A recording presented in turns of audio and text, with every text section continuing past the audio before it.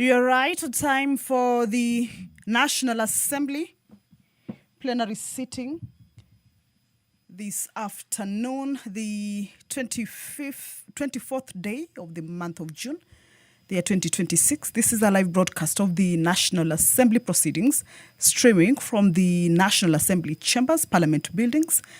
And it is a broadcast that is brought to you by the Parliamentary Broadcasting Unit in partnership with the Kenya Broadcasting Corporation.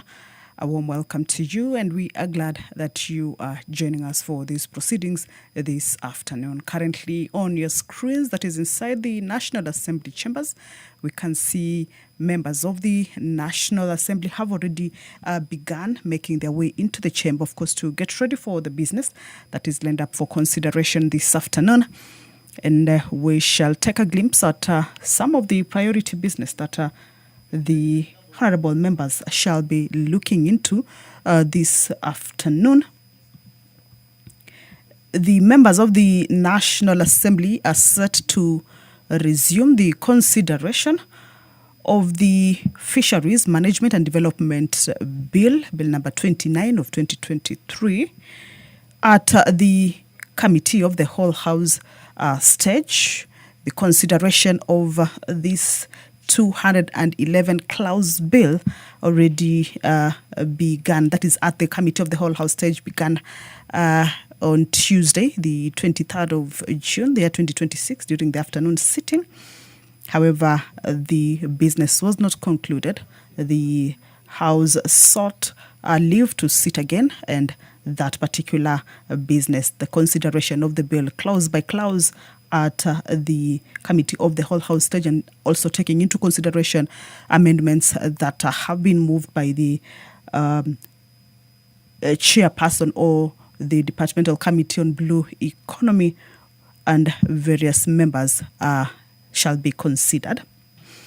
Also, the County Allocation of Revenue Bill, a bill originating from the Senate, is also lined up for consideration at the second reading stage. This is a bill that seeks to provide for the allocation of an equitable share of revenue raised nationally among the county governments, of course, in accordance with the provisions of the Constitution. And this is for the next financial year, that is 2026-2027, to be able to facilitate the transfer of allocations that were made to counties under this particular piece of legislation from the Consolidated Fund to respective county revenue funds. This is as provided for in the Constitution, Article 218(1)(b), where Parliament shall provide that piece of legislation to perform these functions. That includes to be able to ensure that the equitable share is divided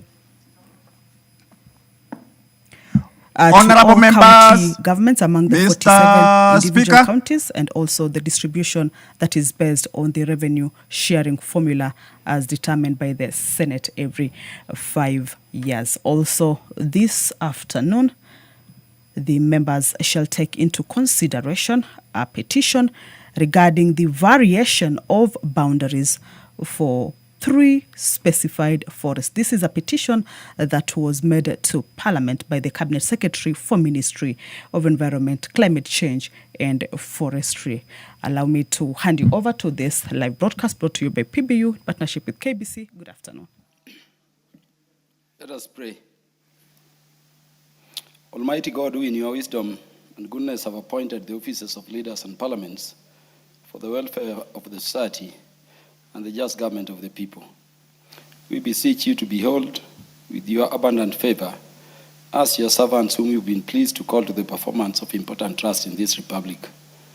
Let your blessings descend upon us here assembled, and grant that we treat and consider all matters that shall come under our deliberation in so just and faithful a manner as to promote your honor and glory, and to advance the peace, prosperity, and welfare of our country and of those whose interests you have committed to our church.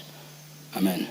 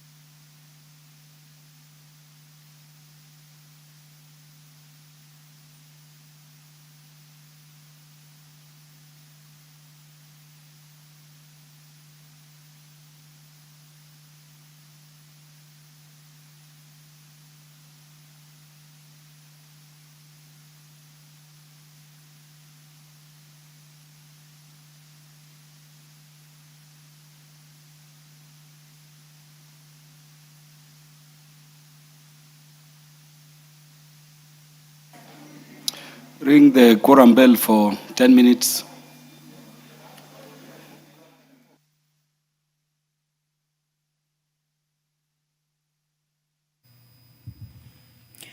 Well, Honorable Peter Kaluma, a member of the Speaker's panel and the fifth chairperson of committees, who is at the Speaker's chair now, or the Speaker's seat now, has directed that the quorum bell be rung for 10 minutes. This is to ensure that the House corrects before it commences. There is a quorum hitch at the commencement of the House, and of course, as provided for in the House Standing Order number 34, that a quorum bell shall be rung for 10 minutes, of course, to give room to the members to be able to make their way into the House and enable the House attain that much needed quorum for the business or the House to be able to commence. As we wait for that, we shall continue to take a look at the business that they shall be transacting this afternoon. Earlier on, I indicated to you that the Fisheries Management and Development Bill will have its consideration continued or resumed at the Committee of the Whole. Also, the County Allocations of Revenue Bill coming up for second reading and also consideration at the Committee of the Whole. This afternoon, there is a motion that the Departmental Committee on Environment, Forestry and Mining, chaired by the Honourable Member for Mwala, Honourable Vincent Musau Musyoka, and vice-chaired by the Honourable Member for Baringo South, Honourable Charles Cameron, will this afternoon move this particular motion for the consideration of a petition regarding variation of boundaries for 3 specified forests. And this is a petition that was presented by the Cabinet Secretary for Mining, the Ministry of Environment, Climate Change and Forestry, relating to variations of boundaries of 3 specified forests. They include the Tarbo Forest, that is the Manzini area, the Mount Elgon Forest, that is the Chepyuk Phase 2 and Phase 3, and Kakamega Forest, that is Shiru, and Shaviringa settlement schemes that was laid on the table of the House the Wednesday, 24th. And of course, pursuant to the provisions of Section 34, Part 5 of the Forest Conservation and Management Act, Cap 385, that the House approves the boundaries of Tarbo Forest be varied by considering a number of hectares, of course, in the area of Manzini area from the original boundaries of the forest for the settlement of the landless quarters in Manzini Forest Block. Also, that the boundaries of Mount Elgon Forest be varied, of course, by excluding a number of hectares in Chepyuk area from the original boundaries of the forest for the settlement of landless quarters in Chepyuk Phase 2 and Phase 3. Proceed.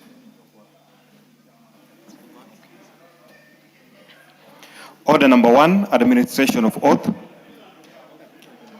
Order number 2, communication from the chair. Order, honorable members. Let those who are upstanding take the nearest seat. I have a communication to give.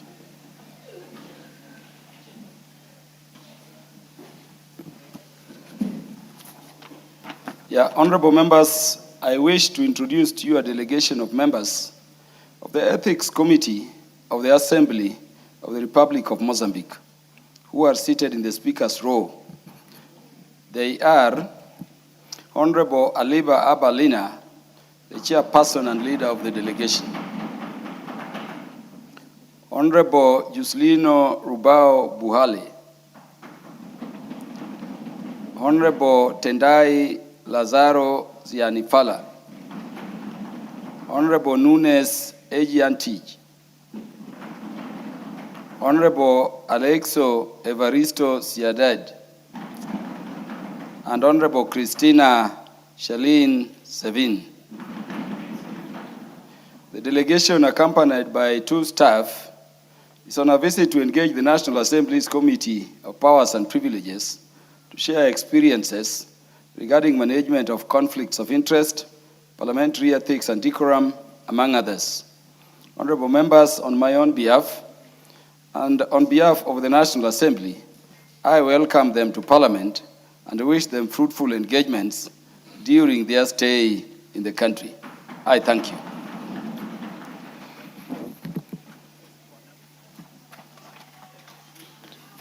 Next order. Order number 3, messages. Order number 4, petitions. Order number 5, papers. Is the Leader of Majority? Honorable Speaker, thank you very much, Honorable Speaker, and I want to join you to welcome the distinguished guests from Mozambique. They come from a very lovely country, a beautiful, beautiful. I've been to Maputo and I loved the country. You are most welcome to the Parliament of Kenya.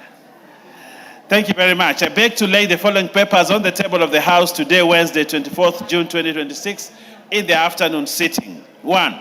Reports of the Auditor General of Financial Statements for the year ended 30th June 2021, 30th June 2022, 30th June 2023, 30th June 2024, and 30th June 2025, and the certificates therein in respect of the following schools. 1. Daniel Adventist Kaptu Bay High School, Elgeyo Marakwet County. Don Bosco Ituru High School, Kiambu County. Katooni Secondary School, Kitui County. Migwani Boys Secondary School, Kitui County. Mohammed Ali Girls Secondary School, Mombasa. Moi Kazonzo Girls High School, Kilifi. Muka Girls Secondary School, Makueni County. Our Lady of Glory Kaptagat Girls High School, Elgeyo Marakwet County. Rev Canon Kituri Memorial Secondary School, Rev Canon Kuri Memorial Secondary School, Kilifi County. Sosiani Secondary School, Wasigishu. Tembeleo RCEA Secondary School, Wasigishu. Reports of the Auditor, reports of the Auditor General and financial statements for the year ended 30th June 2023, 30th June 2024, and 30th June 2025, and certificates they are in respect of the following schools. Moi Girls Secondary School, Kamangu, Kiambu County. Portrees Integrated Secondary School, Mombasa County. Rev Musa Gitau Girls Secondary School, Kiambu County, and Seko Girls High School, Wasigishu County. 3. Reports of the Auditor General and financial statements for the year ended 30th June 2025, and certificates they are in respect of the following schools. AIC Chebisas Boys High School, Wasigishu.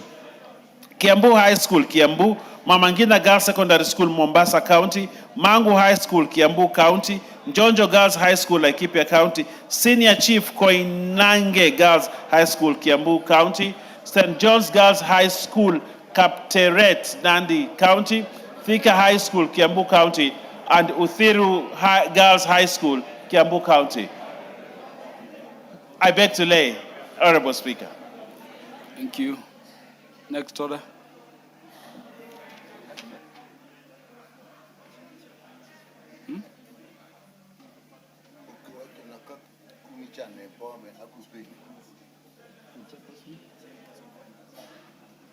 Yes. You have the chairperson, the Departmental Committee on Finance and National Planning.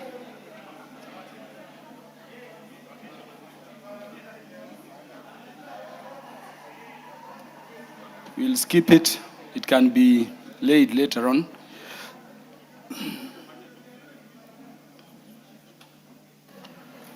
Order number 6, notices of motion.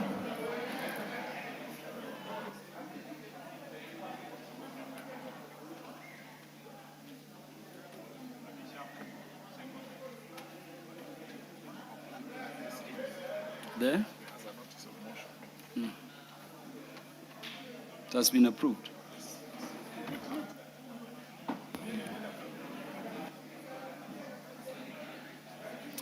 The Honorable Clive Giserio, Thank you, Honorable Speaker.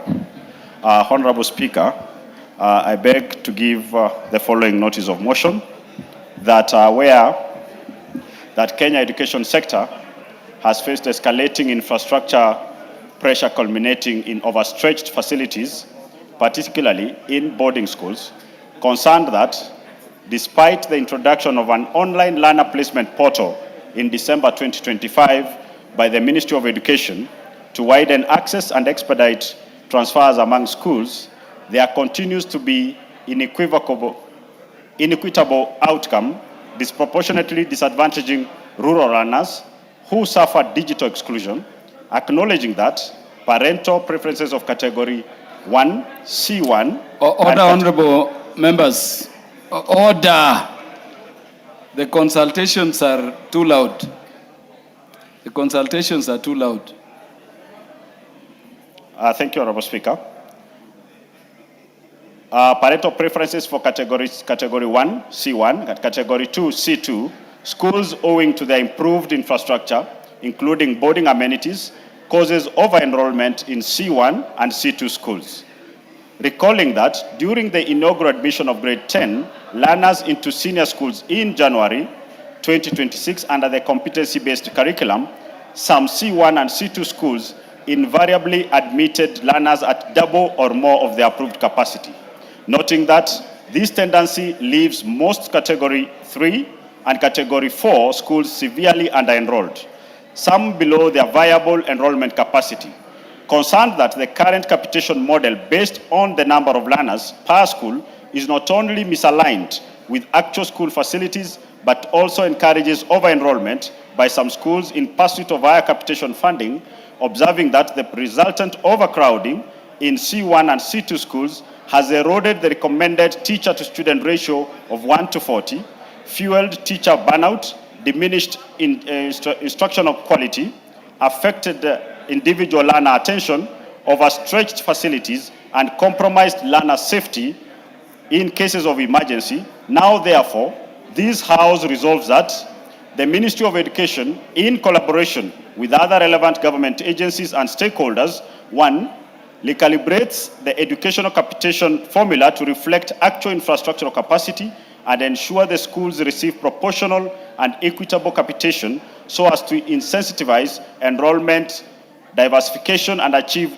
equitable distribution of learners across the school categories. 2, develops and enforces guidelines for capping the number of streams per category of schools at a maximum of 10 for C1 schools, 8 for C2 schools, 5 for C3, and 3 for C4 schools, with each stream not exceeding 40 students. And 3, implements a targeted and accelerated infrastructural upgrade program in C3 and C4 schools, including classrooms, laboratories, ICT hubs, boarding sanitations, and amenities, so as to achieve infrastructure standardization across all categories of schools, safeguard the quality of education, and systematically eliminate overcrowding in C1 and C2 schools. I thank you, Honorable Speaker. Next order. Order number 7, questions and statements.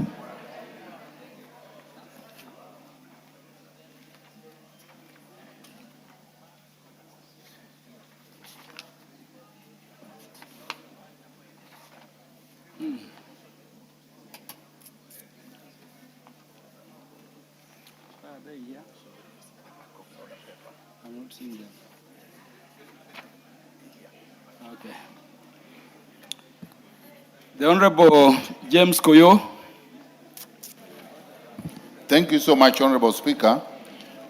Honorable Speaker, pursuant to provision of Standing Order 44.2c, I ask to request a statement from the Chairperson of the Departmental Committee on Administration and Internal Security regarding the circumstances surrounding the attack on Chemelil Sugar Academy on 18th June 2026.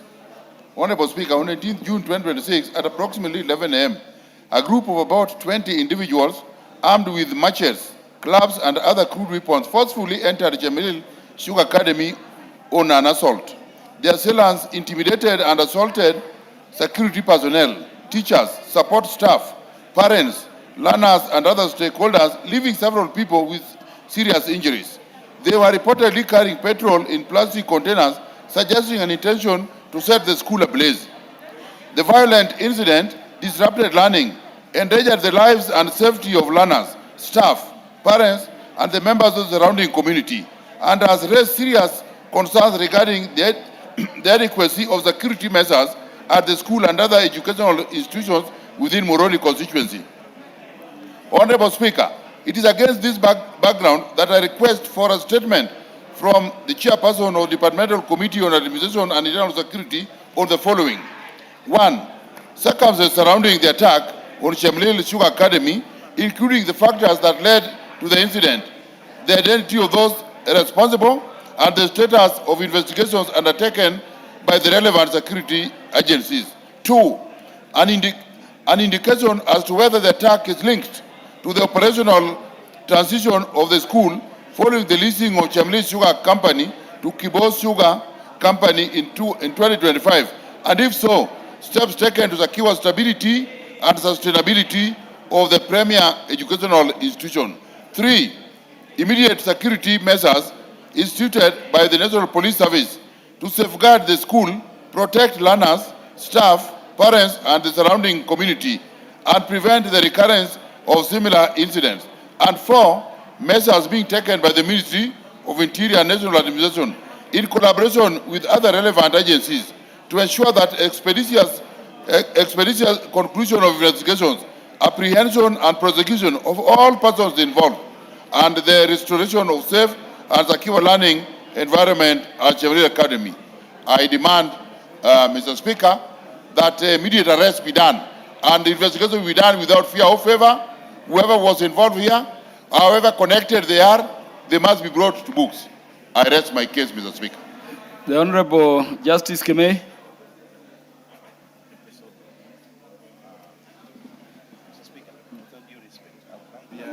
Yeah, thank you, Mr. Speaker, for the opportunity you've given me to comment on the request for statement by my good neighbor from Moroni constituency.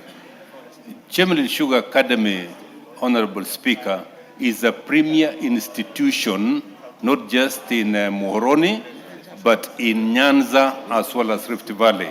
It draws students from all over the country, and we are concerned, Mr. Speaker, that with the change of ownership following the lease of the company to the private sector, there's not been a deliberate and good measure to then say the school, which has always been sponsored by the company, will now have to be sponsored by the people who have listed the company. Honorable Speaker, that has created insecurity along that region, and it spells danger to the students and members of the public who operate between Kisumu, Nandi, and Kericho. Honorable Speaker, that situation is so serious, it must be addressed with immediate effect so that we feel secure, and more importantly, Honorable Speaker, the students who are in that institution remain secure. Parents at this stage in time, Honorable Speaker, are worried about the developments in that premier institution, and action needs to be taken. Thank you, Honorable Speaker, for engaging me. Whatever is to be said can be said when the response comes to the House, honorable members. The chairperson, departmental committee in charge of administration and internal affairs, when are you getting us the response? Thank you, Honorable Speaker. Considering that, that this is a very sensitive matter that needs urgent attention, and considering that we may be proceeding for recess, let me try to get a preliminary report on Thursday, that is on 2nd, as we wait for a comprehensive report, which I can able to deliver the first Thursday on resumption from recess. It is so ordered, Honorable Koyo. The preliminary report will be on Thursday. Because of the sensitivity of the matter, the substantive report will come later on. Yes, the Honorable Ruth Odinga. Thank you, Mr. Speaker, for according me this to give my statement. Honorable Speaker, pursuant to the provision of Standing Order 44-2C, I rise to request for a statement from the chairperson of the Department Committee on Agriculture and Livestock, regarding the escalating security and social economic crisis within the Sugar Belt region, Kisumu Sugar Belt. Honorable Speaker, on 18th of June 2026, Chairman Sugar Academy in Moroni Sub-County was attacked by the armed gang of about 20 individuals, leaving several members of staff injured and learners in distress. This attack was not just an isolated incident, but a reflection of broader systemic issues affecting communities within the Kisumu Sugar Belt, particularly around Moroni, Chemelil, and Miwani sugar companies. Concerns have been raised regarding the management and operations of the sugar companies, including alleged violation of the Sugar Industry Transition Committee's guidelines by enforcing massive layoffs and prolonged delays in payment of terminal dues to former employees. For instance, workforce retention at Moroni Sugar Company is estimated to be 30 to 40%, which is below the 80% threshold, and outstanding terminal benefits across the mills have accumulated to approximately 8 billion. Further, trade unions are denied formal recognition, and salaries have been cut up to 60% for the remaining workforce. Additionally, allegations have been made regarding encroachment onto community land, resulting in land disputes, including the Koguta land dispute in Moroni and the Nucleus Estate land conflict in Miwani. Collectively, these challenges have contributed to heightened tension, economic hardship, and insecurity within these communities. Honorable Speaker, it's against this background that I request for a statement from the chairperson of the Departmental Committee on Agriculture and Livestock on the following. A, measures being taken by the Ministry of Agriculture and Livestock in collaboration with the Ministry of Interior and National Administration to guarantee security within the sugar belt, the Kisumu Sugar Belt, and providing psychological support to the staff and learners affected by the attacks, especially on the Chemelil Sugar Academy. The measures taken, B, the measures taken to ensure Moroni, Chemelil, and Miwani sugar companies adhere to the 80% workforce retention framework and formally recognized trade union representation. C, plans by the government to settle the outstanding 8 billion in terminal dues owed to the former employees, including specific timelines for this. And D, finally, a report on the investigations into allegations of corporate encroachment, specifically the Koguta land dispute in Moroni and the Nucleus Estate conflict in Miwani.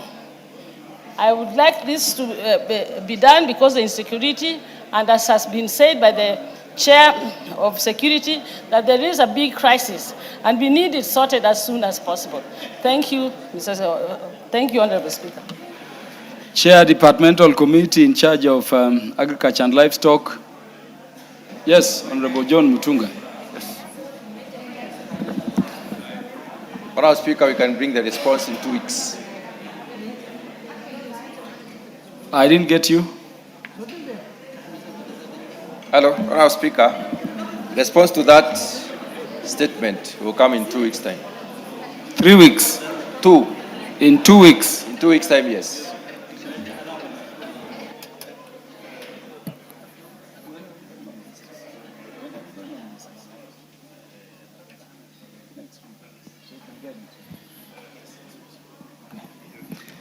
Yes, Honorable Ruth Odinga, it's proposed you get the response to your statement in 2 weeks. 2 weeks will be in recess. No, 2 weeks. Time will already be in recess. I don't know whether I've just consulted. The chairperson has said within 2 weeks. Yeah, then I'm saying that 2 weeks will be in recess, Mr. Speaker. No, Speaker. He has not said after 2 weeks. He has said within 2 weeks. So the report may be even ready on Tuesday. On Tuesday before the recess. Tuesday, Wednesday, Thursday before recess. I'd appreciate it. Yeah, so 2 weeks it is, Honorable John Mutunga. Get the report. The Honorable Joseph Oyula.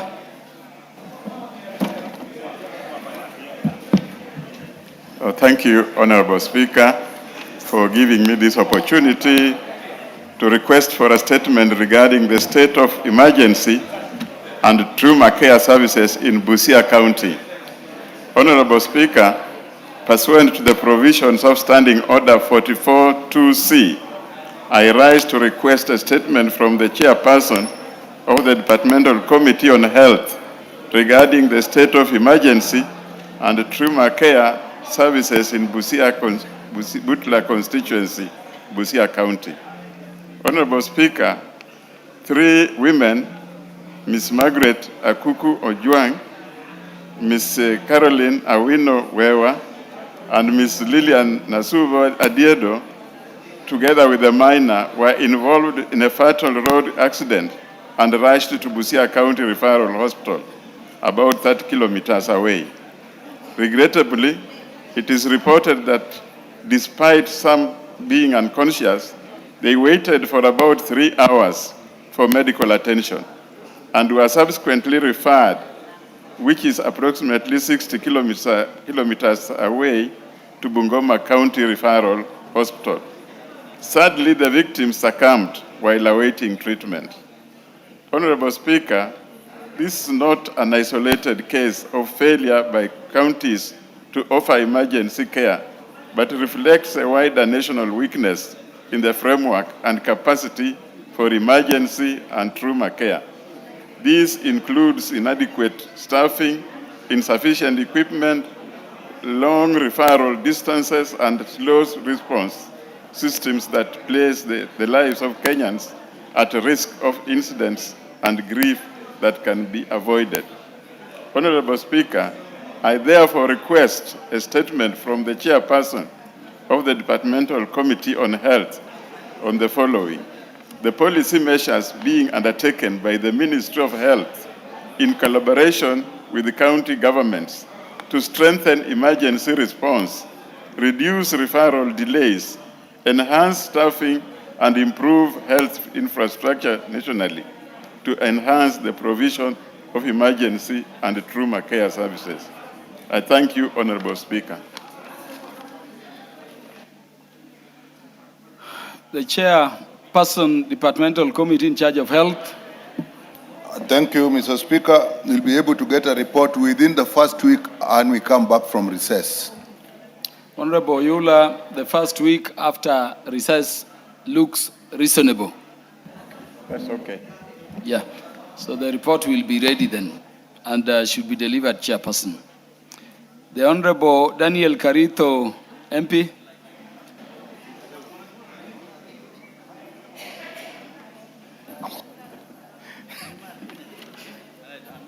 Thank you, Mr. Speaker. A request for a statement regarding the establishment of public mental health facilities across the country. Honorable Speaker, pursuant to the provisions of Standing Order 442C, I rise to request for a statement from the chairperson of the Departmental Committee on Health regarding the establishment of public mental health facilities across the country.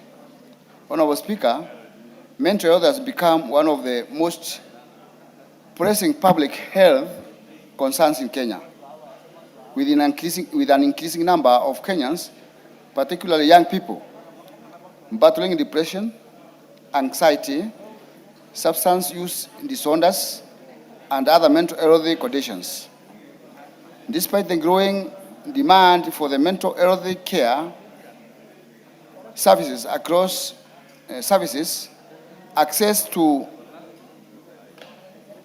the specialized mental health facilities are privately owned, making mental health care unaffordable for many Kenyans due to the high cost of consultation, admission, medication, and rehabilitation services consecutively.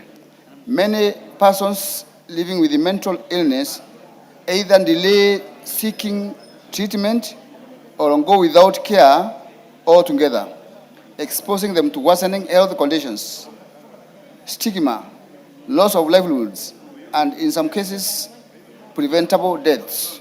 Honorable Speaker, Section 73 of the Health Act, Chapter 241, requires the establishment and management of mental hospital with sufficient capacity to serve all parts of the country, as both the national and the county at both the national and the county levels. Additionally, The Mental Health Act, Cap 248, expressively providing for the establishment of mental health units operated and managed by both the national and the county governments. It also requires designated level 3, 4, 5, and 6 public health facilities with mental health units to provide both inpatient and outpatient mental health services. Despite these clearly legal frameworks, public mental health facilities remain inadequate, poor equipped, and unevenly distributed across the country, forcing patients and their families to seek care in costly private facilities or travel long distances to access specialist treatment. Honorable Speaker, it is against this background that I request the chairperson of the Departmental Committee on Health to provide a statement on the following: current status of the establishment and operation of public mental health facilities and mental health units at the national referral hospitals, including the plans to establish additional facilities across the country to match the rising cases of mental health, and policy framework for collaboration between the national government and the county government to strengthen the capacity for provision of mental health care services, including infrastructure, personnel, financing, and awareness. I thank you, Honorable Speaker.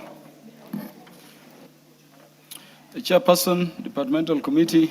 Thank you, Mr. Speaker. This relatively extensive work will be involved in this. However, we should be able to give a report within 2 weeks after the recess.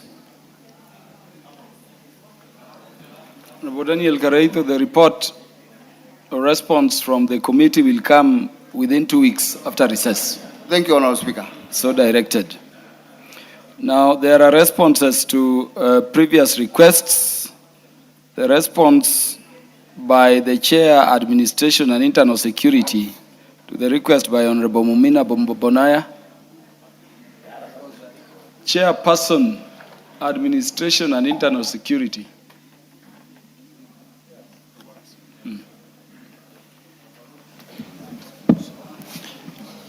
Thank you very much, Honorable Speaker.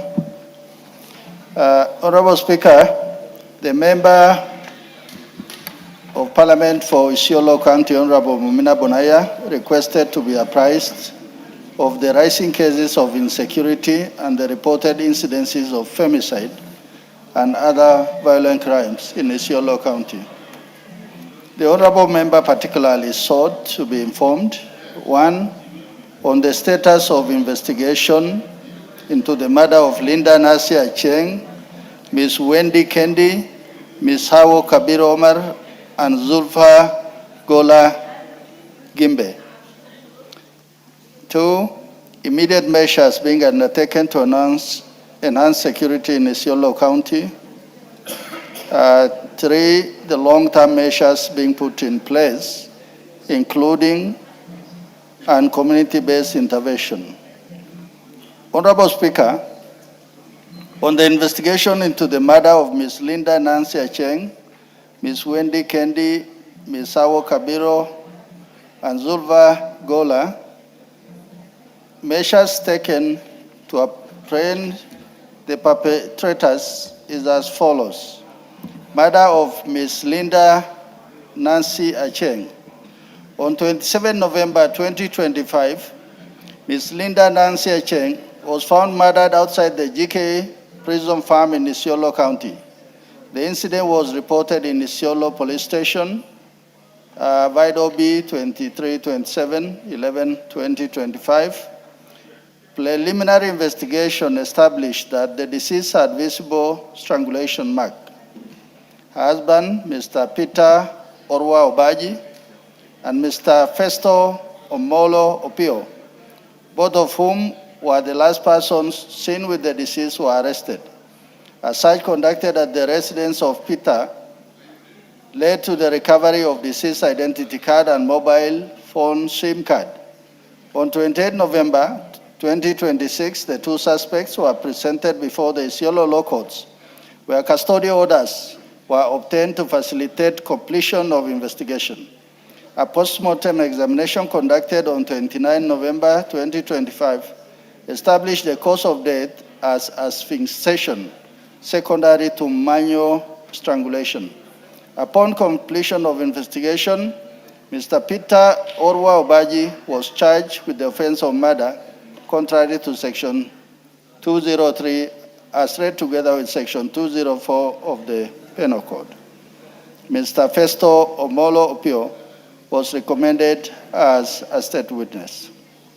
The matter is pending before court, Honorable Speaker. Honorable Speaker, the murder of Ms. Wendy Kendi. On 28 February 2026, Ms. Wendy Kendi was found fatally injured at Sokomjinga, Kulamawe, Isiolo town. The incident was reported via OB number 0828, 02-2026. Police officers found the victim bleeding profusely from injuries allegedly inflicted by a partner, Mr. Ezra Kidinji.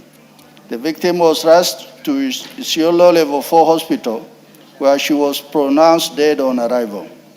The suspect was immediately arrested, placed in police custody.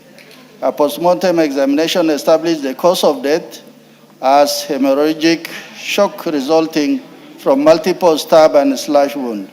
Ezra Kidinji was charged with the offense of murder, contrary to Section 203 as read together with Section 204 of the Penal Code. The case is pending before court. Honorable Speaker, the murder of Misawo Kabiro Omar. On 3rd April 2026, Misawo Kabiro Omar, age 75, was found murdered near the GK Prison Farm in Isiolo town. The matter was reported to Isiolo Police Station. Investigation established that the deceased had been grazing goats when she was attacked by two individuals who subsequently stole her livestock. The deceased sustained severe head injuries and fracture. While police officers were processing the scene, members of the public tracked the suspect and subjected them to mob justice. The stolen goats were recovered and returned to the deceased family. The deceased postmortem examination established that death resulted from injuries inflicted by a blunt object. The two suspects, assailants, were later identified as Abbas Salom Onyango and Dennis Mwenda. Postmortem examination conducted on the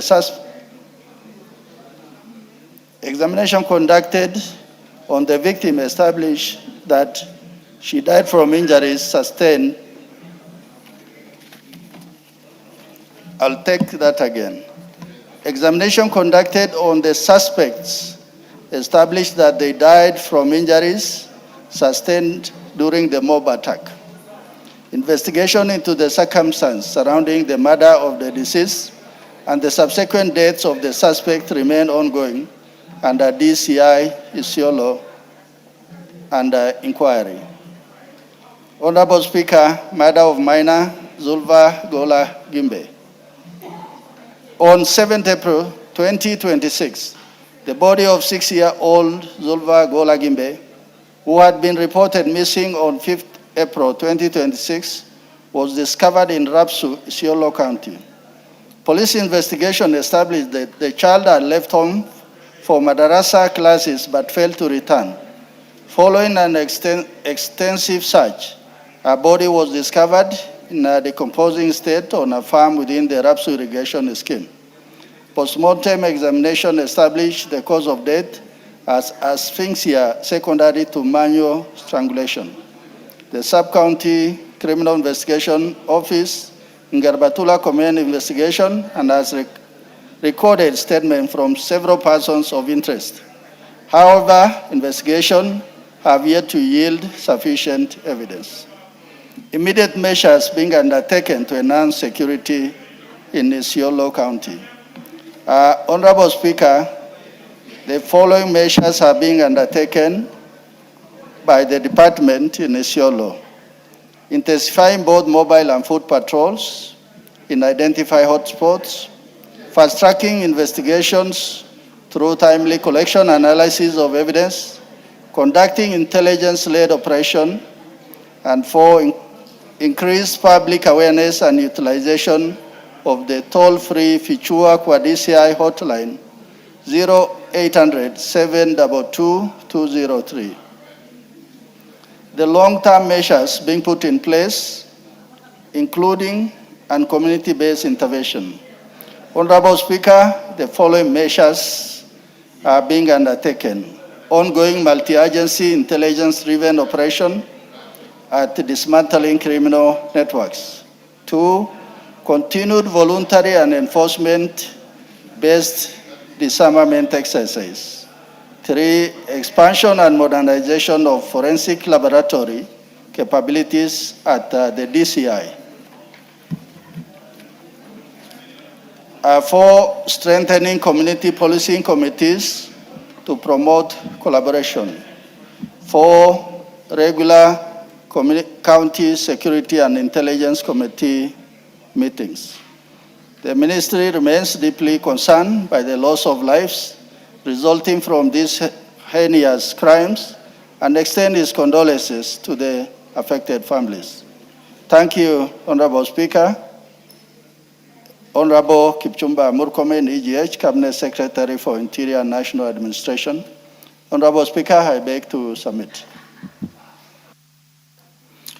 Thank you. Let me intervene in the proceedings to welcome the following schools and students in the public gallery to the House.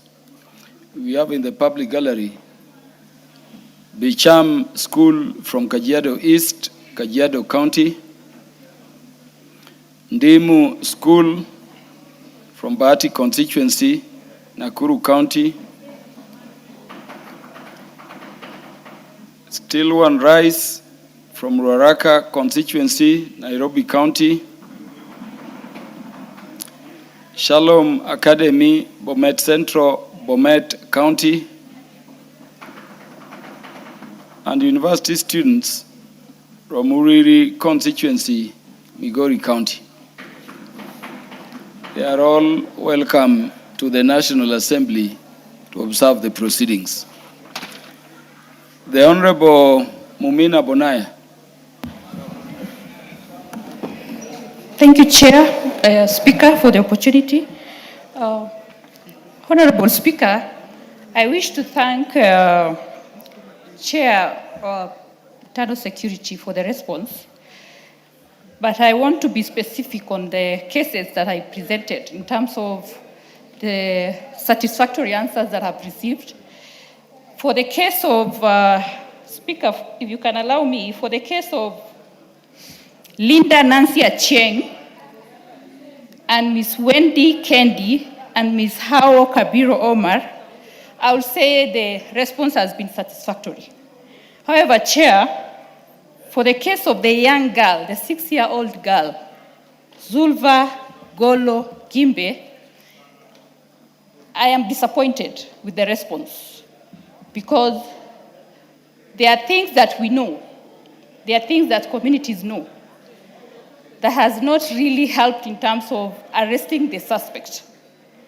For example, Speaker, the suspect of this case, the man who raped the 6-year-old girl and killed her, I'm sad to tell you, escaped. He escaped using the car, the vehicle of the OCS who came to investigate the matter. But in the report, in the response here, we are being told they could not make any progress. Yet the suspect disappeared using the vehicle of the government vehicle. The OCS is the one who helped them escape, pretending not to know who the suspect is. So for me, I feel there are gaps there. You can't just show up in a place where an innocent girl who was out to attend madrasa classes was raped by someone, and the only effort that the OCS and the team made is to show up there and rescue people who are apparently to be suspect because there is a pending or a looming mob justice by the community. So who will defend this young girl? So for me, I feel that investigation needs to happen again. And I'm not happy with how they've handled the evidence. They didn't collect the evidence, they didn't analyze the evidence, they didn't do much. The only thing they did showing up there was to help the suspect escape. So on this matter, I still want to be, I want a satisfactory answer. That is my request.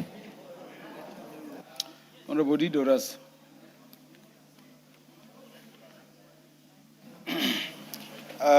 Thank you very much, Honorable Speaker.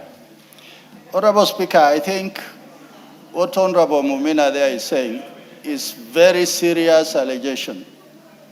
If the OCS himself is actually a part of this crime, and is supposed to be the first person who should be arresting criminals, then that is serious indeed. And Honorable Speaker, we come from the same community with Honorable Mumina Bonaya, and we take it very serious, issues to do with minors, people who have no strength to defend themselves. It is the society or the community that must protect them. I think she could be having evidence that she should share with us and will be able to share with DCI so that those individuals must be brought to justice. Thank you, Honorable Speaker. When do you want the honorable member to come before the committee for further interrogation of the matter? Honorable Speaker, next Tuesday, the minister will be coming before the committee, and Honorable Mumina is accordingly invited to make exactly the same allegation she is doing, because that is very serious as far as we are concerned. Honorable Mumina, because of the seriousness of the matter and the matters you raise, I will not have this one concluded before the House. I'm sending the matter to the committee for further investigations, and you'll be notified by the committee as and when they can sit over it. Thank you, Speaker. Yes. Speaker, just to add to what I shared earlier, on this case, the only people who have been interrogated so far on this matter are the family members of the young girl. Nobody else. That alone tells us that there is no seriousness on this case that is required. Yes. So you know the limitations of these responses as being a presidential system. It's the reason I'm using my discretion to remit the matter to the committee for in-depth interrogation, and do attend and give the information you have so that we do justice to those Kenyans affected by the subject matter. The Honorable Irene Mayaka, the response from the Chairperson, Agriculture and Livestock.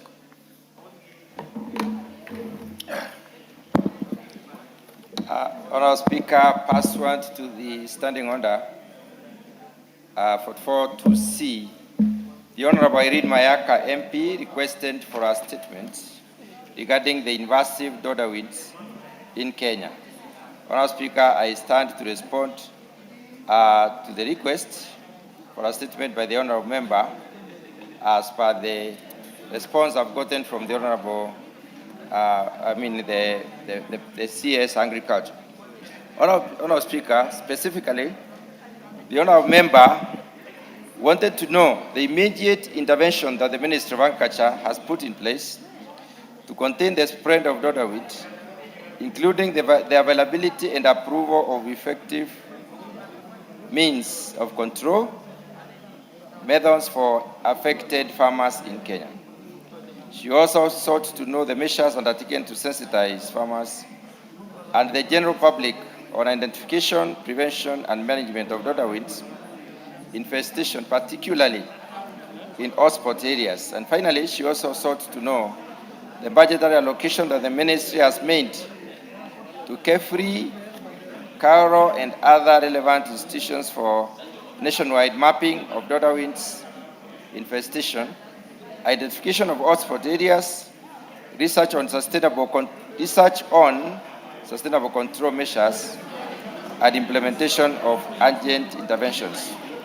Honourable Speaker, the Cabinet Secretary for Agriculture and Livestock Development responded as follows to the issues raised in the statement. The spread of invasive winds has intensified due to climate change, rising global temperatures, and increased global movements. This has negatively affected food security and the livelihoods of millions of smallholder farmers. Dodderweed is a group of invasive parasitic weeds found in many regions across the world. These weeds attack a wide variety of plants and can lead to significant economic losses.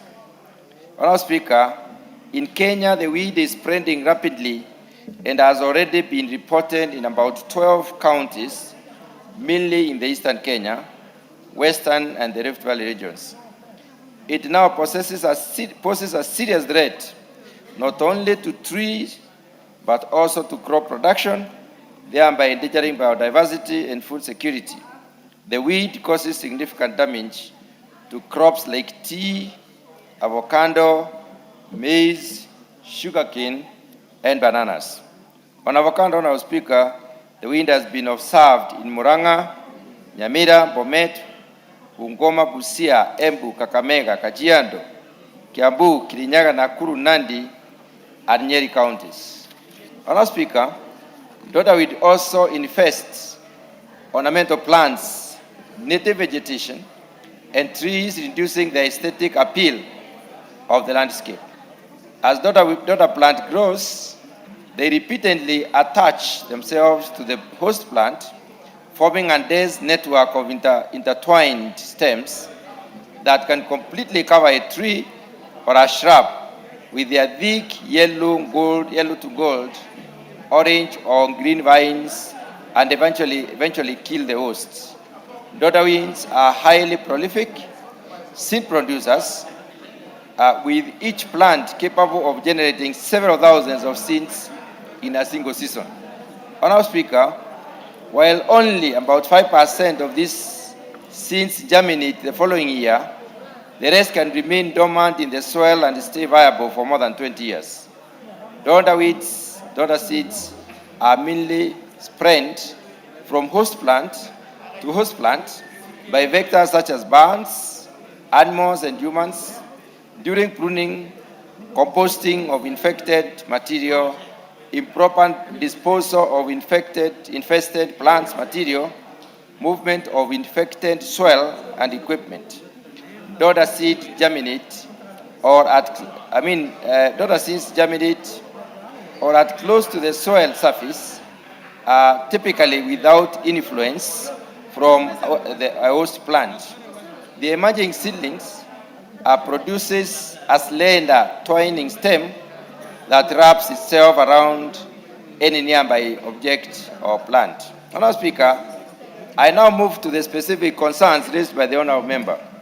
First of all, she wanted to know the immediate interventions that the Ministry of Agriculture has put in place to contain the spread of dodderweed, including availability and approval of effective means of control methods for the affected farmers in Kenya. The ministry has put in place the following interventions to contain the spread of dodderweeds. A multidisciplinary technical committee has been established to address issues of invasive pests and weeds. The committee has developed migratory and invasive pest and weed management strategy 2022-2027. The strategy is domiciled in Plant Protection and Food Safety Directorate within the State Department for Agriculture and Research.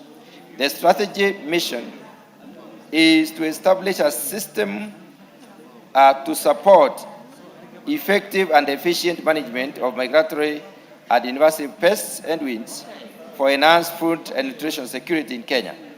The multidisciplinary technical committee, Honourable Speaker, members that were involved during the strategy development were Kenya Agriculture and Livestock Research Organization, or KARO, International Center for Insect Physiology and Ecology, ICIPE, International Maize and Wheat Improvement Center, which is CIBIT, regulatory agencies, Kenya Plant Health Inspectorate Service, Pest Control Products Board, universities, the University of Nairobi in this case, Kenyatta University, and private sector, who include the Agrochemical Association of Kenya, Real Integrated Pest Management, or IAPM, State Department for Agriculture Plant Protection Unit, county governments, NGOs like Center for Agriculture and Bioscience International, KABI, among others. Kenya Agriculture and Livestock Research Organization, or KARO, in collaboration with the National Agricultural Value Chain Development Project called NAFCDP, have developed an integrated management of the invasive species of dodderwings, Cascuta on avocado. Honourable Speaker, Kenya Forestry Research Institute, or KEFRI, has developed guidelines for dodderweed management in Kenya. The purpose of these guidelines is to provide information and build capacity to farmers, landowners, tree growers, foresters, and other stakeholders on available strategies for management of dodderweeds in order to control spread of the weed. The second issue that the honourable member sought to know, Honourable Speaker, is the measures undertaken to sensitize farmers and general public on identification, prevention, and management of dodder infestation, particularly in hotspot areas.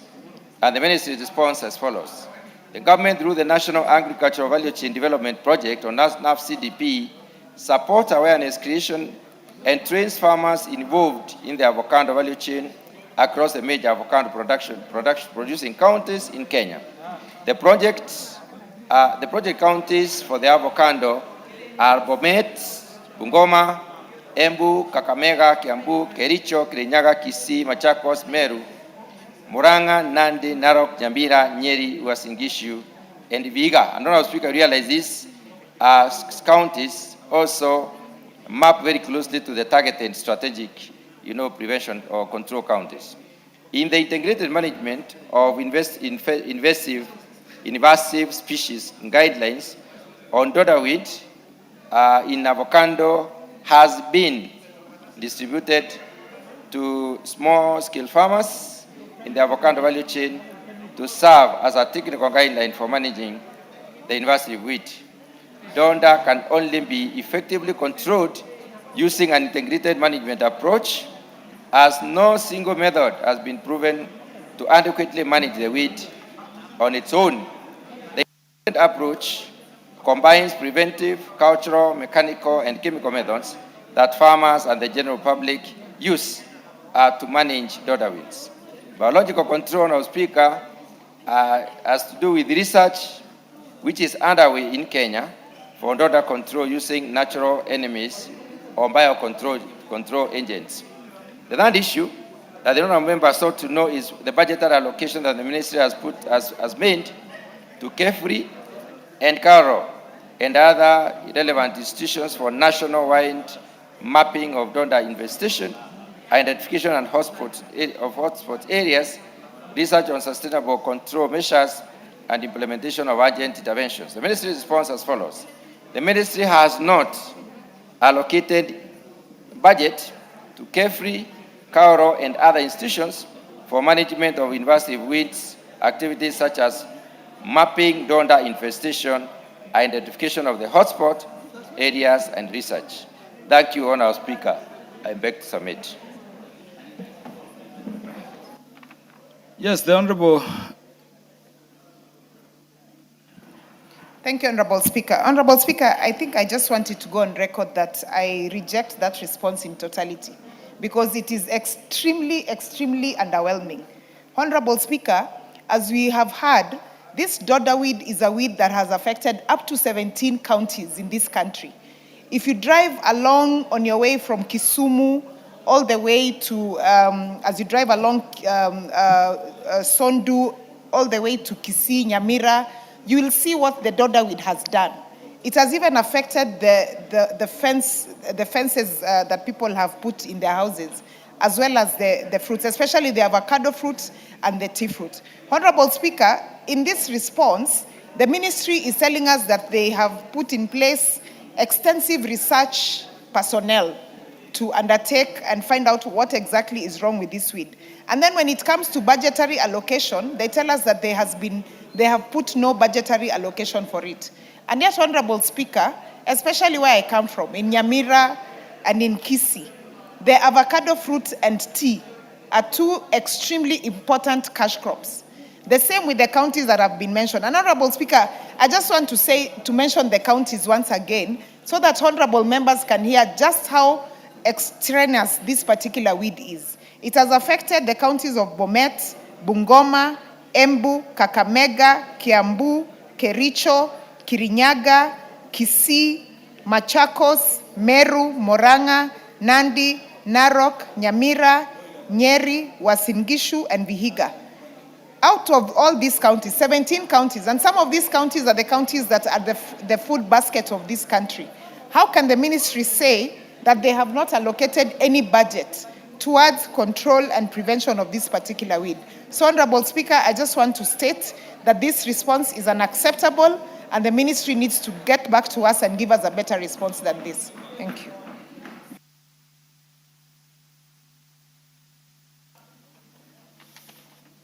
Honorable Doris Donya.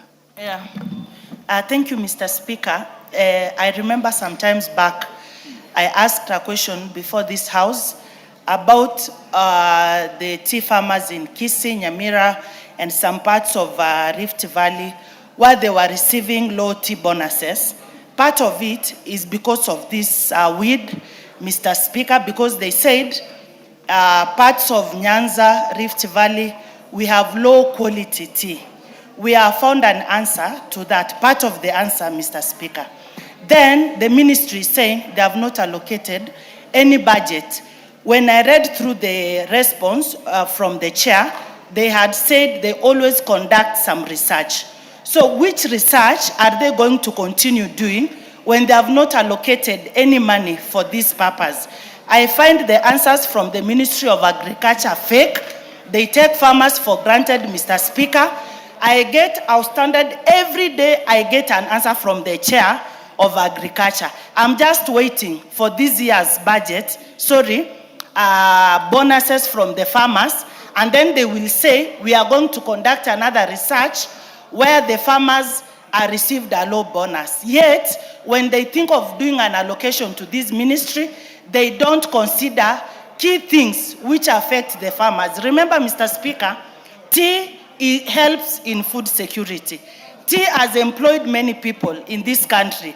At the same time, we depend on it on everything, Mr. Speaker. For once, can we ask the chair to be serious? We don't stand to ask questions for the sake of it. We ask because we want to help our people. He has raised up his hand. I want to hear what he's saying. Thank you, Mr. Speaker.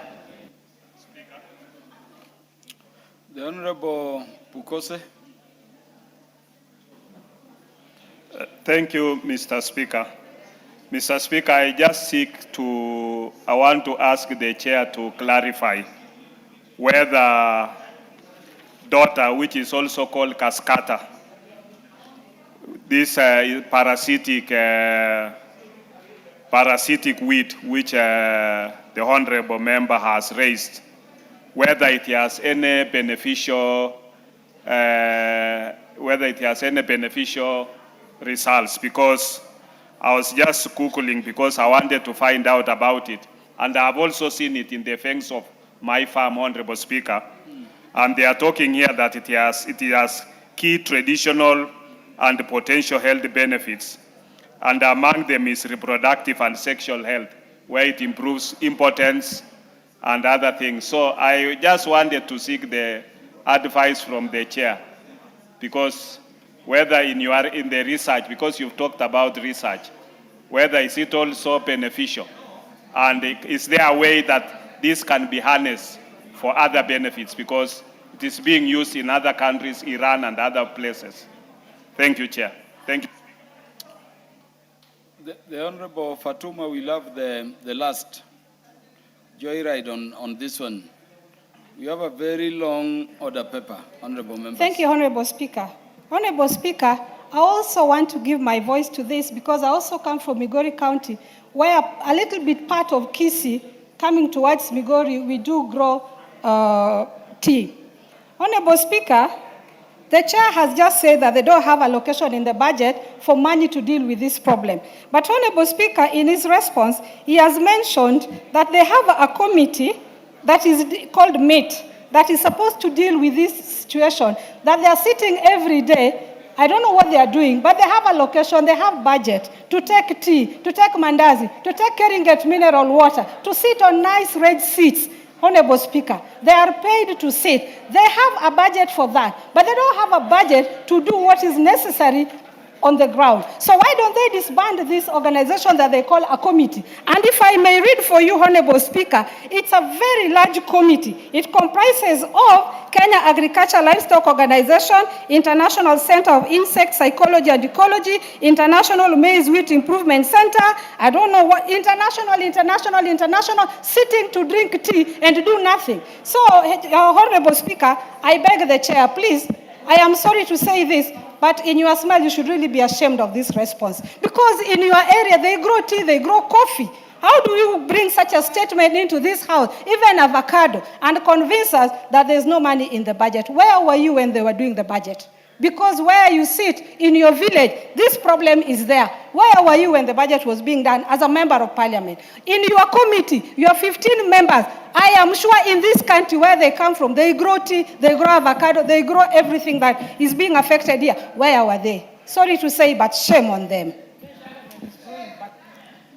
Honorable Fatma, you cannot, speak in that manner against members when you have no substantive motion. So we withdraw the shame on them.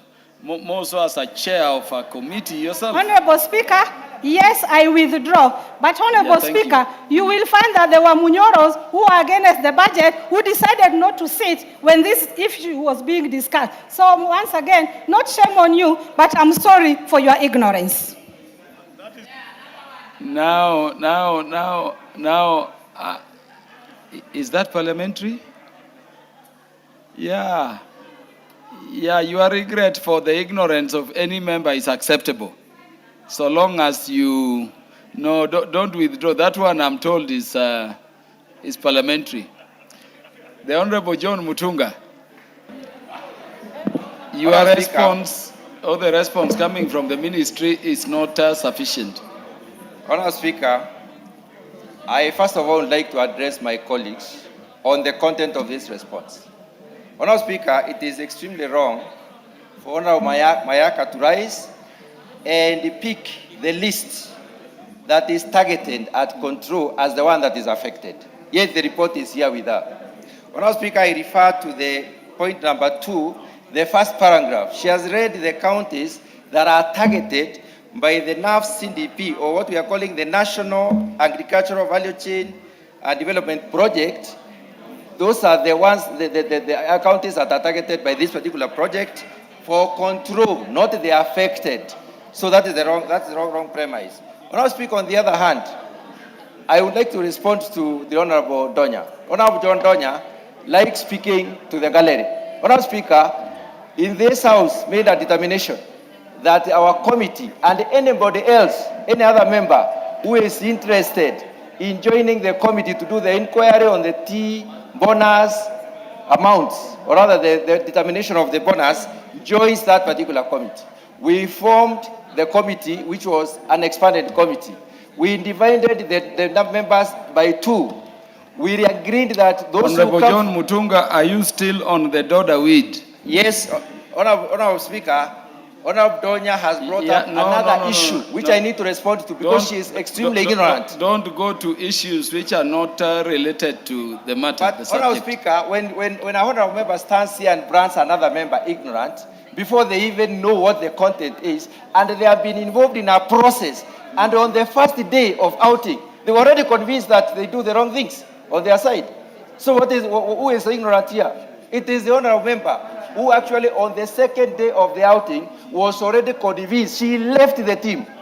Honorable Speaker, let me go back to this report and it is respond to this lady. Honorable Speaker, the honorable member, You see what? Honorable Speaker, you see. let me respond to honorable. Order. Honorable John Mutunga, I cautioned you against going away from the subject matter. Take your seat, Honorable John Mutunga. Just take your seat, Honorable John Mutunga. The Honorable Doris Donya, what is out of order?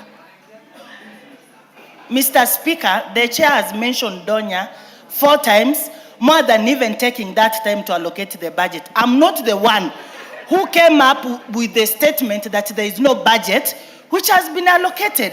I'm not the one who took the Doda weeds to Kisii. Facts, you don't have the budget. Where is Donya coming in? Yeah, the Honorable Fatuma. Honorable Speaker, may I kindly introduce myself to the Honorable member because he referred to me as, may I respond to this? I'm not a this. My name is Miss Fatuma Zainab Mohammed, Chair of Special Funds Committee, a CBS. I am a first timer with a CBS, and I am a woman. And I represent 8 sub-counties. My dear brother, you look at me with some respect. Order. I think that introduction is enough. Honorable John Mutunga, please keep to the sufficiency of your response and what you can do to seal any gaps. Honorable Speaker, I did not write this report. I'm reading the report from. Yeah, so what do you propose to do to address those additional issues? The contextual matters on the report, Honorable Speaker, cannot be misquoted in this House before us. We have to. Honorable John Mutunga. Honorable Speaker, let me finish by saying this. Honorable John Mutunga. The members are saying that the response you've read on behalf of the ministry has gaps. How do you want to address them? That is why I've given you the mic. Honorable Speaker, I'm coming to that.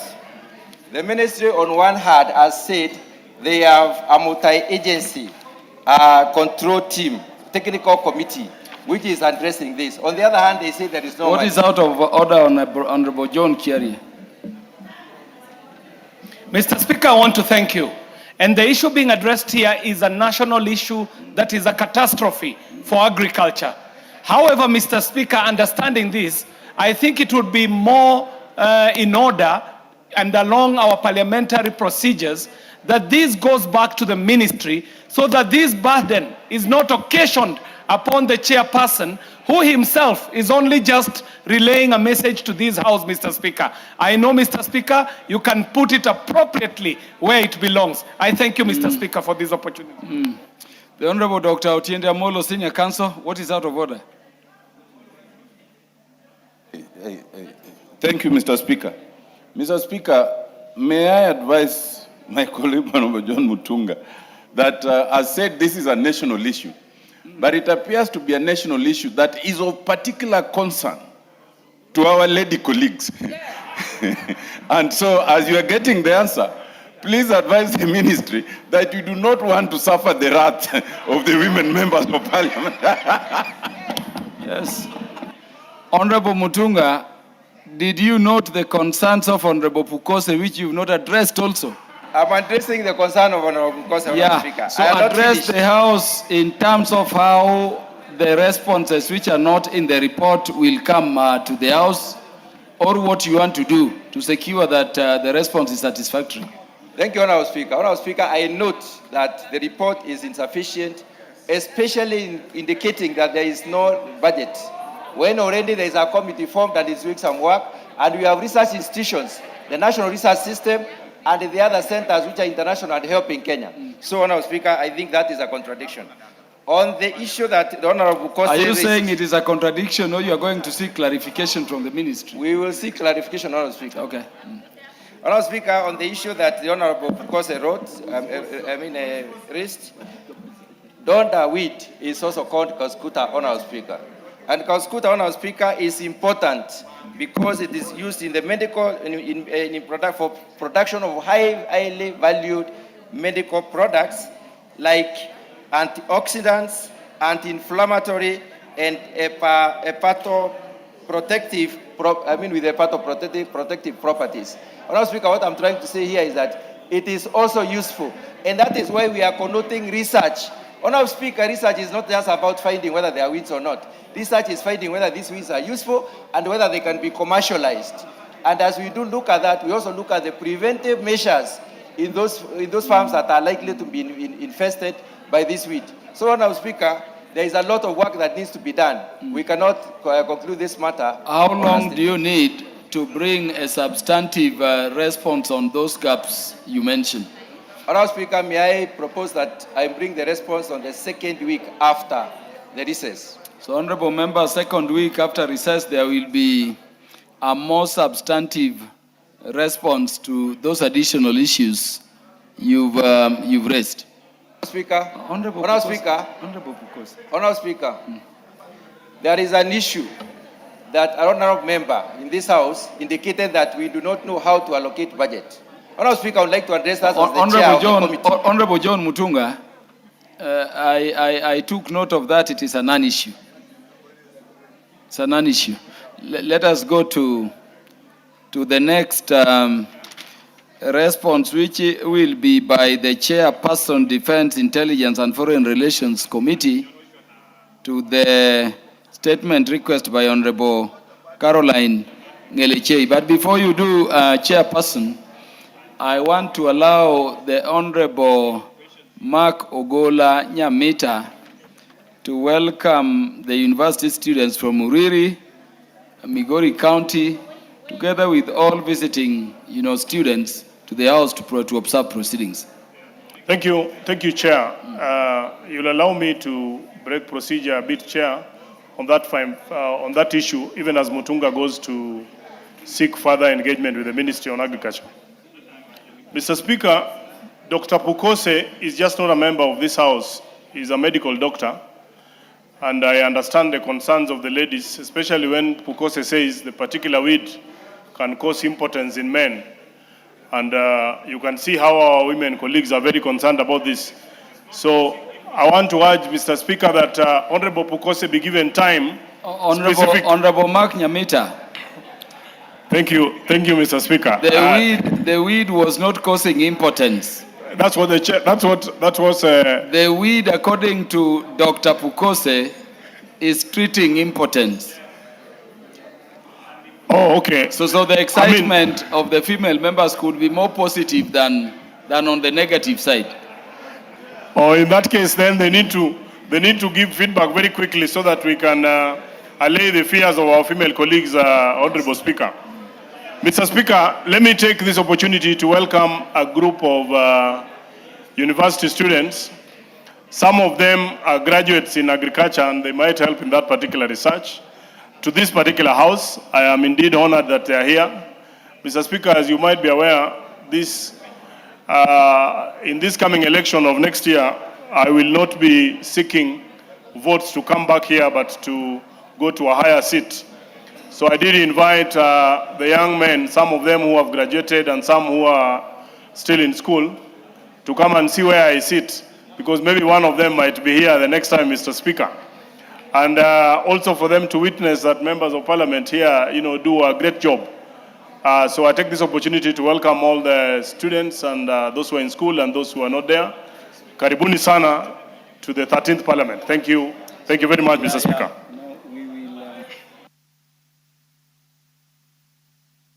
Yeah, the students are welcome again to the House to observe the proceedings.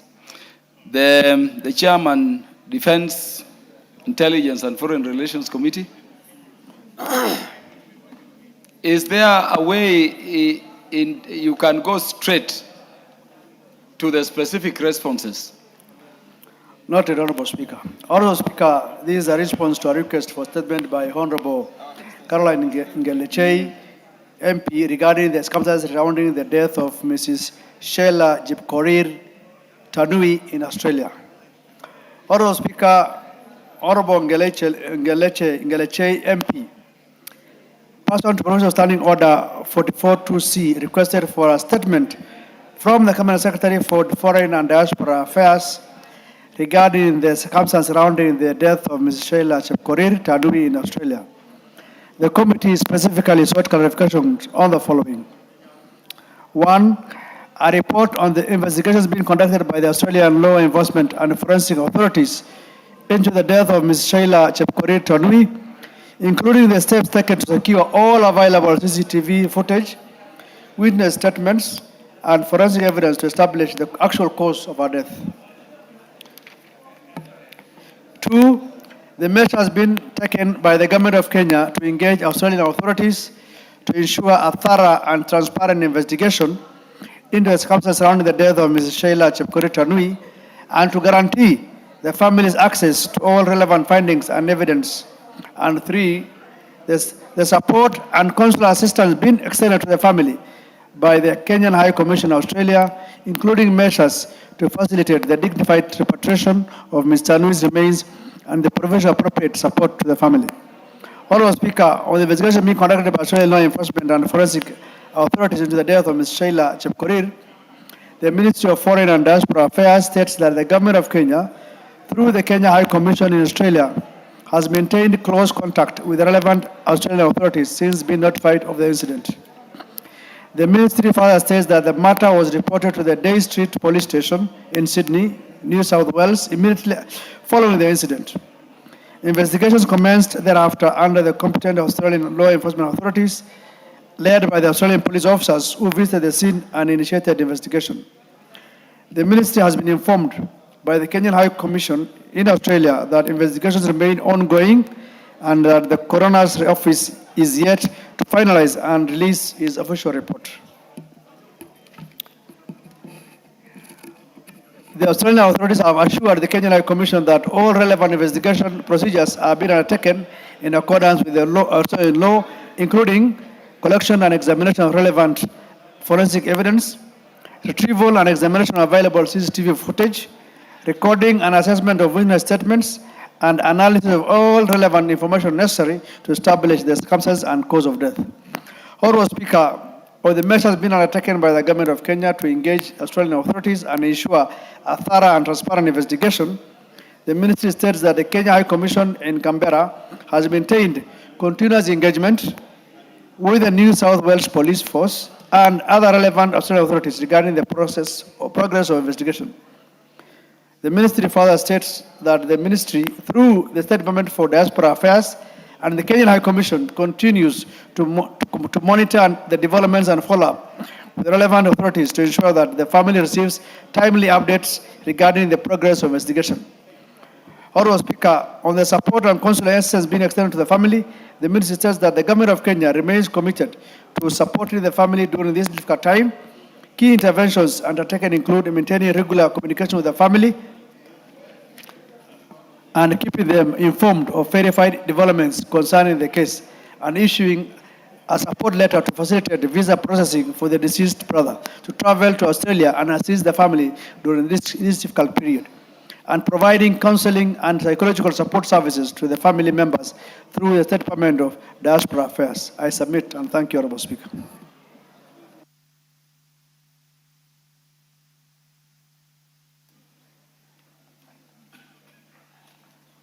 The Honorable Caroline Ngilichei. Thank you so much, Mr. Speaker. I want to, first of all, appreciate the member for the response, albeit very late. Mr. Speaker, they have taken more than 3 weeks to respond to this particular question. Nonetheless, Mr. Speaker, there is no committal in the part of the government. What the statement is saying is it's not committal, neither is it giving any substantial information about anything. It's just we will continue to engage. Until when are they going to continue engaging, Mr. Speaker? Number two, the government, for your information, the ministry has been relying on family members to give them the information. The family members made their own effort and sent one of their own to Australia to do a follow-up with the authorities of the Australian government And the Ministry of Foreign Affairs shamelessly has been reaching out on the family members to update them on how far they are going with it. I was expecting to get the statement, and I would wish, Mr. Speaker, to get your attention. I was hoping that there was a follow-up. I was expecting the government to say we have engaged a legal, we have given the family legal assistance, we have done statements from the hotel or such things. But when the statement simply says that we are engaging, how are you engaging? Is it by phone? Has the ambassador even reached out to the family members? Mr. Speaker, it is a very ambiguous statement which is not committing to anything. And I would wish, to me, if you ask me to rate the response from the ministry out of 10, I'll give it 0.5 out of 10. I'll just give the effort of taking time, 3 weeks, to just write such a flimsy statement. Mr. Speaker, the Kenyans in diaspora really suffer. As I said last week, these are people who contribute much to the economy of this country. Whenever they face challenges outside there, Mr. Speaker, the government should also give them special attention, and they should know that these are people who are far away. I'm made to understand that the hotel, Mr. Speaker, is a 5-star hotel where the lady who had just worked for 2 weeks. The post-mortem report indicates that there was a planned trauma behind her head, and then she fell. But we are being told, initial report said that she fell from 19th floor to 4th floor. Right now, they have reduced the number of floors. They are saying she fell from 14th floor to 4th floor. Maybe by next week, she will have fell from 2nd floor to 1st floor. Mr. Speaker, issues of people should be taken seriously by the Ministry of Diaspora. Number 2, I would also was expecting that because of the number of deaths that have happened out of the country, especially to these young students in the university, Mr. Speaker, the ministry should even go ahead and maybe come up with a policy, a welfare or an insurance policy. You know, this girl was just in Australia for 6 weeks. She worked for 2 weeks, and then she had been, the parents had contributed a lot of money for her to go to university because she was going there to do a master's program. Now they had to do another fundraiser. They did about 3 or 4 fundraisers to repatriate her body back to the country after suffering the loss of having paid the school fees, the air ticket, and now to repatriate the body back. I think, Mr. Speaker, I'll still need... I know the cabinet secretary, the prime cabinet secretary had been away with the president, and maybe this report was just developed because of the pressure from this house. I just need another new report when we come back from recess, a comprehensive one that will be indicating how far that the investigations are, what the Kenyan mission in Australia is doing, and also the report from the authorities and the investigators in Australia. I thank you, Mr. Speaker. Chairperson.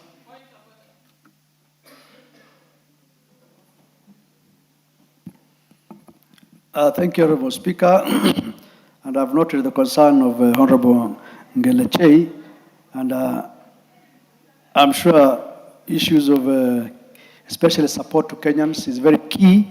And you know, even as a committee and as a parliament, it is us also to allocate resources to the Diaspora State Department. There is what we call now the Diaspora Fund, which is still in the works and has not been funded yet. I think once the Diaspora Fund comes into operation, I think the issue of support to Kenyans in distress outside the country will be addressed. But on the matter of the report not being very conclusive, I agree with her because these are progressive reports, and so we'll ask the ministry to ensure that they should give us a progressive report on what's happening. Remember, this is murder, and it also requires probably a bit of time for them to bring all the reports, looking at the fact that it's another country, it's another law enforcement that is dealing with it. But nevertheless, we'll still ask them to collaborate and engage with the Australian law enforcement to ensure the report is availed. Thank you, Honourable Speaker. Chair, when do you want to bring the progress report in terms of the state of investigation? Yes, and I think even Honourable Ngeleche agrees that because we are also going on recess, I think once we come back from recess, probably all these ongoing reports, investigations will have captured much of the information. So after recess, probably first week of recess, we will be able to have a complete and comprehensive report. Honorable Ngeleche, that sounds reasonable.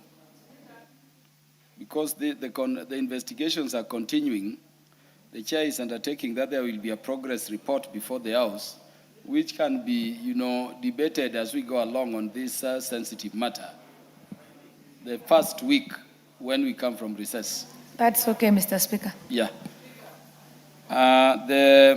The response by the Chair Housing, Urban Planning and Public Works to the statement request by Honorable Onesmus Ngongoyo.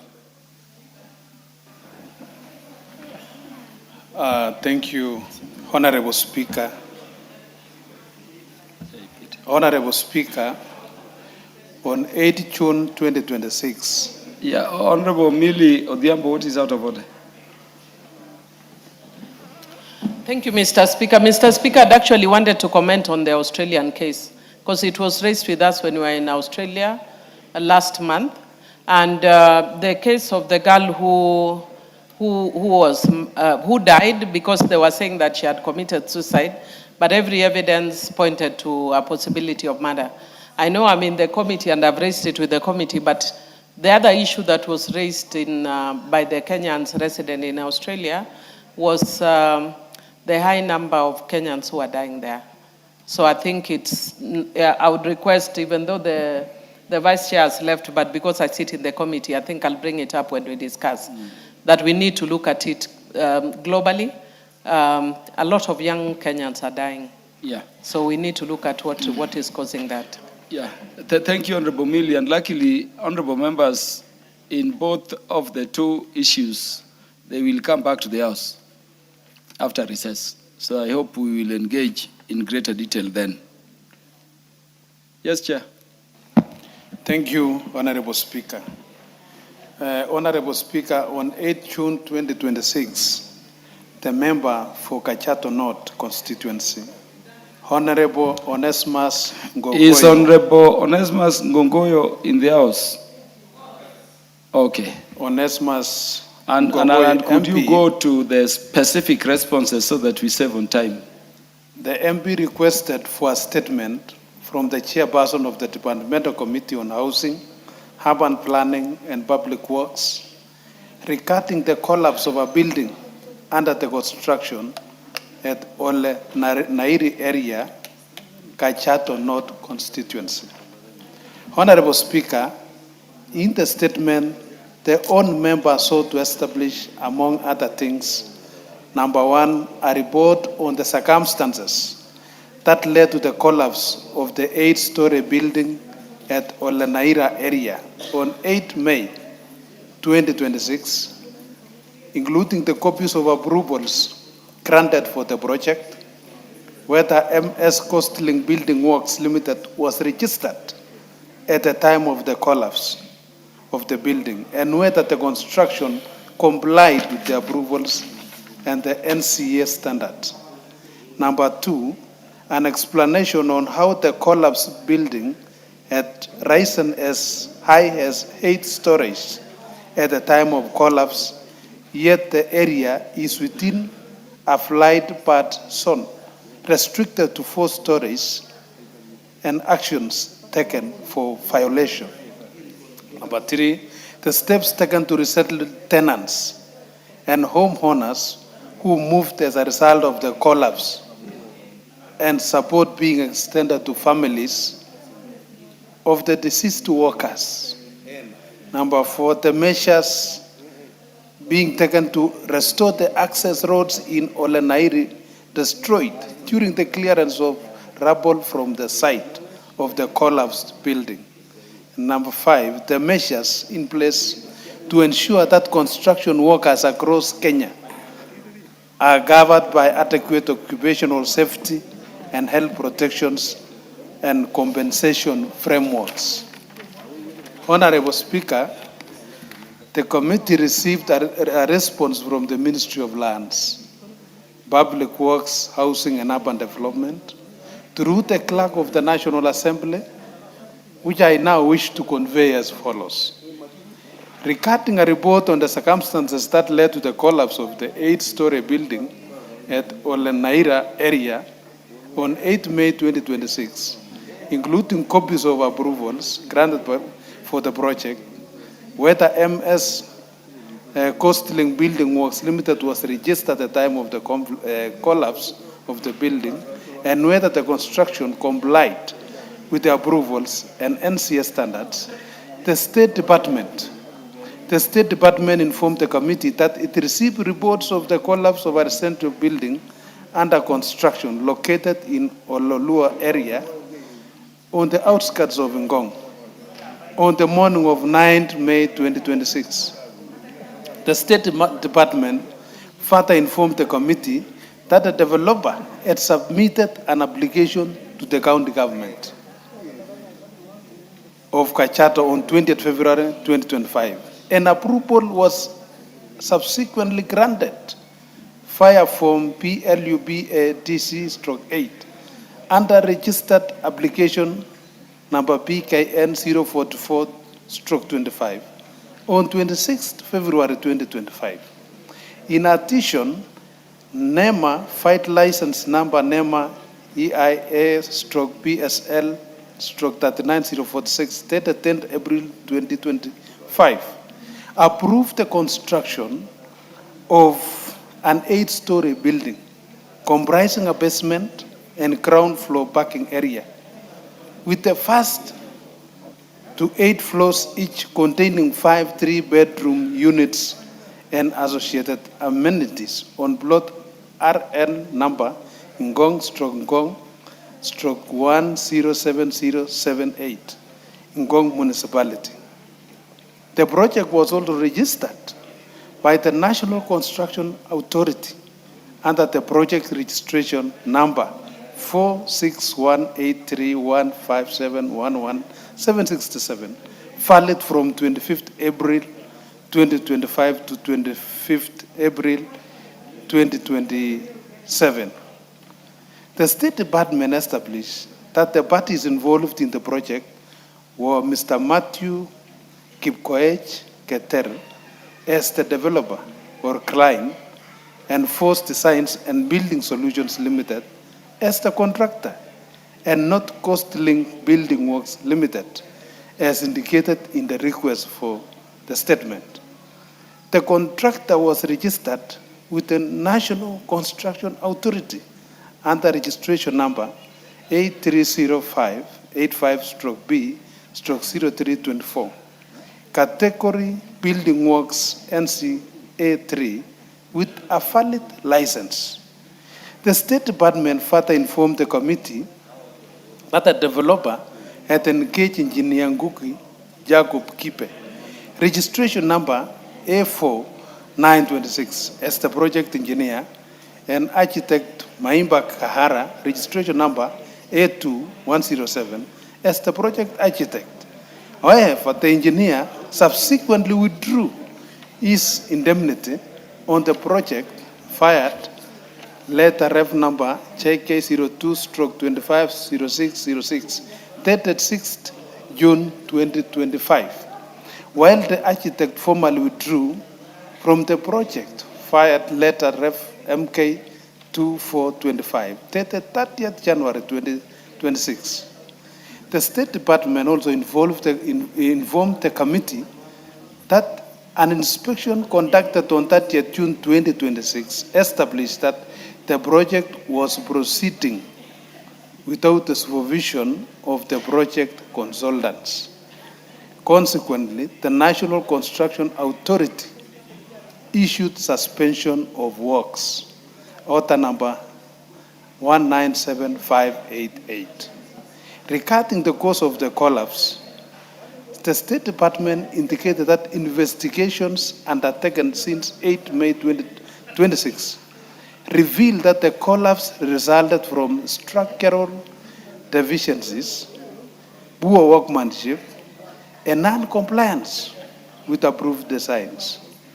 Although the project had obtained development approval from the county government, a NEMA license and NCA registration, inspections reveal contradictions between the approval plans and the actual construction, which had exceeded the approval height, while approval had been granted for 8 floors. The building had reached 9 floors at the time of the collapse. The State Department concluded that the collapse stemmed from a combination of exceeding the approval height, disregarding regulatory orders, and structural weaknesses, thereby underscoring enforcement gaps and violation of NCA standards. Honorable Speaker, regarding the explanation on how the collapsed building had risen as high as 8 stories at the time of collapse, yet the area is within a flight buffer zone restricted to 4 stories, and the actions taken for violation, the State Department informed the committee that whereas the statement raised the issue that Ole Nairi site lies within a flight buffer zone restricted to 4 stories, a review of statutory approvals and regulatory records showed no evidence that Ngong or Lua is formally designated as a flight buffer zone. The State Department further indicated that it had sought clarification from the Kenya Civil Aviation Authority on the matter. Honorable Speaker, regarding the steps taken to settle the tenants and homeowners who moved as a result of the collapse and the support being extended to families of the deceased workers, the State Department informed the committee that the settlement of victims of disasters, such as building collapses, is a shared responsibility across several institutions, county governments, through their county disaster risk management committees, coordinate local disaster response, including shelter and relocation. At the national level, the National Disaster Operations Center oversees evacuations, provision of safe refuge, and delivery of essential supplies, while the National Disaster Management Unit under the Ministry of Interior provides command and coordination during emergencies during the National Emergency Disaster Plan. The State Department further informed the committee that the National Disaster Risk Management Authority, established under the 2026 Act, provides legal framework for disaster risk management by coordinating national and county efforts, managing the Disaster Risk Management Fund, and ensuring that victims receive resettlement support. The State Department indicated that this mandate remains focused on technical inspection, regulatory compliance, and advisory services within the construction sector. In recognition of the need for coordinated action, it has established a multi-sectorial agency to bring together key players in the construction sector and relevant disaster response agencies. The committee is intended to foster collaboration and synergy aimed at enhancing safety and orderliness in the built environment.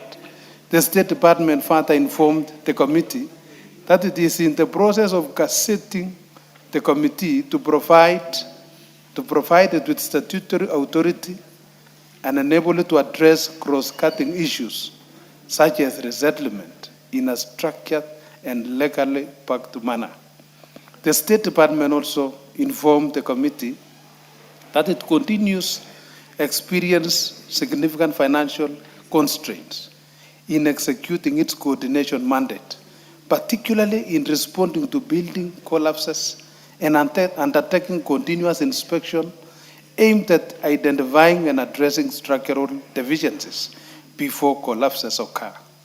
These challenges are further compounded by the absence of a legal mandate for multi-sectorial agency consultative committee which limits its effectiveness in coordinating enforcement and preventive interventions. Honorable Speaker, regarding the measures taken to restore the access road in Olenairi destroyed during the clearance of rubble from the site of the collapsed building, the State Department informed the committee that while road restoration is outside its direct mandate, it is proactively strengthening multi-agency coordination through multi-sectorial agency consultative committee. The State Department indicated that this framework will ensure that future responses to disasters, whether involving access roads, structural safety, or resettlement, are handled collaboratively with clear accountability and enhanced efficiency.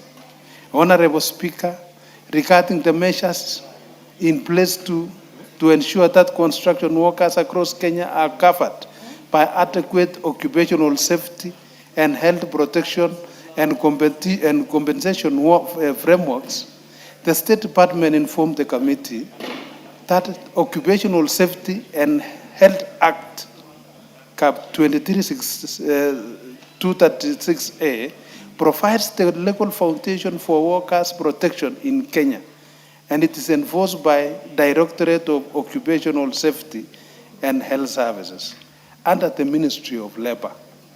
Employers are legally required to register workplaces, implement safety measures, and provide compensation for injuries sustained at work. The Work Injury Benefits Act complements OSHA by ensuring that injured workers... Order, Chairperson, what is out of order, Honorable? Speaker, you see, there seems to be general consensus on the agreement of that answer. And because the Honorable Ngogoyo is here, and probably the only one interested in that matter, because I can see everybody else is on his phone and doing other things, you could actually give the response, because it's lengthy and long, of course detailed, and we thank whoever prepared it for it. We give it to the Honorable Ngogoyo. He reads, if he has issues, he can raise with him, and then we move on. We seem to be stuck. Honorable Chairperson, how long do you have to go? Almost. And all these are very critical you are points, towards the Mr. end. Speaker. Very critical points. I'm Yeah, almost. proceed. Yeah, maybe two. Yeah, thank you. Honorable Mbaya, your concern. So together with this framework established, there's a statutory obligations for worker safety and compensation. The State Department further informed the committee that the National Construction Authority plays a complementary role by accrediting and certifying skilled construction workers and its supervisors, thereby ensuring that only qualified personnel are engaged in the project. The accreditation reduces risk and enhances safety standards on construction sites. The State Department indicated that responsibility for worker safety is shared with employers, contractors required to comply with Occupational Safety Health Act provision, provide protection equipment and maintain safety working conditions, while Director of Occupational Safety and Health Services enforces compliance, and NCA strengthens safety through accreditation. Honorable Speaker, in conclusion, the State Department informed the committee that it remains committed to strengthening regulatory oversight, enhancing coordination among relevant agencies, and promoting safety within the built environment. The State Department indicated that it has requested additional budgetary allocation through its submission to the National Assembly to support timely emergency response, routine inspections, forensic inspections, and improve interagency coordination, thereby enabling more effective prevention of building collapses and other construction-related disasters. The State Department further stated that it remains committed to implementing the recommendation arising from its investigation and taking all necessary measures to safeguard lives and property. Thank you, Honorable Speaker. I submit and attached to what I have just read is submission from the State Department for Public Works. A copy of the same was availed to the Honorable Member in advance, Honorable Member Ngogoyo. Thank you, Honorable Onesimus Ngogoyo. Thank you very much, Mr. Speaker. I also want to thank the Chair. Mr. Speaker, with your indulgence, as I appreciate the good response and detailed response, and thank you for intervening so that this detailed response, the public, even those in Nairobi and other counties, can know from the State Department that the construction of this particular building, there are a number of things that have come out to be very clear. Mr. Speaker, with your indulgence, I want to ask the chair of the committee. They have detected 3 abnormalities that were present in that building. Number 1, it did not have an architect. He had withdrawn last year, June. So the construction was ongoing without an architect. The resident engineer, Ngugi, resigned this year, January, but the building was ongoing. Now that there is either an omission or a commission, there is an error that has happened.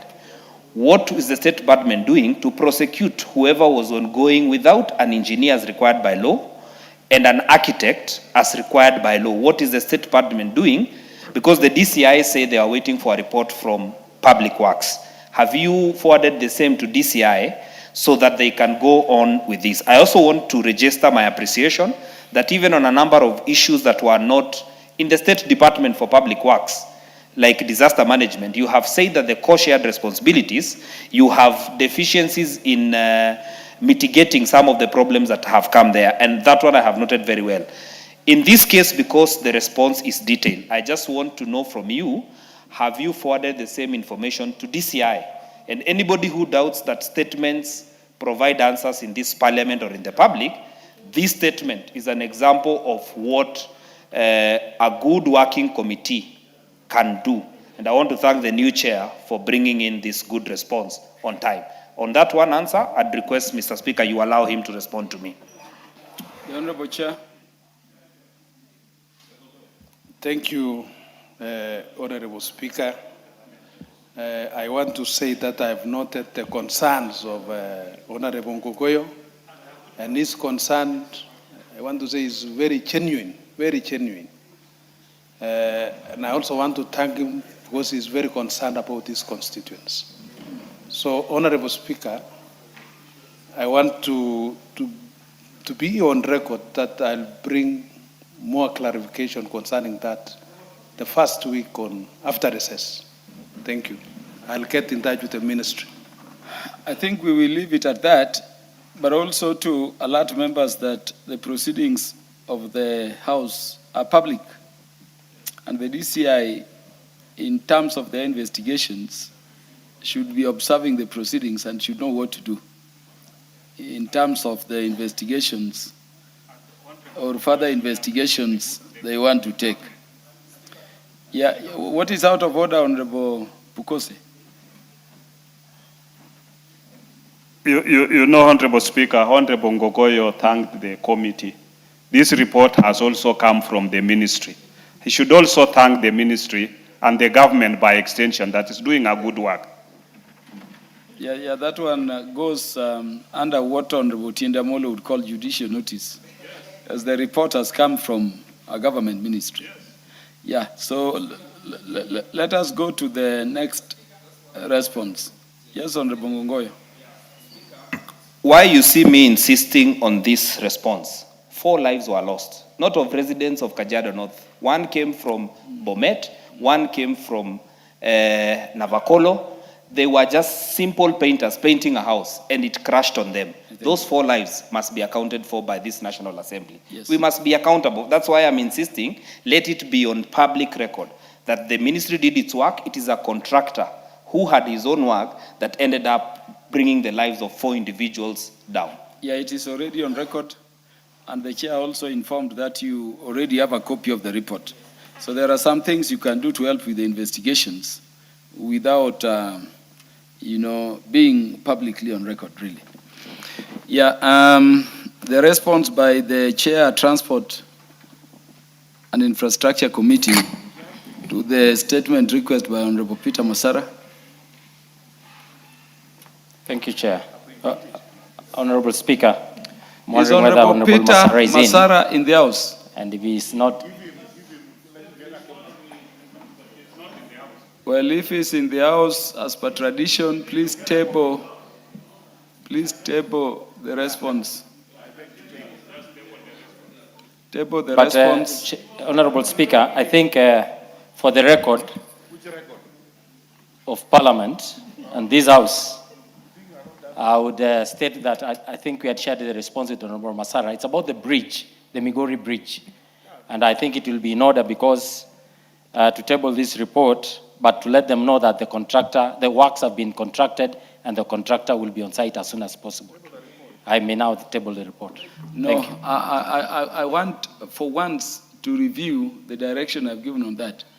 This is the one concerning the main bridge in the middle of Migori. Yes, Honorable Speaker. This one will be treated as the property of the House, even absent the member. I want you to read the specific recommendations you're making. Because that bridge is cutting off a transnational highway. That's the only way going through Tanzania, through Sirare border. Honorable Speaker, I think in summary is the fact that this bridge was undermined by the so much rains that has happened, and that happened through the area where the bridge substructure was undermined. However, the bridge itself remains intact. So the ministry has done the following regarding to the work that had been requested by Honorable Masara. Regarding the reasons why there was delay is because the water levels stayed high for long, and the ministry needed to design and validate the kind of work that needed to be done to provide solution for this bridge. The ministry further submitted that the permanent solution include installation of additional hydraulic capacity, a box culvert, in addition to reinstating the washed out section. The ministry indicated that Kenha has secured necessary funding, which was provided for in the supplementary budget, and as such, the works have been advertised, and we have given Honorable Masara the advertisement published notice on the newspapers, which was done on 23rd of June. And regarding the timelines, Honorable Speaker, within which the work will commence, is that the work will commence as soon as the procurement process is complete.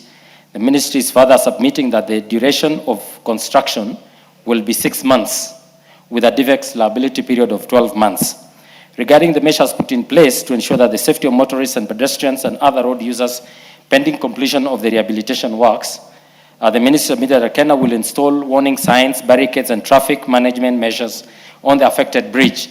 The ministry further submitted that road users will be directed and guided to designated alternative routes where applicable, while regular monitoring and maintenance of the safety installations will be done on site.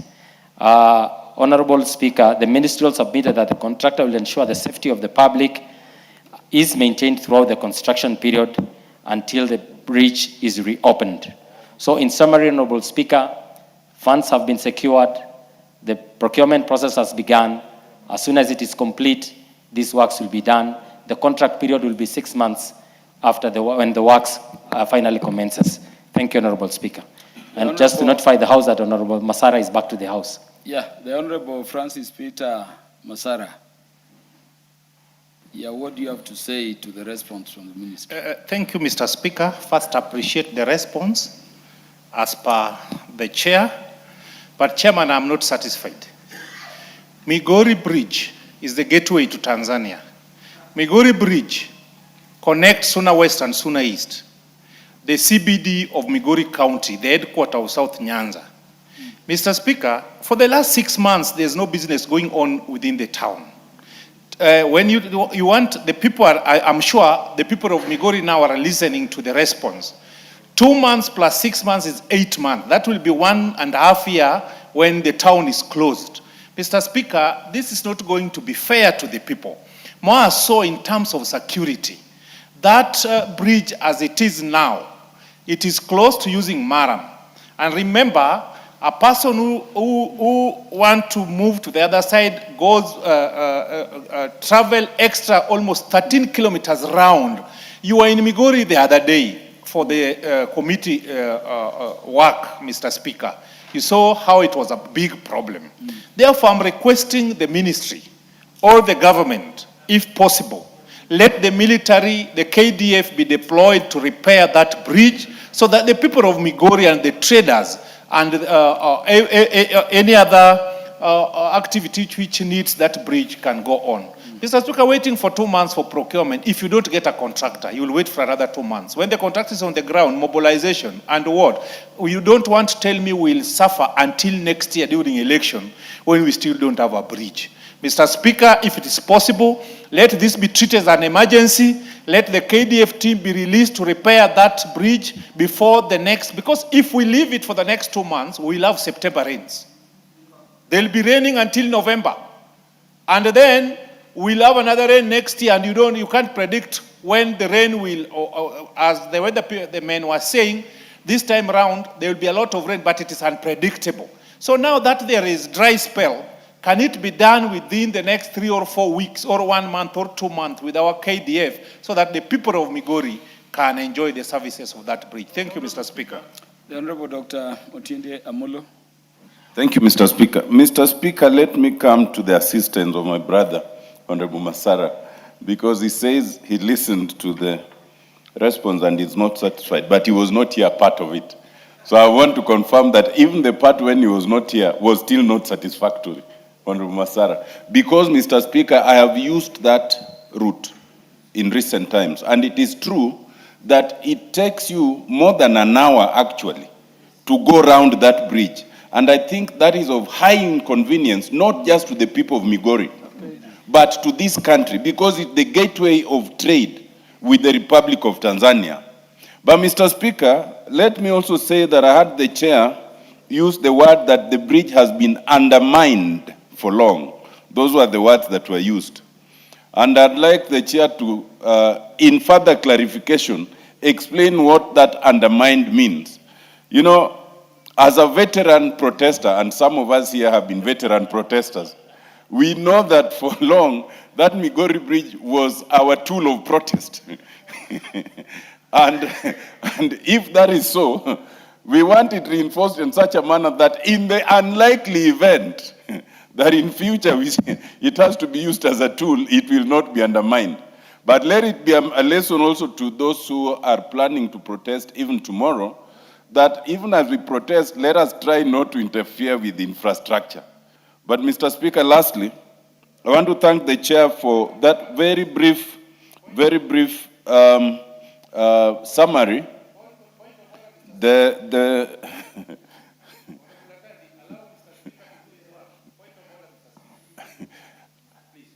Mr. Speaker, may you inform Honorable Masara I'm on a point of order. Never doubt. So he can't be on a point of order on a point of order. Yes. Yes. All I'm saying, Mr. Speaker, is that even in the process of managing protests, no one should undermine any infrastructure, whether it is the police, whether it is the citizens, whether it is government or anyone else. But I support the idea of having very quick works on that bridge. But, Mr. Speaker, may I lastly urge that as you retire as the Speaker's panel, we review the time it takes to answer individual questions. The chair has done very well here, but there are chairs who take almost an hour for an answer that has been given to a member, so that there should be some direction that once you have given the response, yours should be a summary, and then the member comments. Otherwise, we take the whole day listening to 2 or 3 questions, Mr. Speaker. Thank you. Honorable Otiende Amolo, the point you are raising is already picked by the Rules Committee and is under deep consideration in terms of possible amendments to the standing order provisions. The Honorable Namuar. Chair, I want to thank Honorable Masara for this statement and the response given by the committee. Honorable Chair, having worked in Migori for 3.5 years, I want to support that this bridge get the attention the utmost attention required. But joyriding on the same, Honorable Speaker, allow me to mention that in Loima, for example, you have to come all the way from Lorgum, which is the headquarters of Loima constituency, to Lodwa, and then get to another part of the constituency. You will spend more than 1.5 hours. But if you cross, you will spend less than 30 minutes or even 20 minutes. Meaning, there is need for us to see if we can have a crossing, an immediate crossing for the whole constituency or sub-county to be served adequately within the required timeline. Again, in my constituency, Turkana Central, Honorable Speaker, I am trying to construct a new road across River Kerio, where we have a totally forgotten community in the Loriu ranges. And it has taken long for the ministry. And I think the chair for budget and appropriation is listening. We have more than 10 polling stations in that part of the world. And they only see government when they are voting, because ballot boxes and ballot papers are brought by helicopter and taken back by an helicopter. I think for this time, we will request if we can be able to curtail the use of helicopter and then use that, make that bridge, we will serve the 10 polling stations very, very, very adequately, and then we will also be able to serve the residents in those places, because currently they don't have schools, they don't have dispensaries, they don't have water, because we can't access them adequately. I've raised this several with the ministry, and it is good if it gets the required attention. Thank you, Speaker. Honorable members, you know, we need to go to other business. Honorable Karoli. 1 minute. Honorable Speaker, I also have deep interests in Migori. So thank you for the opportunity. What I was wondering, I mean, why the broad-based brigade is not asking for a bypass for Migori town. Because we are planning to give them one sometime next year when Linda Mwananchi takes over. Honorable Karoli, because that bridge, this is a House of Representatives, and you speak for the entire nation. It's not for a section of people to ask questions concerning any part of the country. Any MP indeed, as Honorable Namuar has done, can raise an issue of concern within any part of the country. Honorable Speaker, with your guidance, may I, on behalf of the broad-based brigade who acquired, ask that the government immediately takes the necessary action to design and implement a bypass road network for Migori town. Honorable Karoli, you are undermining Honorable Peter Masara without a substantive motion, because he has made that request. Honorable Masara, I have not given you the mic, so that we may go to other business. Honorable Chair, this is the bridge in the middle of Migori town, if you don't know it. To the west side of that bridge is Suna West. To the east is Suna East. Is there a way in which there can be a procurement process that secures that those works, start immediately?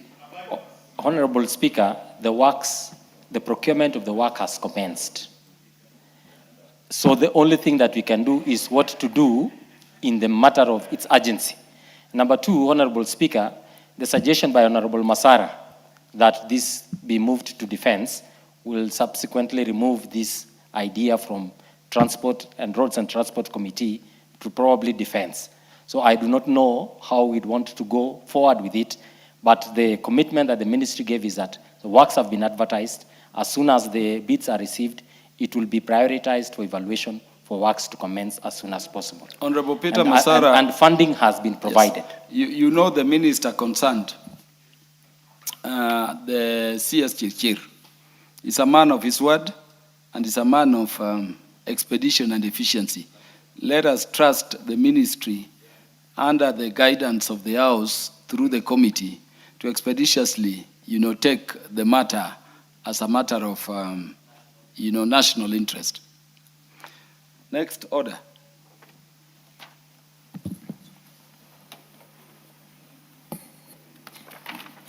Order number 8, motion.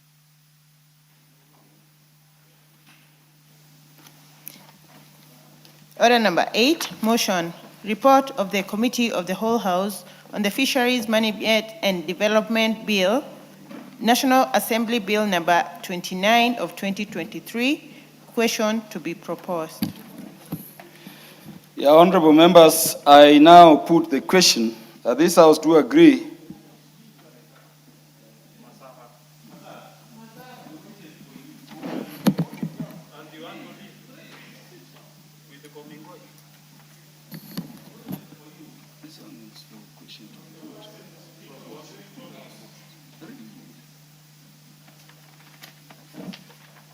sorry, honorable members. Honorable members, I propose the question.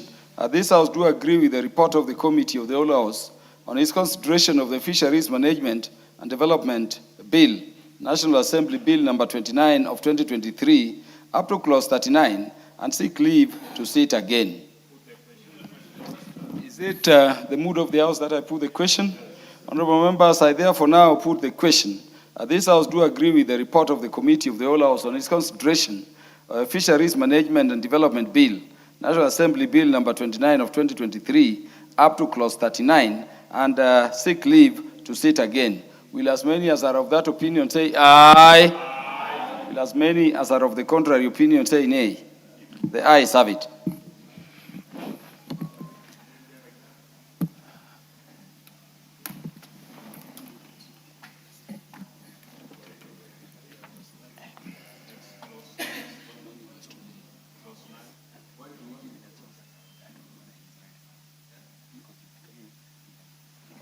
Would Honorable Kuria Kimani approach the Speaker?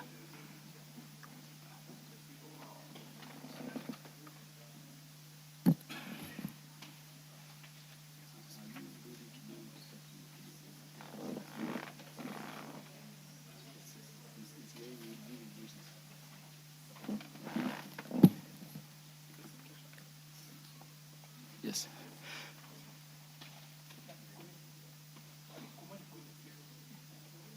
Yeah, Honorable Kimani Kuria.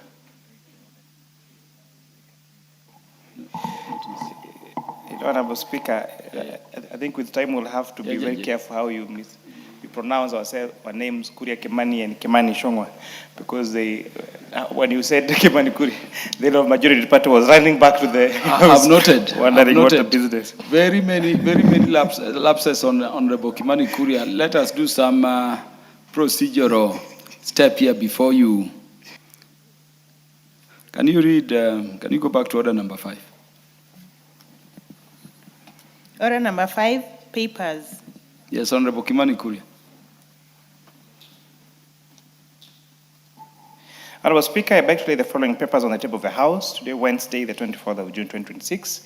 Reports of the Departmental Committee on Finance and National Planning on its consideration of the following. 1, the Central Bank of Kenya Amendment Bill, National Assembly Bill number 27 of 2026. And 2, the Sovereign Wealth Fund Bill, National Assembly Bill number 7 of 2026. I thank you, Honorable Speaker. Thank you very much. Next order. Order number 9, the County Allocation of Revenue Bill, Senate Bill number 10 of 2026, second reading. The Chairperson, Budget and Appropriations Committee, the Honorable Samuel Atande. Thank you, Honorable Speaker. Honorable Speaker, I would like to move that the County Allocation of Revenue Bill, Senate Bill number 10 of 2026, be now read a second time. Honorable Speaker, you need to indulge me so that I can speak to my brother, the Honorable Karoli Omondi, who mentioned that the Linda Mwananchi will take over power, I think, in the next 1 or 2 years.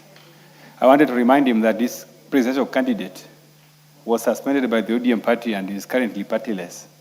He's gone back to court to seek for justice. I don't know how he's planning to, how that outfit is planning to take over power from us. when their candidate has no political party anyway.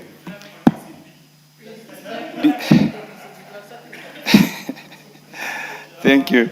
Thank you very much. Honorable Speaker, this is a very, very short bill. The County Allocation of Revenue Bill is prepared pursuant to Article 2181 of the Constitution and Section 19.3 of the PFM Act, which requires Parliament to determine and specify the allocation among county governments of nationally raised revenue allocated to them. Honorable Speaker, the sharing of the revenue among the 47 counties is guided by the fourth basis of revenue sharing, which was approved by this Parliament, in the last financial year. Honorable Speaker, this bill was published on 30th April 2026 and passed by the Senate with amendments on Wednesday, 17th June 2026. The bill was transmitted to this House for concurrence in accordance with Article 1110(4) of the Constitution. Honorable Speaker, we need to timely pass this bill to enable county governments to be able to access the resources that we have already allocated to them under Division Revenue Act, which was recently passed. Honorable Speaker, the bill, as passed by the Senate, provides that the allocation of 428 billion to country governments as the equitable share of nationally raised revenue for the financial year 2026-2027. Honorable Speaker, this, as I have said, this was the money which was allocated under the Division Revenue Act, which we just passed. And Honorable Speaker, if you would remember, in the last financial year, the share of allocations to counties was 415 billion. In this financial year, it was raised by 13 billion to 428 billion.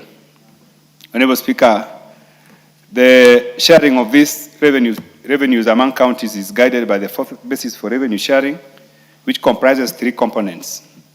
The first component is the baseline allocation. The second one is the affirmative allocation, and the third one is the county allocation index.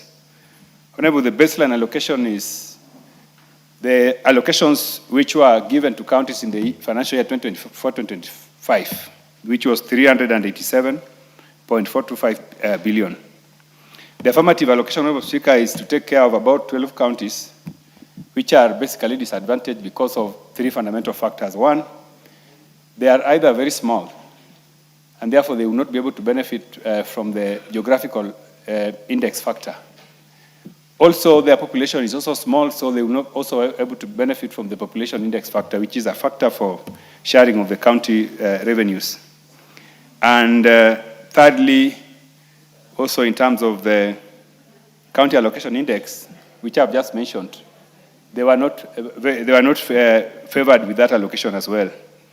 So the affirmative action allocation for the purpose of this bill is 4.46 billion, which will be shared among the 12 counties that I've mentioned. The small counties.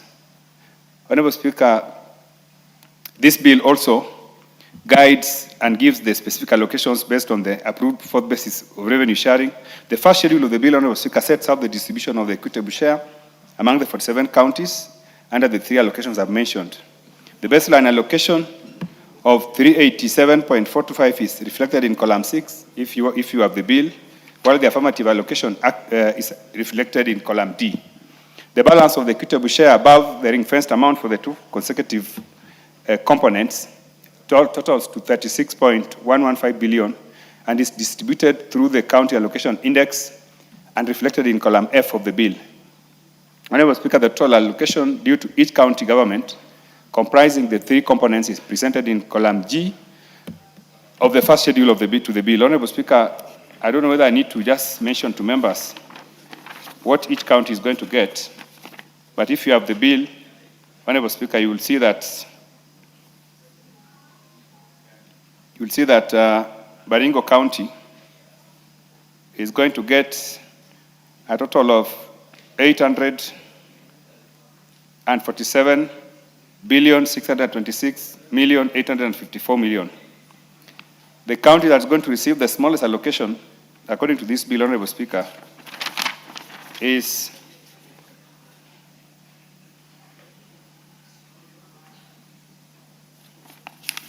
Sorry, Honorable Speaker. I'm reading the wrong figure.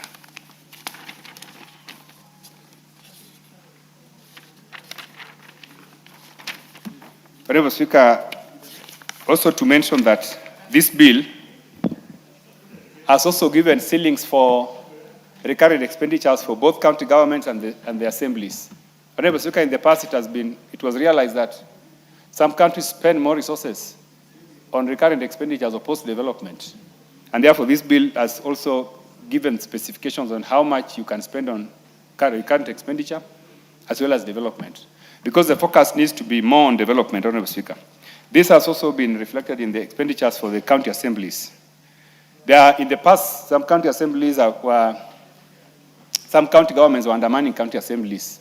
As part of giving them independence to be able to oversight county governments, we have also been able to, in this bill, given them an outline of what they need to spend on development as well as on their recurrent expenditures. Honorable Speaker, as I said, this is a very, very small bill, and this House must pass this bill without amendments. Therefore, Honorable Speaker, I would like to conclude by saying that the committee reviewed the bill and observed that the proposed allocations fully comply with the Constitution, the PFM Act, and the approved fourth basis for revenue sharing. It concluded that the allocation framework ensures a transparent, equitable, and legally compliant distribution of resources among counties. Consequently, the committee recommends that this House approves the County Allocation of Revenue Bill 2026, Senate Bills number 10 of 2026 without amendments. Honorable Speaker, I beg to move and ask the Honorable Vice Chairman of the Budget Committee to second. The Honorable Bukose to second. Thank you, Honorable Speaker, and thank you, Chair, for moving. I stand to second the County Allocation of Revenue Bill. This is a bill that came from the Senate, and as the Chair has put it, the committee has not made any amendments to it. This bill distributes money for all the various 47 counties within our country. Honorable Speaker, of note is that in this bill, they have also given money to all the county assemblies. So each county assembly will get its own budget from this county allocation of revenue bill. Honorable Speaker, this bill has also set the ceilings for recurrent expenditure. And therefore, we expect that the county governments will now not enter into the money that is meant for development and make sure that the money for development is utilized for development purposes. This bill has also set in ceilings for executive, county executive committees on how much they can also be able to spend. You'll find that there are some county assemblies that have lost and there are some county assemblies that have gained. Those that have their amount reduced, this is because it was an one-off allocation in the last financial year. So in this financial year, that has not been captured and that has been left out. Honorable Speaker, of note also is that we realize that on source revenue for the various counties, it is actually gone down compared to the initial county, what we used to call, it was called what? You're talking about the local government? Local government. The local governments in the past were actually collecting more money than what we are realizing now in the counties. And therefore, this is of concern because when counties are only waiting to get money from what is collected by the national government, and yet they have the ability and capacity to be able to raise their own revenue, then this brings a problem. Because what you realize, Honorable Speaker, is that when we pass the County Allocation of Revenue Bill, you will find that the Division of Revenue Bill, which is now an act, you realize that whatever is allocated to the national government, if there is a shortfall, then the national government loses. And yet, whatever we give to the counties remains the same. And yet, what we are collecting, at times you'll find that KRA might not collect enough, and that can also lead into delays in disbursements to the counties. But if the counties were enhance their own sales revenue collection, then this could come in handy to make sure that services within the counties are running smoothly. With those few remarks, Honorable Speaker, I second. Yeah, honorable members, I propose the question, the county allocation of revenue bill, Senate Bill number 10 of 2026, be now read a second time. The majority leader takes precedence. Thank you, Honorable Speaker. Honorable Speaker, I rise to support this motion. And allow me to thank the Chair and the Budget and Appropriations Committee for consideration of this bill that came from the Senate. Honorable Speaker, this bill shares revenue that we have shared in the Division of Revenue Bill amongst our 47 counties. And if you look at the schedules, Honorable Speaker, out of the money that we divided between the two levels of government, the Senate has now gone further in line with the sharing formula that they are using, the current formula, shared the revenue in accordance, as I said, with the formula. And I was just looking at some of the top gainers, Honorable Speaker, of the top counties that are getting quite hefty amounts, like the city county of Nairobi, Kiambu County, where I come from. I see Mombasa County is also not doing so badly. And therefore, Honorable Speaker, I pause and ask myself, if, for instance, the county government of Nairobi is getting 22 billion shillings from shareable revenue, are the people of Nairobi getting commensurate service to this 22 billion? If Mandera, for instance, is getting 12.5, or Kakamega at 14 billion, Honorable Speaker, are they getting commensurate service? My own county of Kiambu is getting 13.5 billion. It's among the top counties receiving the highest levels of revenue. But you need to go down to our counties and ask the people that we represent, because we also live in these counties. Are they getting commensurate service to the monies that these governors and our county governments are getting? And I know, Honorable Speaker, we are headed to an election year. And this is the second last CARA, or county allocation of revenue bill, that we are doing. When it becomes an act of parliament, it will be the second last. I know the Comptroller of Budget, the Auditor General are also doing their work. But our governors doing their work with the monies that is being allocated to them. And I dare say, Honorable Speaker, many of them are a big letdown. If you go to any part of this country, and I say any part, not Kiambu, not Nairobi, not Baringo, not Mombasa, ask the people there, which monies between NGCDF and the county government funds can you see on the ground? What tangible development can you see on the ground? I've been to some counties, people tell me the women reps are doing better with their meager amounts of money they get through GAF. And they are doing more impactful projects than governors who are running billions. Honorable Speaker, I have been around this country and I have listened to many people, while as those in the opposition are out there shouting, oh, SHA is not working. And they're inciting the public out there on how much SHA is not working for them. Because the people, when they visit their local dispensaries, are not getting services. They can't get medicine in the hospitals. There are no healthcare workers in those hospitals, Honorable Speaker.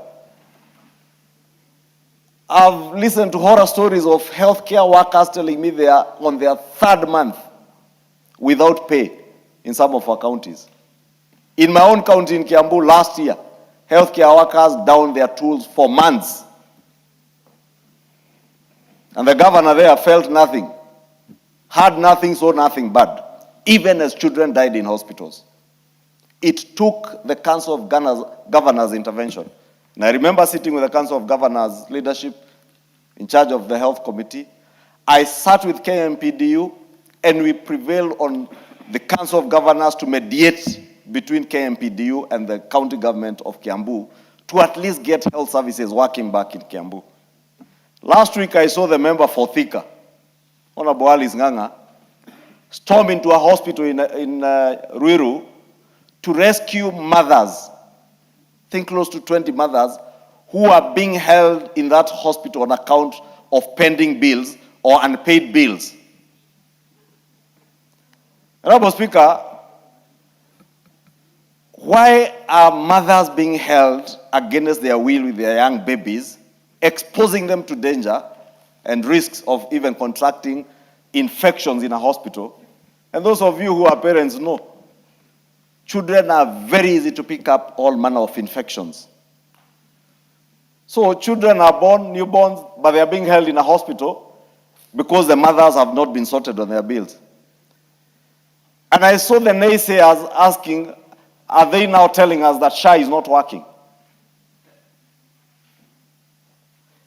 And that is why I've mentioned this issue, Honorable Speaker, because if there are people who have let down the people of Kenya, it is governors.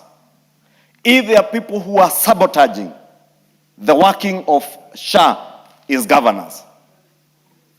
Honorable Speaker, when we crafted the 4 health laws under the Social Health Insurance Authority, we had a facility improvement fund. These governors are getting money, or rather the hospitals are collecting money from the Social Health Authority on the facility improvement fund, but is that money going back to the facilities? Governors are picking this money from the facilities and they go and buy, like in my county, they buy chicks, buy a packet of unga, buy a packet of 3 kg packet of fertilizer, giveaways that are politically expedient. Some are here branding milk in their names with their photos.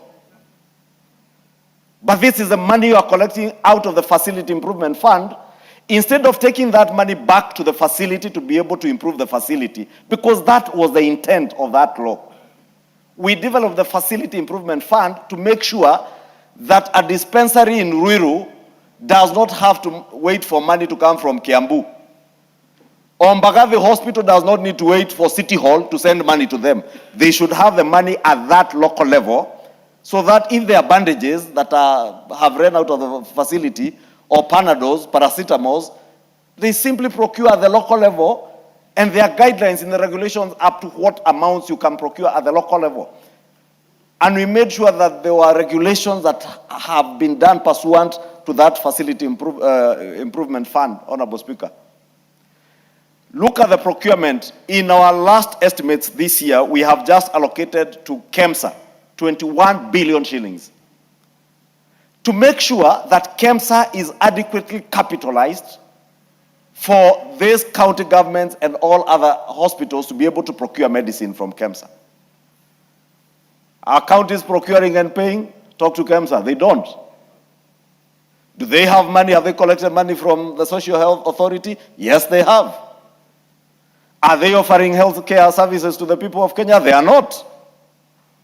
And therefore, when people cry and say, SHA is not working for me because first I visit a hospital, the primary health care fund, and I wish Dr. Nyikal was here, but the chair budget is here.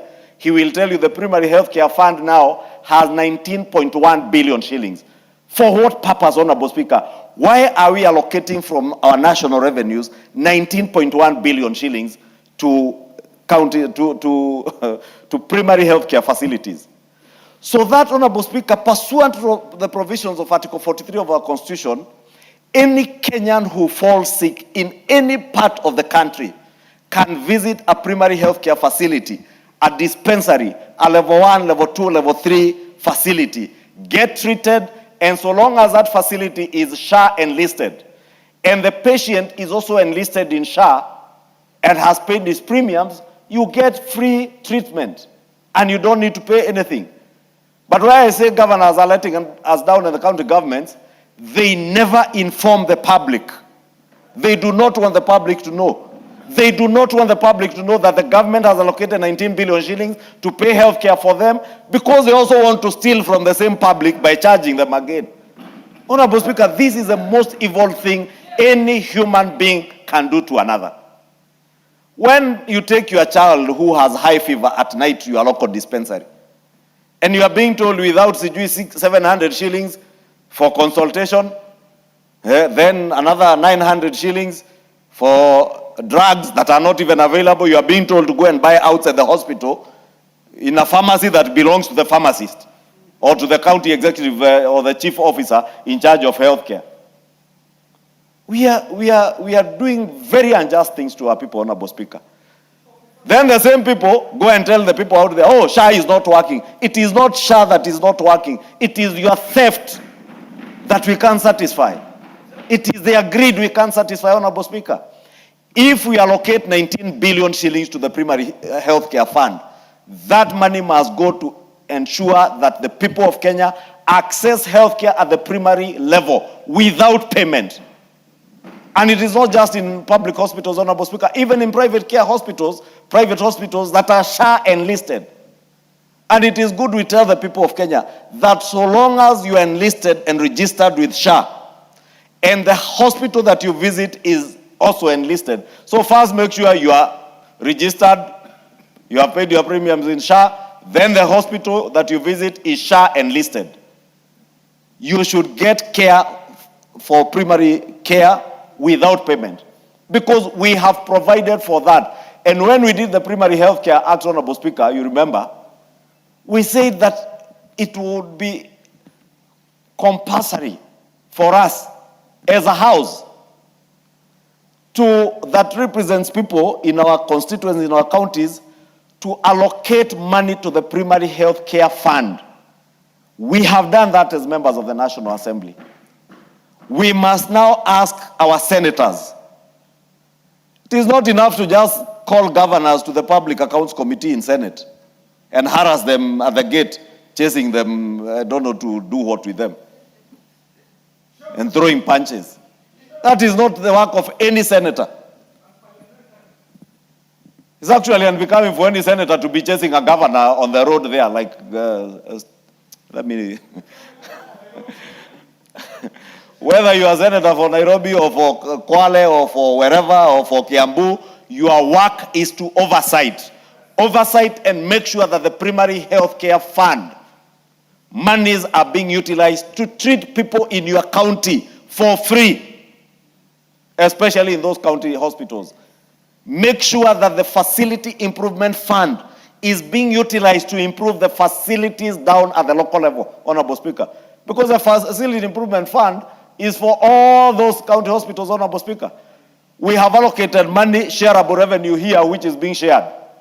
More money is going for healthcare under the Facility Improvement Fund. More money is going under the Primary Healthcare Fund, and the reimbursements they get, Honorable Speaker. And therefore, the people of Kenya should not be crying about healthcare, Honorable Speaker. If I had my way, Honorable Speaker, and I know I speak for very many Kenyans, very many, and I know Senior Counsel Otiende Omolo and Karoli Omondi would not agree with me. I will not do away with the governors. I would take back the healthcare function back to the national government, at least from level 2, 3, and 4, all the way to 5. If only I had my Honorable Speaker. And I know many Kenyans associate with those sentiments. In fact, I am surprised even my brother Karoli Omondi is saying he has said it before. Because we are all agreed. I see Honorable Otiende Omolo maybe may also be supporting me on that. But whether or not Honorable Otiende Omolo, Karoli Omondi, or any other member supports me. Dr. Otiende Omolo.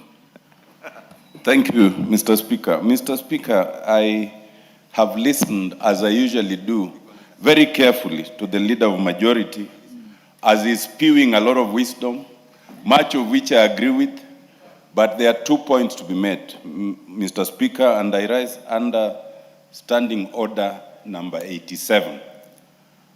But before I do that, if you allow me, is to tell the Honorable Leader of Majority that the point he makes is not even a point of recommending an amendment to the Constitution. I am on record as saying that a careful scrutiny of the Constitution leads to the conclusion that when the decision was made to devolve health in its generality, it was the mistake. Because the schedule, the kind of health facilities that are covered by the county is not health generally. It is only certain health facilities that previously were run under the local government department, and not everything generally. So I would actually agree with you that that mistake was made several years ago. And if it is sought to be corrected, I would not be the one standing on the path of correction. But having said that, Mr. Speaker, and I agree again with the leader of majority that the CDF, NGAF does a lot that is visible. And many counties do not do a lot that is visible. But however, for our own benefit, Mr. Speaker, I want to invite you to this without inviting you to rule immediately. That we carefully look at Standing Order 87. And Standing Order 87, in terms of the discussion of conduct of any head of government. And the first question would be, is a governor considered a head of government at the county? And if that is so, then we must refrain from use of certain adverse terminologies without a substantive motion. That is number one. Number two is in reference to the senators. Now, I have no idea who's running after who and for whatever purposes, and there are people who might know this better than me as I look at them, but all I want to say is that let us also again refrain from that, because it says for any person whose removal would be subject to a process in Parliament, then again you cannot discuss them without a substantive motion. So that goes to governors by way either of being head of government or by way of the fact that their impeachment is subject to us, and that goes to the senators. Just so that they do not also get an opportunity to discuss as carelessly as sometimes they do in Senate proceedings. I urge, Mr. Speaker, that when you retire, you will consider that without interrupting the leader of majority. Thank you. No doubt, point taken. The Honorable Dr. Otiende Molo, the Honorable Majority Leader will... Thank you, Honorable Speaker. Honorable Speaker, let me thank Dr. Omolo first for spring great wisdom on the question of the healthcare functions. And I pointed to Dr. Omolo because I know he was actively involved in the writing of this new constitution. And therefore, when you hear a senior counsel inform us that indeed the drafters of this constitution never intended healthcare to be devolved in the manner in which we devolved. And that is why Kenyans are crying, Honorable Speaker. But too, Honorable Speaker, as much as Dr. Omolo says, Tienda is saying he's not calling you to make a ruling on that, he knows he's being a lawyer now. Now that is a senior counsel speaking. And he knows I am not a lawyer, but I am also not very daft. And therefore, he knows that I was speaking generalities. I have not spoken about a particular governor. I have not spoken about a particular senator. And therefore, I cannot be discussing anybody in particular. And I am very much aware of the provisions of Standing Order 87. And that is why I carefully chose my words. Even as I spoke about senators who are chasing, the people of Kenya know which senators, so I don't need to, and they saw them. When I speak about governors who are distributing chicks, a packet of unga, a packet, half a kg of sugar, they know them. When I speak about governors who are branding milk, Kenyans out there know them. So we are not discussing a particular governor, we are discussing the bad conduct of governors and telling governors without apologies, you must be accountable to the people of Kenya. You must be accountable not just to this shareable revenue that is being distributed here through Kara, but also the money coming to you, whether it is through the additional county allocations, which we just did here, Honorable Speaker, You know, we have conditional allocations like the 8.6 billion that we allocated for universal health care workers to make them permanent and pensionable staff. We must inform the people of Kenya. Because if we do not tell the people of Kenya from this space that there is money that has been given to universal health care workers to convert them to permanent and pensionable, governors out there will go and start pointing fingers at the national government and at parliament. And that is why parliament stays vilified by everybody, because they imagine it is us who have not done our work. We must tell the people of Kenya that we have done our work. We have given money for universal health care workers, and Dr. Nyikal is here, he knows the 8.6 billion. We must tell the people of Kenya there is an additional 19.1 billion shillings for the primary health care fund, so that when a governor who is seeking to place cheap politics tells the people of Kenya, oh, SHA is not working here, at times they even slow down, I'm told, the activation of SHA in their hospitals so that people do not claim from SHA. Then later they enlist them and they go and claim the money. But they never inform the patient. We must call them out, Honorable Speaker. Honorable Speaker, because I see my time is much gone, let me say I support this county allocation of revenue bill. And when it becomes an act of parliament, I do expect that all governors in Kenya, without exception, will and must be accountable to the people of Kenya in relation not just to this money, but also the additional county allocations and the other monies that are going to our county governments, Honorable Speaker. My county, Kiambu, the people are crying. They have not seen a single road in the last 4 years or 3 years done by the county government. Why? Because the county governments are using the money for roads to buy chicks, to buy a packet of unga, half a kg of milk and what? Honorable Speaker, you know, Carol. Yeah, give the majority leader 2 minutes to conclude. Honorable Speaker, Honorable Karoli Omondi, on a light note, is asking me which chicks. Chicken. Day-old chicks. Not the other chicks Honorable Karoli Omondi is imagining. The people of Kiambu are given day-old chicks, 5-day-old chicks. But as they collect the day-old chicks, which I have nothing against, they must know that there is also more money allocated for rehabilitation and maintenance of their roads that is not being done. They must know that there is 19 billion shillings that is available for the primary healthcare fund, that when they walk into Lusegeti healthcare, which we are building as a national government, upgrading it to a level 4 hospital, that hospital, when you go there, being a level 4 hospital, or a level 3 hospital at Zambezi, or at Keno, or at Gikambura health centers, you should access healthcare services free of charge so long as you are SHA enlisted and those facilities, because I know, I made sure they were all enlisted.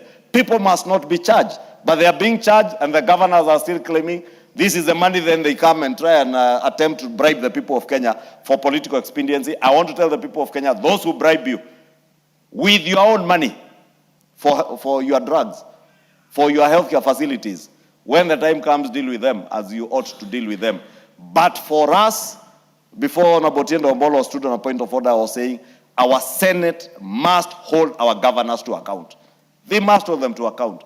And that is why the Senate and the Public Accounts Committee in the Senate must be beyond reproach, Honorable Speaker, so that they hold these governors to account for all these monies that is going to the counties. With that, Honorable Speaker, thank you and I support. Honorable Gitonga Murugara.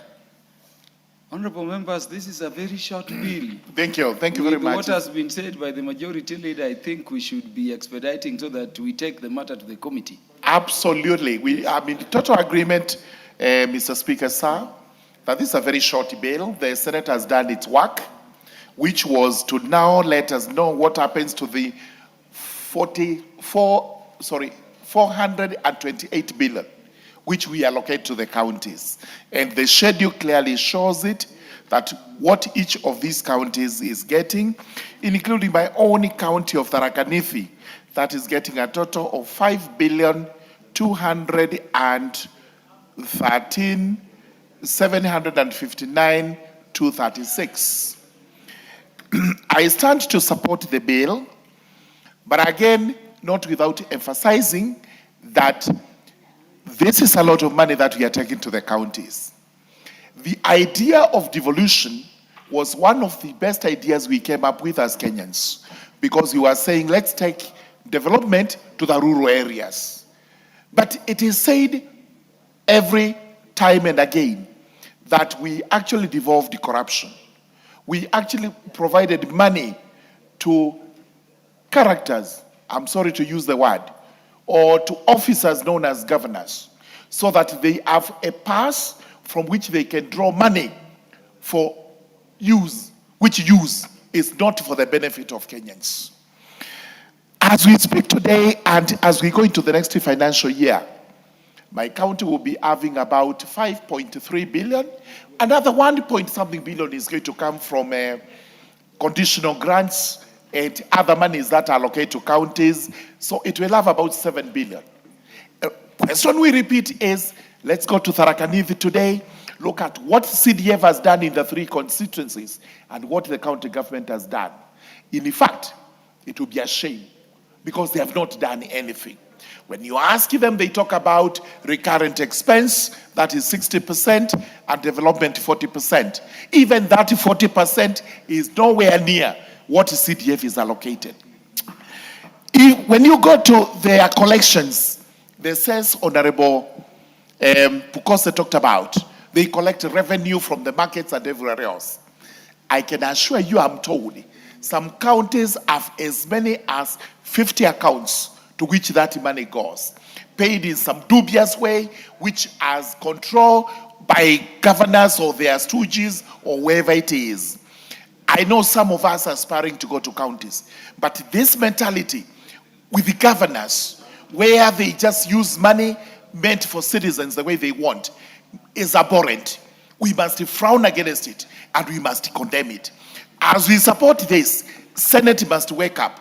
Senate must go to the counties and ensure this money is actually accounted for, it is oversighted, and that those governors that are wrong are brought to book. EACC, the agency I oversight, I keep on reminding them there is a lot of work to be done in the counties and they should not relax. They should actually bring these guys to book. We want to see more governors being brought to EACC so that they tell us what has happened to our money. So we do support this, but we require strict accountability to Kenyans, how these lots and lots of money are being spent for the benefit of Kenyans. Therefore, I do support. Yes, the Honorable Owen Baya. Thank you, and I want to appreciate the efforts that are going in to push this bill, and we support it, all of us, and because of that, I would like to stand on Standing Order 95. Yes, because we can say the other things we want to say in the subsequent bills, in the sovereign wealth, and the committee, because we're going to do committee in a few minutes. We can say the same things at the committee level. So, please, let's just do everything together at the committee level. Mwashako can do his contribution at committee, because we are going to committee immediately. Yes. And he's a member of the budget committee. So, yeah. Yeah, for the avoidance of doubt, there is the matter appearing under order number 11. Yes. The first matter on the committee of the whole house is indeed the county allocation of revenue bill. Yeah, so you know what the standing orders mandate. Honorable members, the Honorable Owen Baya standing in his place has asked that I remit it to the decision of the House that the mover be called upon to reply. Will as many as are of that opinion say aye? Aye. Will as many as are of the contrary opinion say nay? Nay. Obviously the ayes have it. Yeah, mover. Thank you. Honorable Speaker, I don't want to say much after members have been requested to wait and contribute at the committee of the whole house. Just to thank members who have made their contributions. Honorable Speaker, it is indeed very true that Kenyans do not see the value of the resources that are sent to counties. And this is a reality which all Kenyans must be aware. I want Kenyans to know that we are sending humongous resources to counties, 428 billion, and that if there's any county where services are not being rendered, like my county, I know nurses are on strike, doctors are on the street. I want to inform them that funds have been sent to their counties, and therefore they should be prepared to demand for services from their governors. Honorable Speaker, with those many remarks, I beg to reply.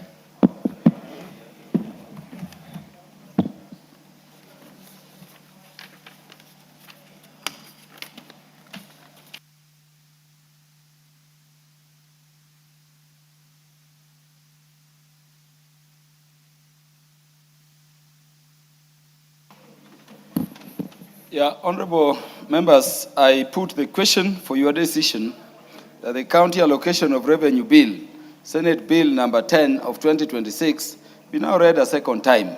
Will as many as are of that opinion say aye? Will as many as are of the contrary opinion say nay? The ayes have it. Next order. The County Allocation Revenue Bill 2026, appeal for an act of parliament to provide for the equitable allocation of revenue raised nationally among the county governments for the 2026-2027 financial year, the responsibilities of national and county governments pursuant to such allocations and for connected purposes. Thank you. Before you call the next order, let me give some directions in terms of how we proceed with the remaining business for the day. Honorable Owen Bayer. Order. Honorable members. Yeah, so we will be proceeding to order number 10. After order number 10, we will skip to the matter appearing under order number 12. So I'm reorganizing the order paper because of also the urgency of the matter you see appearing there. Then we will revert to order number 11. Now, in terms of order number 11, and taking into account the urgency of the matter appearing under Roman 1 in order number 11, and the fact that the matter appearing under order number 2 is partly done, I'm ordering the standing down of the matter appearing under order number 11, Roman 3, to the future, as and when the House Business Committee will schedule it. With that reorganization, would you please call the next order?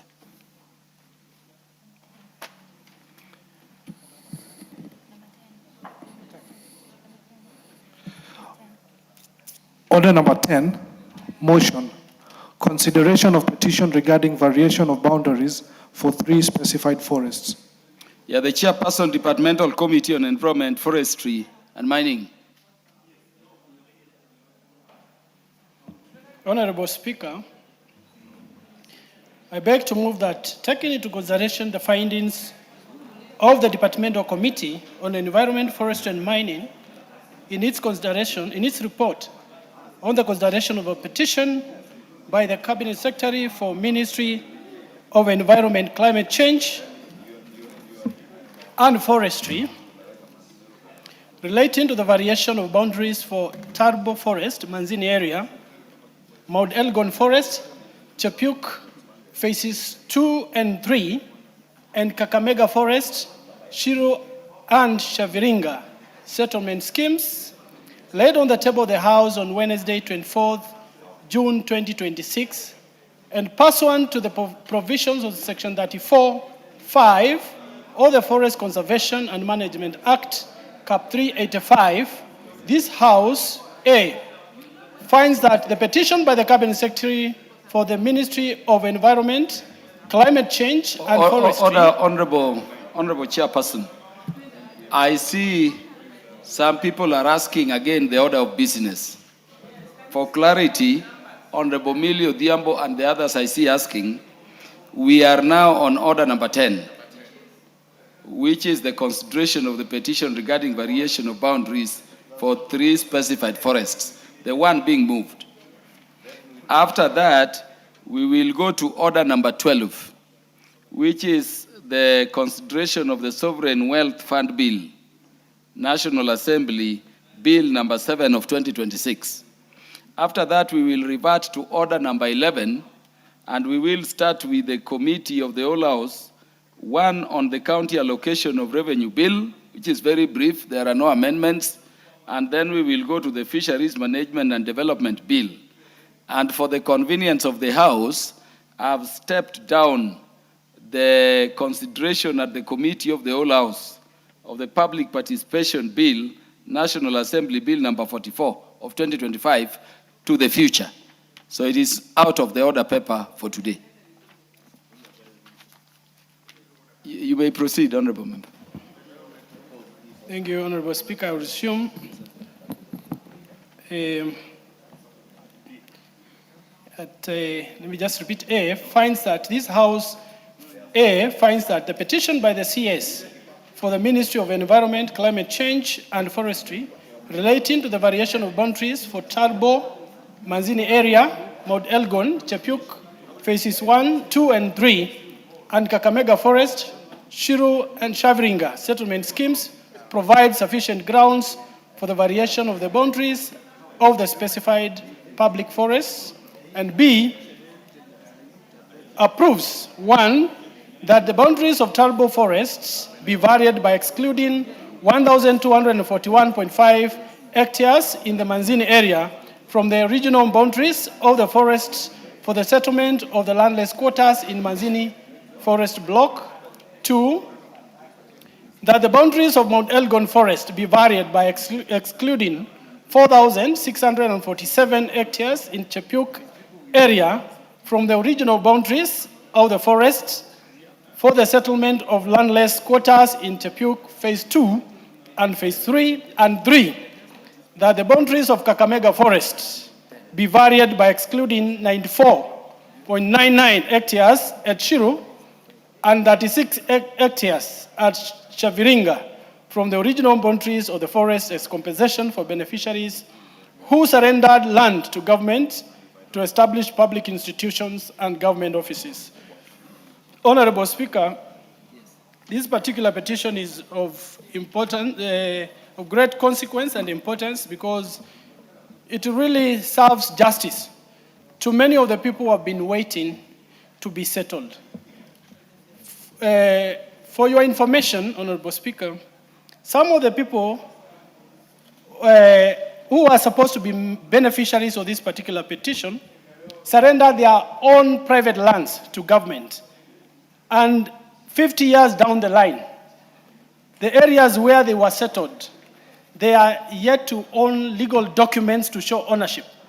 And this has become very, very difficult, Honorable Speaker, to these people because they can't transact, they can't get loans, they need land ownership documents. Honorable Speaker, this petition was submitted to this House by the CS for the Ministry of Environment, Climate Change and Forestry, pursuant to Article 37, 62, and 119 of the Constitution, and Section 34 of the Forest Conservation and Management Act, Cap 385. Honorable Speaker, the petition relates to 3 parcels, initially related to 4 parcels: South Nandi, Chepkumia area, which is about 989 hectares, Turbo Forest, Manzini area, which is 1241.5 hectares, Mount Elgon, Chepuk, phases 2 and 3, which is 47 hectares, and Kakamega Forest, Shiro and Shavringa, measuring 94.99 and 36 hectares respectively. However, Honorable Speaker, the matter concerning South Nandi Forest, Chepkumia area, measuring the 989.17 hectares, was already under consideration by the Committee on Petitions and therefore was not considered by the Departmental Committee on Environment, Forestry and Mining. Honorable Speaker, the committee considered the petition with the framework of the Constitution of Kenya and the Forest Conservation Management Act Article 69 of the Constitution requires the state to protect the environment, maintain minimum tree cover of at least 10% of Kenya's land area, promote public participation, and ensure sustainable utilization of natural resources. Honorable Speaker, additionally, Section 34 of the Forest Conservation Act provides for the procedure for variation of boundaries of public forests and the steps that must be undertaken in the consideration of such petition. And these are the areas or the underlying procedures that the committee considered. A is that the petition should demonstrate that the variation of boundaries of the public forest does not endanger any rare, threatened, or endangered species, and I want to confirm to this Honorable House that this particular petition does not endanger any rare, threatened, or endangered species. 2, does not adversely affect its value as water catchment area or prejudice biodiversity conservation, cultural site protection of the forest or its use for educational, recreational, health, or research purposes. And I want also to confirm to this House that in our consideration, we found that this particular petition does not adversely affect its value as a water catchment area. B, the petition should only be forwarded to the National Assembly by the recommendation of KFS. And I want to confirm to this House that we attached in the report the recommendation of the Kenya Forest Service. C, upon committal of the petition to the committee, the Cabinet Secretary responsible for matters relating to forestry is required within 30 days to submit a recommendation on whether the petition should be approved, subject to an independent environmental impact assessment and public consultation being undertaken in accordance to the second schedule of the Act. And I want to confirm to this House that this was done, and in our report, we also attached the independent environmental impact assessment and approval to proceed by the Cabinet Secretary.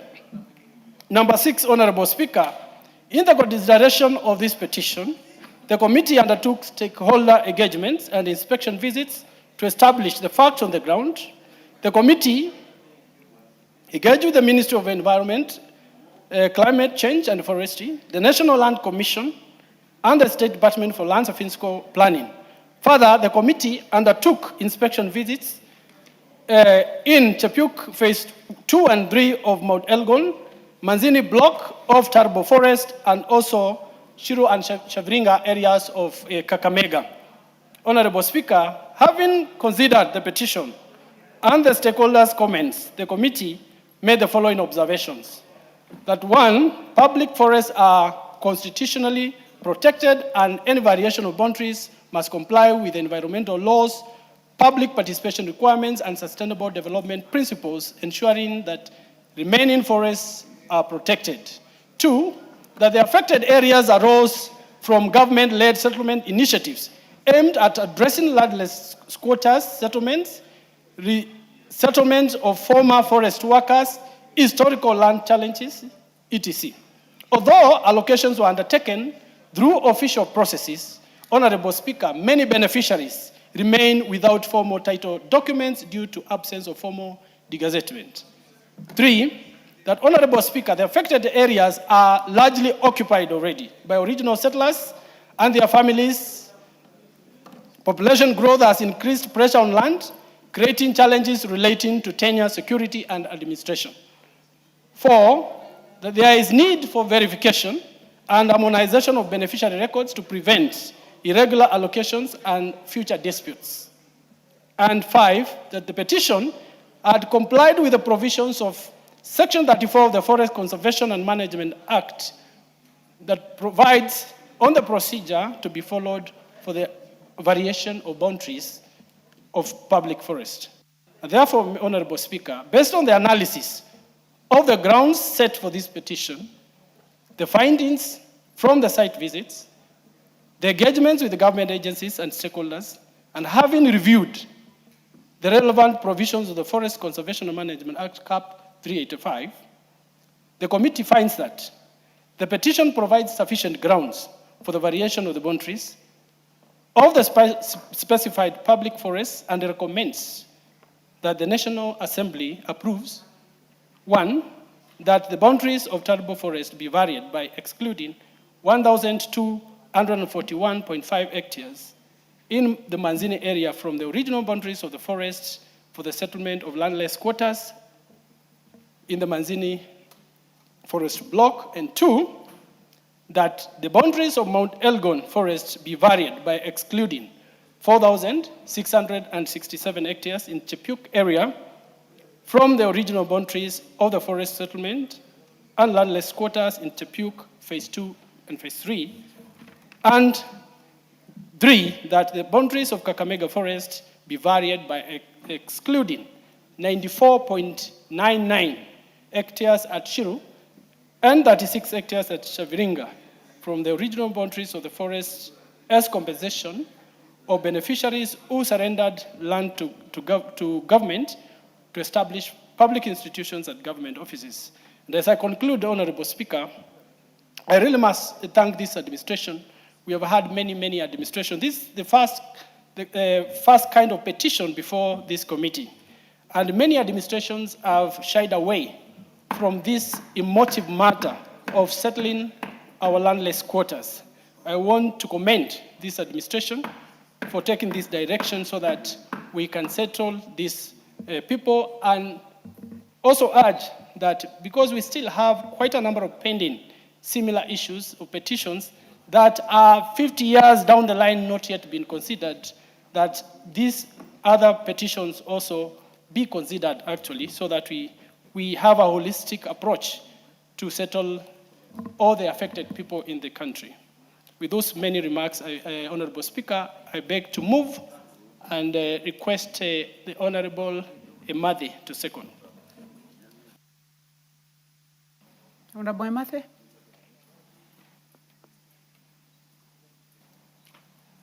Honorable Speaker, I rise to second this motion on the consideration of petition regarding variation of boundaries for 3 specified forests. And as I do so, Honorable Speaker, allow me to add a voice on the same, and want to thank my chairman for the committee for ensuring that this is expedited. Honorable Speaker, this is a matter of restoring dignity among our people. It is a matter of ensuring that we reduce homelessness and the squatter system of settlement in Kenya. Honorable Speaker, we are doing an historic motion that has never been tried in the country, and this is the first time that this motion is coming up, and we want to thank KFS, Kenya Forestry Service, for ensuring that this matter is brought to the attention of our committee.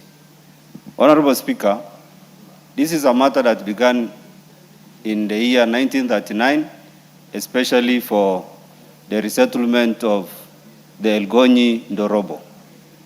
And then there's a matter that happened in the 1960s that was to resettle workers of the East Africa Tanning and Extraction Company, and another company called West Kings. So the workers needed to be resettled in the Turbo or Manzini forest.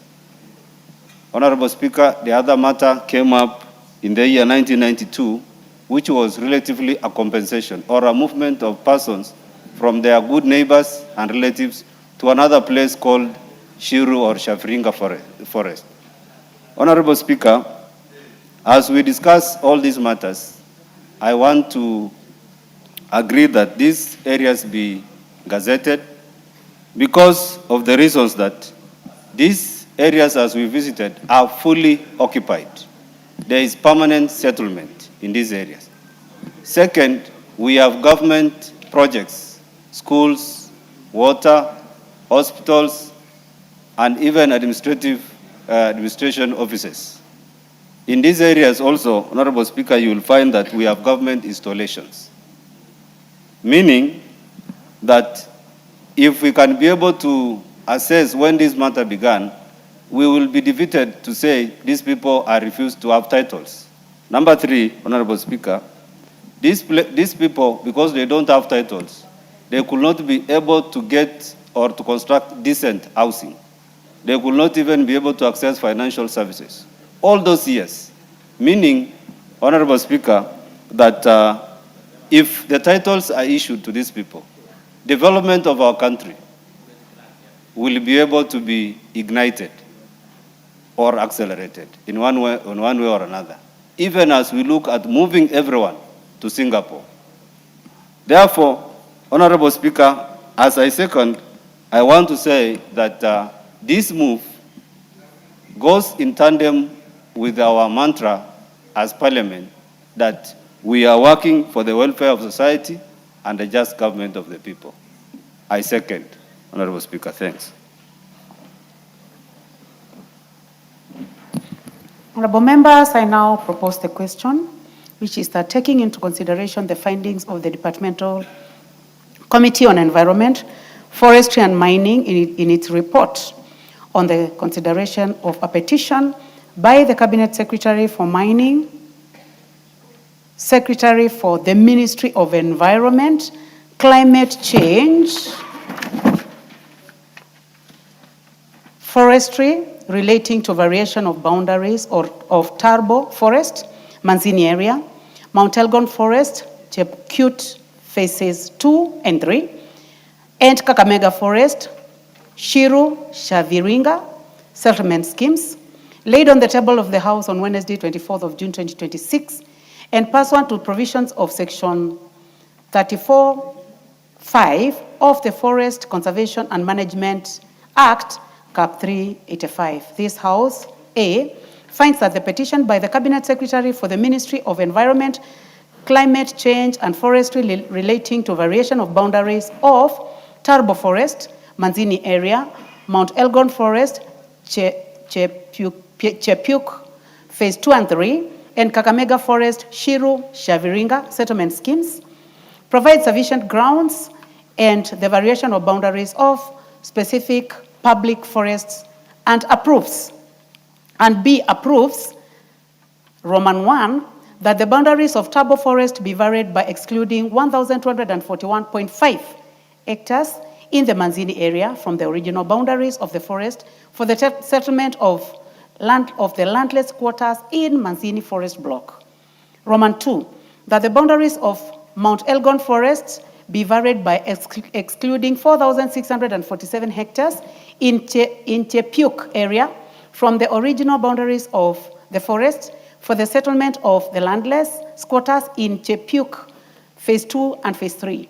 And Roman 3, that the boundaries of Kakamega Forest be varied by excluding 94.99 hectares at Shiru and 36 hectares at Shaviringa from the original boundaries of the forest as compensation of beneficiaries who surrendered land to the government to establish public institutions and government offices.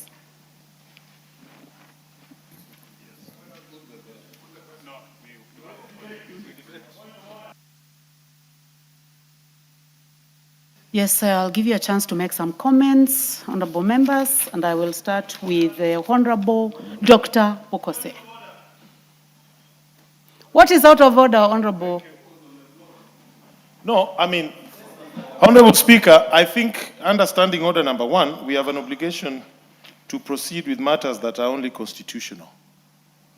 So I rise under that particular standing order, and I draw the attention of the House to first, the Constitution, in particular, Article 119 of the Constitution of Kenya, which provides that every person has a right to petition Parliament to consider any matter within its authority, including to enact, amend, or repeal any legislation. As read, together with Article 260 of the Constitution, where the term person is defined to include a company, association, or other body of persons, whether incorporated or unincorporated, as read together with our own standing orders 219, which clearly states that for purposes of this part, a petition means a written prayer to the House under Article 37 or 119 of the Constitution by a member of the public.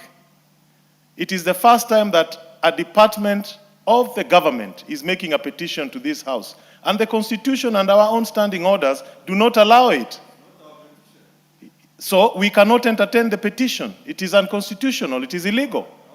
So that is the first issue that we must get round, whether a government department can legitimately, under our standing orders and the Constitution of Kenya, present a petition to this House. My answer to that is affirmatively no. It is not allowed. So we cannot even consider it under our own standing orders. And Madam Speaker, I request that a ruling be made, a substantive ruling be made on that matter. Thank you.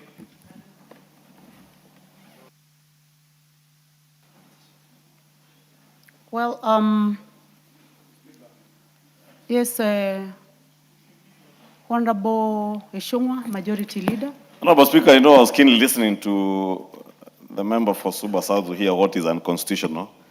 There is nothing I've heard that he said is that he has said that is unconstitutional, because this petition is properly before the House, Honorable Speaker. Order, order, Honorable Karoli. You raised your point of order. I allowed you to speak, and I have the ability to give any other person in this House to also air their opinion. So, Majority Leader, proceed. Thank you, Honorable Speaker. You know, I don't know who told the members for Suba South that he has a monopoly of knowledge in this House, that when he speaks, we should all align and say, yes, sir. That can only happen in your House, not this House. Honorable Speaker, this House considers petitions, and this is not the first time we are considering such a petition. That petition came from members of the public who petitioned the relevant line ministry. The ministry considered, and because they did not have the authority that constitutionally is given to this House, the petition was relayed to the House and came to the office of the Speaker, who, if he knew it was unconstitutional, would never have found itself here to even be considered by the committee. Therefore, unless the Honorable Karoli Omondi is questioning your decision as a Speaker or the substantive Speaker, you know, Honorable Speaker, you need to protect me from this heckling from Karoli Omondi. And I don't know what has happened to him of late. He sits in his place and only heckles. Maybe it's a company he keeps nowadays, I don't know. But, you know, as you age, we expect to age gracefully with a bit of wisdom and allow youngsters to be the ones to be shouting. Honorable Karoli Omondi is much older, so I'll just ask him to relax. Just relax. Stop heckling. You have had your say. We have heard you. We are now debating and answering, contributing to what you have asked the Speaker to consider. And the Speaker cannot just consider what Karoli Omondi has said, unless you want to tell us and tell the country you have a monopoly of knowledge that what you say must be. You know, the people of Suba South, they should know Honorable Karoli Omondi is a lawyer. But he has no monopoly of knowledge. This is a house of debate. You must allow debate. We were all quiet and listening to you. So also just have the temerity to listen to us. Because the people who brought this petition, Honorable Speaker, tell Honorable Mboni not to invite what he's inviting, because he knows things I can't say. I didn't hear anything that has been said. I didn't hear him shout. So. You know, Honorable Mboni is a very good member of the Finance and National Planning Committee, and a very, very disciplined member of Parliament. I like him because he's very diligent in his work as a member of the Finance and National Planning Committee.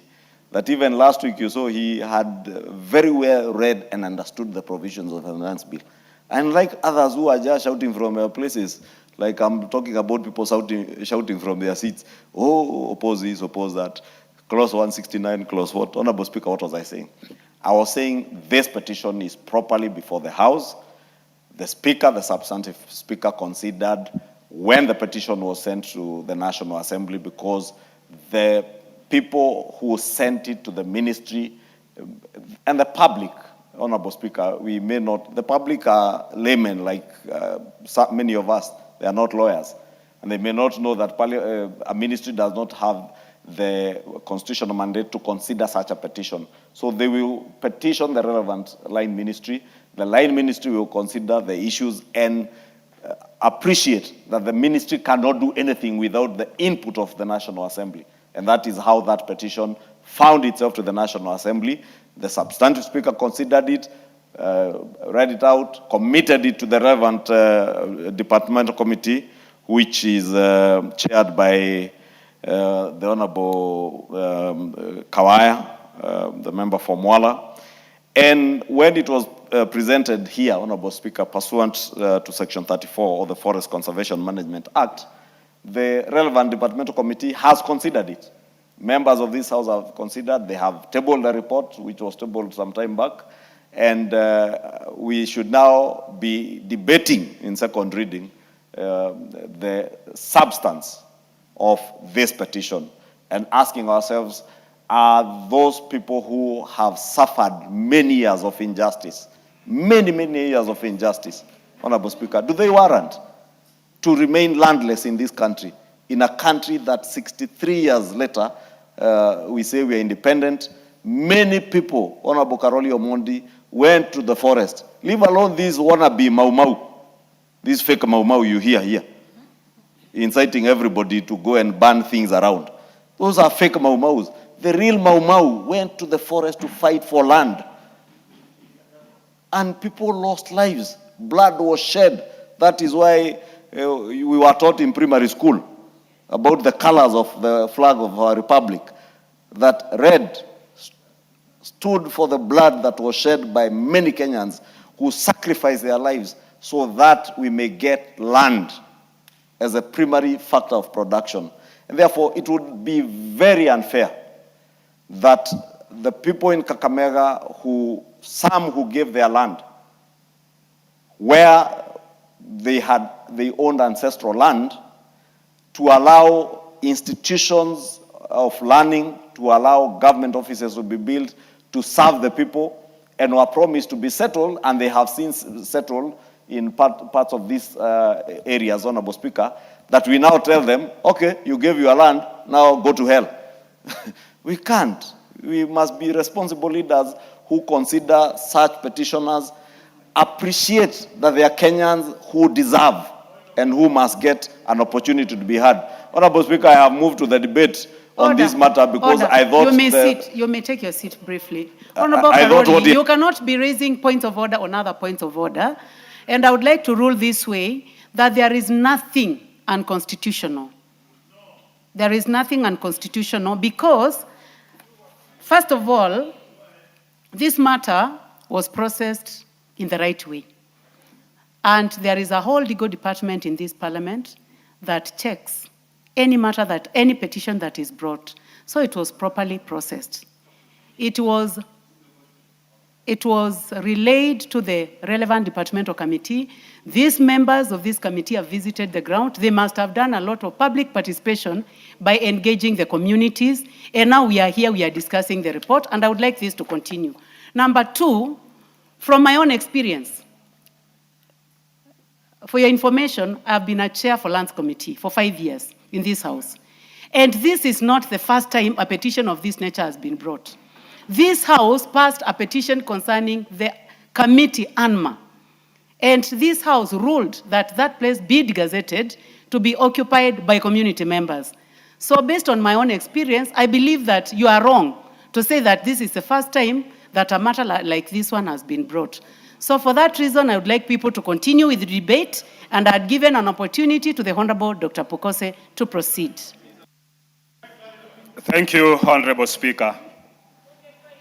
Honorable Karoli, once the Speaker has ruled, please allow the debate to proceed. And Honorable Speaker, I really want to thank you for that ruling, because this petition is actually filed by the community. I happen to come from that side of the world. I come from that side of the world, and Jebuk phase 2 and 3 in Kapondis constituency is in Mount Elgon constituency. And this has been a long way. When you go to Jebuk, you will find that it's already occupied. It's not that it's a forest. People already settled there. And you remember, this is not the first time this petition is coming, Honorable Speaker. It came in the last parliament. And among them, we had even issues of Exorons on farm, which is Makunga in Saboti. We have Kitalale phase 1, phase 2, phase 3. We have Smith Farm. We have even Mochongoi in Baringo that also brought in petitions of these similar issues. These are lands that are already occupied. And Honorable Speaker, when you look at some of these areas, people were displaced either on historical injustice or even just as forest evictees. Or some of them were even displaced during the post-election clashes. And these people, Honorable Speaker, many of them have lived in those areas with a lot of threats from the forest rangers. When you go to Exoronson Farm now, as we speak today, those people have no peace. Because every year, and it's not a forest, this is land that has an IR number, it has an LR number. It was a white man's land. And the community members came together to purchase that land. And the Ministry of Lands had a transaction with them, and they were allocated that land. But unfortunately, 2013 January, when we were transitioning, you find that the cabinet secretary by then, called Noah Kesa, illegally gazetted some of those lands to unjustifiably have those people, the communities who are living there, to be evicted. And these people have continued to suffer up to today, Honorable Speaker. So when such a petition comes, it's not just out of a petition that is out of the blues. It's out of the suffering of those people and out of the frustrations they have undergone, whereby their houses are destroyed, their families are even, some of them end up being killed. And this, Honorable Speaker, I want to thank the Committee on Environment led by Engineer Vincent Mushoka, aka Kawaya, for having carried out the public participation within those areas. And Honorable Speaker, we are aware that this is a petition that was forwarded by the Cabinet Secretary. And the Cabinet Secretary did not have to sit on that petition. She did diligently and ensured that the petition reached the Speaker, it reached this House, and the House has processed it procedurally. And therefore, any attempt to derail it means it's an attempt. I think, unfortunately, my colleague, I think, is in the Linda Mama, ama Linda whatever, that when you are lindering Mwananchi, then these are Mwananchi who are suffering, and they deserve to be lindered equally, like any other person. So, I would want... Dr. Pukosa, what is lindered? No, Honorable Karoli is a member of the Linda, I think Linda Mama or Linda something. So, I think it's not listening. Yeah? Yeah, they normally call themselves that, which is a very unfortunate that you have selective Linda of, Madam Chair is, I think is a Swahili word for protecting. So, when we say we are protecting the people, then we must protect these people to ensure that their rights are not violated. Their rights are protected. They have access to land, which is a very emotive issue in this country, and which is central to livelihood within this country, is also protected. And I'm happy that the Committee on Environment went to Jebiuk, has made sure that those people they listened to them, they saw what is happening there, there are schools, there are houses, there are permanent residents within those places.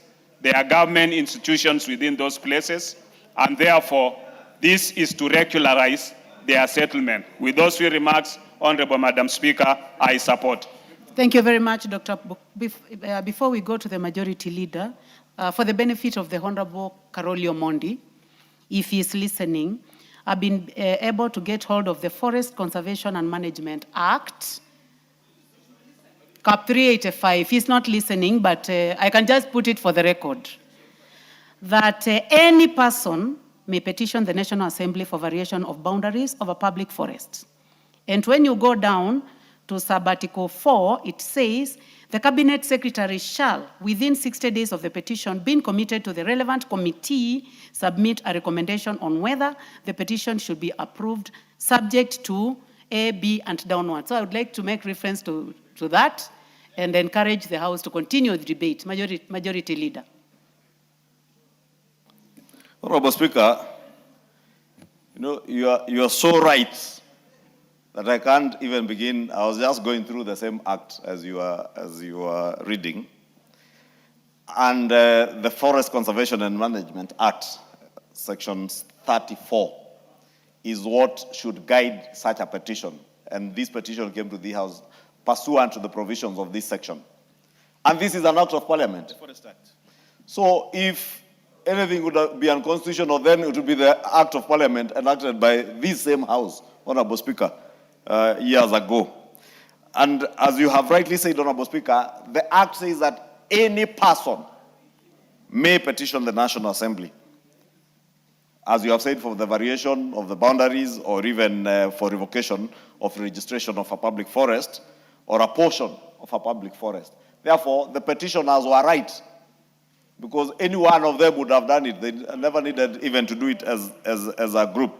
Honorable Speaker, 2 is what you have pointed out in subsection 4, and even before subsection 4, he says that the petition under subsection 2A says that such a petition under subsection 1 shall only be forwarded to the National Assembly on the recommendation of the service, and that is the Kenya Forest Service, Honorable Speaker, which falls under the Ministry of Forest and Environmental Conservation, Honorable Speaker.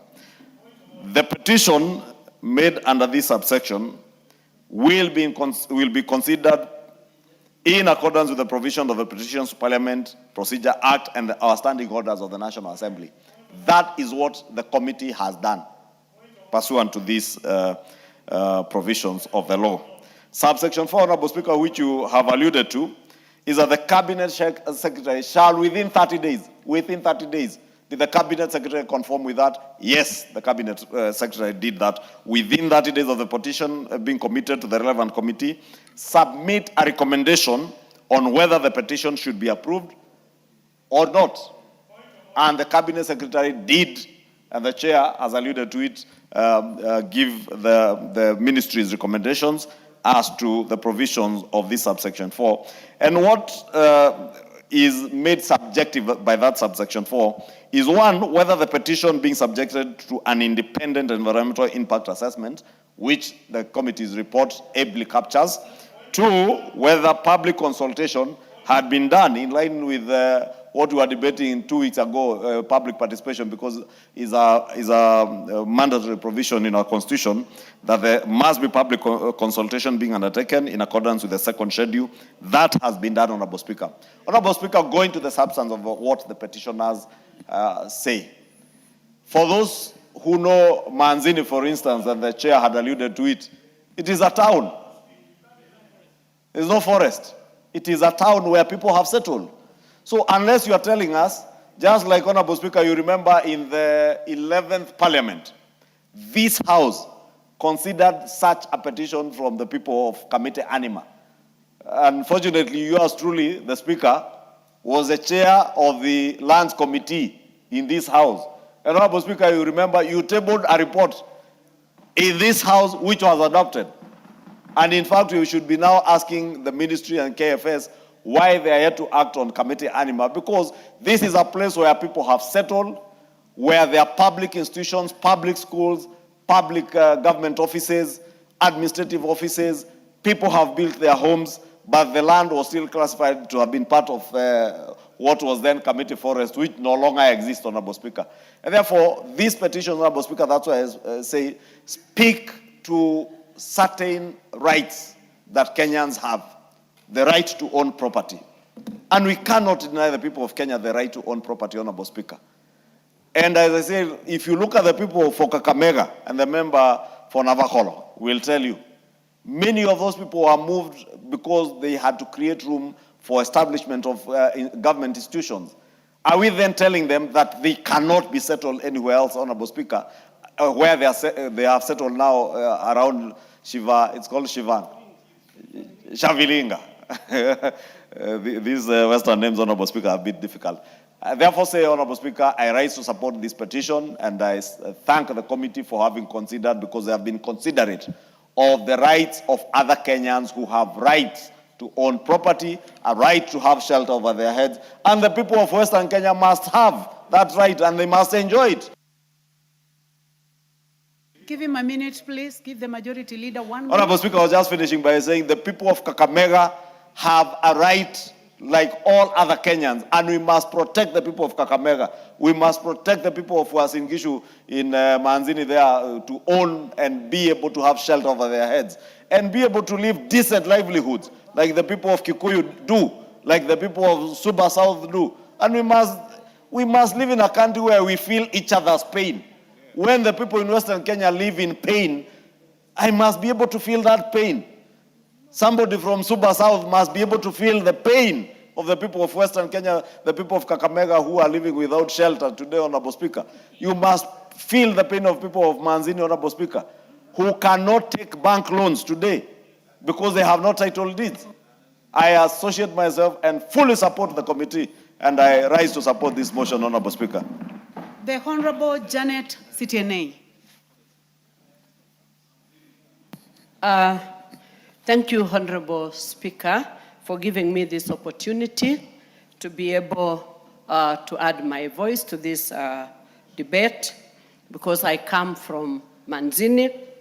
I want to thank the committee for banning the midnight oil and being able to even visit the area to confirm that the residents have been living there or residing there since the early 90s. They have been there for over 30 years. And therefore, I wish to also thank the Cabinet Secretary for being able to take it for approval for regularization to settle Manzini, Manzini, Chebiuk, and others. We also have other petitions like Chepkumya that will come in later. I know there are quite a number of petitions under this. Manzini area covers an area of 1241.5 hectares and was surveyed and designated an LR number 11945 for settlement, planning, and regularization. It was established in the early 90s to settle squatters and people who were landless. At the moment as we speak, it actually holds about over 30,000 people that are residing in that area. They have been there. We have over 16. It hosts over 15 institutions, that is schools, secondary schools, and primary schools. Manzini settlement also hosts a number of churches, over 30 churches. There is also a sub-county office that is established in Manzini area. Therefore, Honorable Speaker, I really want to thank the committee for being able to ban the midnight oil, to be able to cite these areas for regularization. Honorable Speaker, the people of Manzini have actually faced socioeconomic challenges for a very long time, for over 30 years, because of absence of this regularization, because they had no collaterals and they were not able to even engage in any social or economic activities or even indulge in developing that particular area. So this is going to give them an opportunity now to settle and be able to engage in economic activities, because they are going to acquire a collateral to be able to engage in those economic activities. Honorable Speaker, these people have suffered for a long time.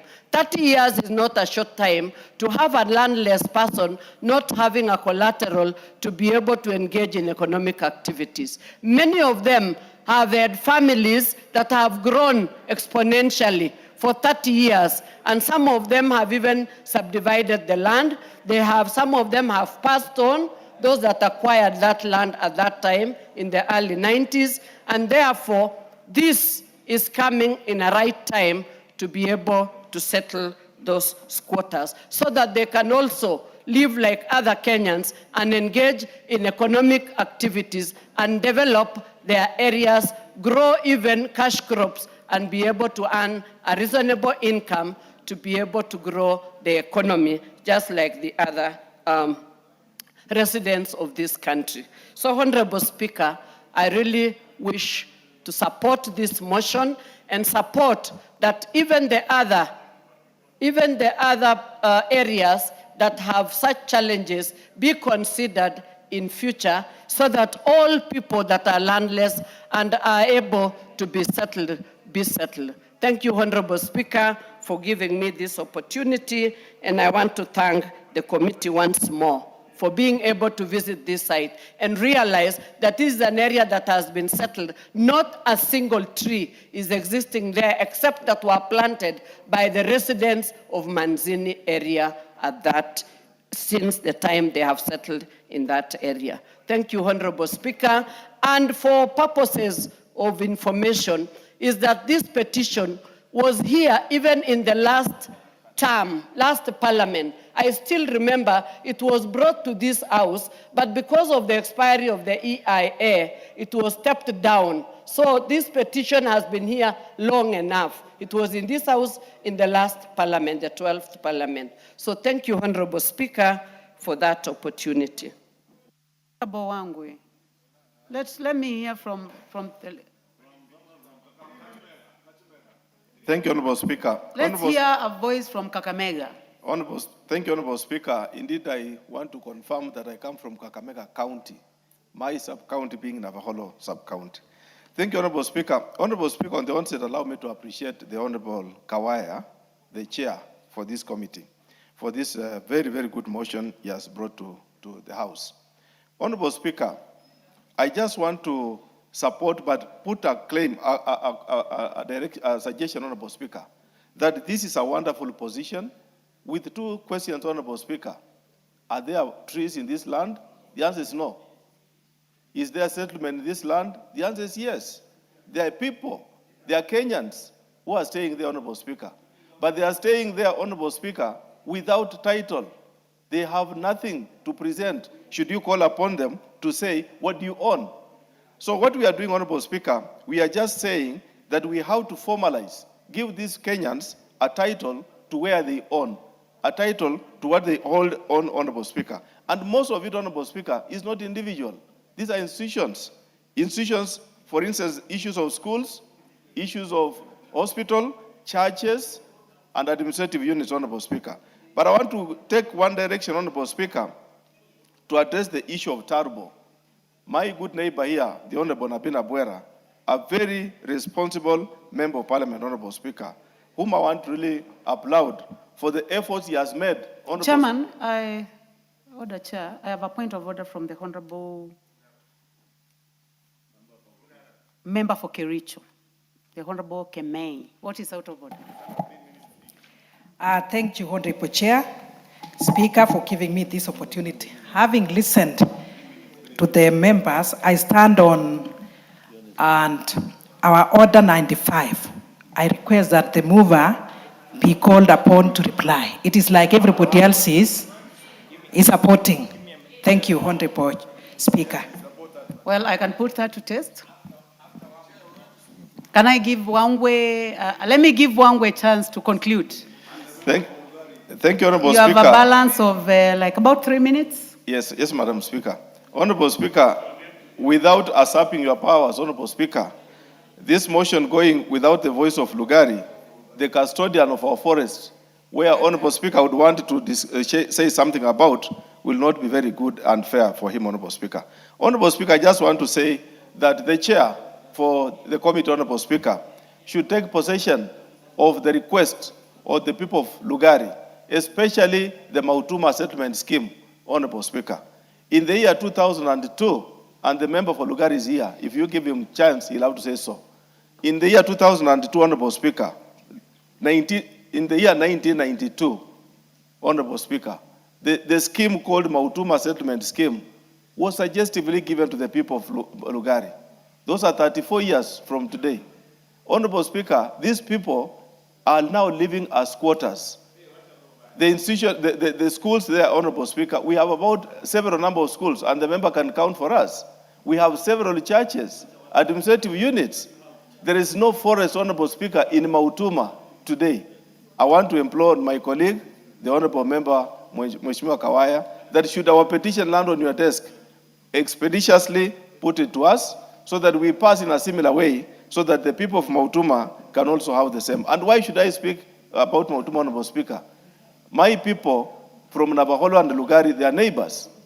Some have also to suffer the same fate, Honorable Speaker. So when I join my colleague, the Honorable Nabi, we will be pushing for our people in the common interest. And Honorable Speaker, just reiterate on the earlier debate that a member wanted to raise in terms of curbing the House to debate such an issue, Honorable Speaker.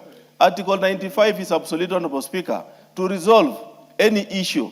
Nothing stops this House from resolving any issue, even an obstacle that states otherwise. We have all the rights to resolve, discuss. Therefore, Honorable Speaker, I want to implore and say we are right, the petition is rightfully before us, and we move on to support this report by the great member of, the great chair of this committee. Thank you, Honorable Speaker, I support. Thank you, Member for Navakolo. Honorable members, I will give a chance to the Honorable Nabwera Nabi. After that, I'll put to test what has been said by the Honorable Kemei. Thank you, Chair.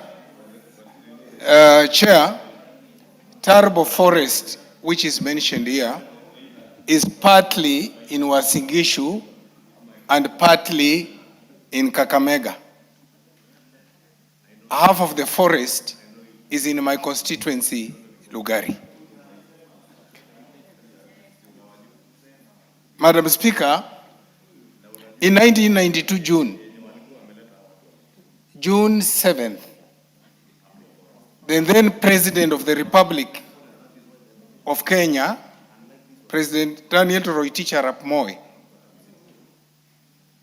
using the powers given to him by the Constitution by that time, having been a trustee of all the land, gave land to people of Manzini and gave land to people of Mautuma in Lugari constituency the same day.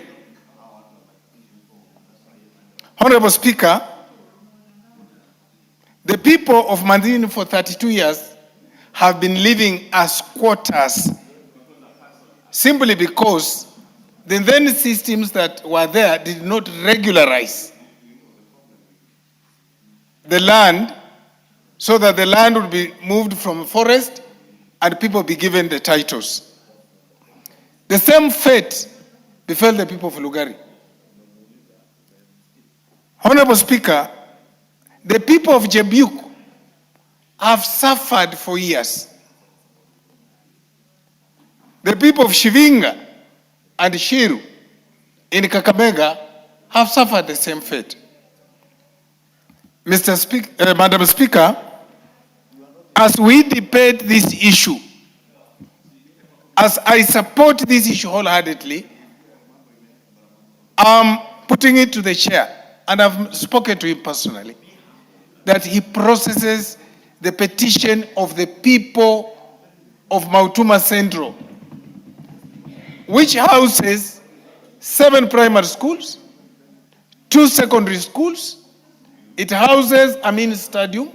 It houses our KMTC. It houses 2 markets and a township. 27 churches that he considers the same.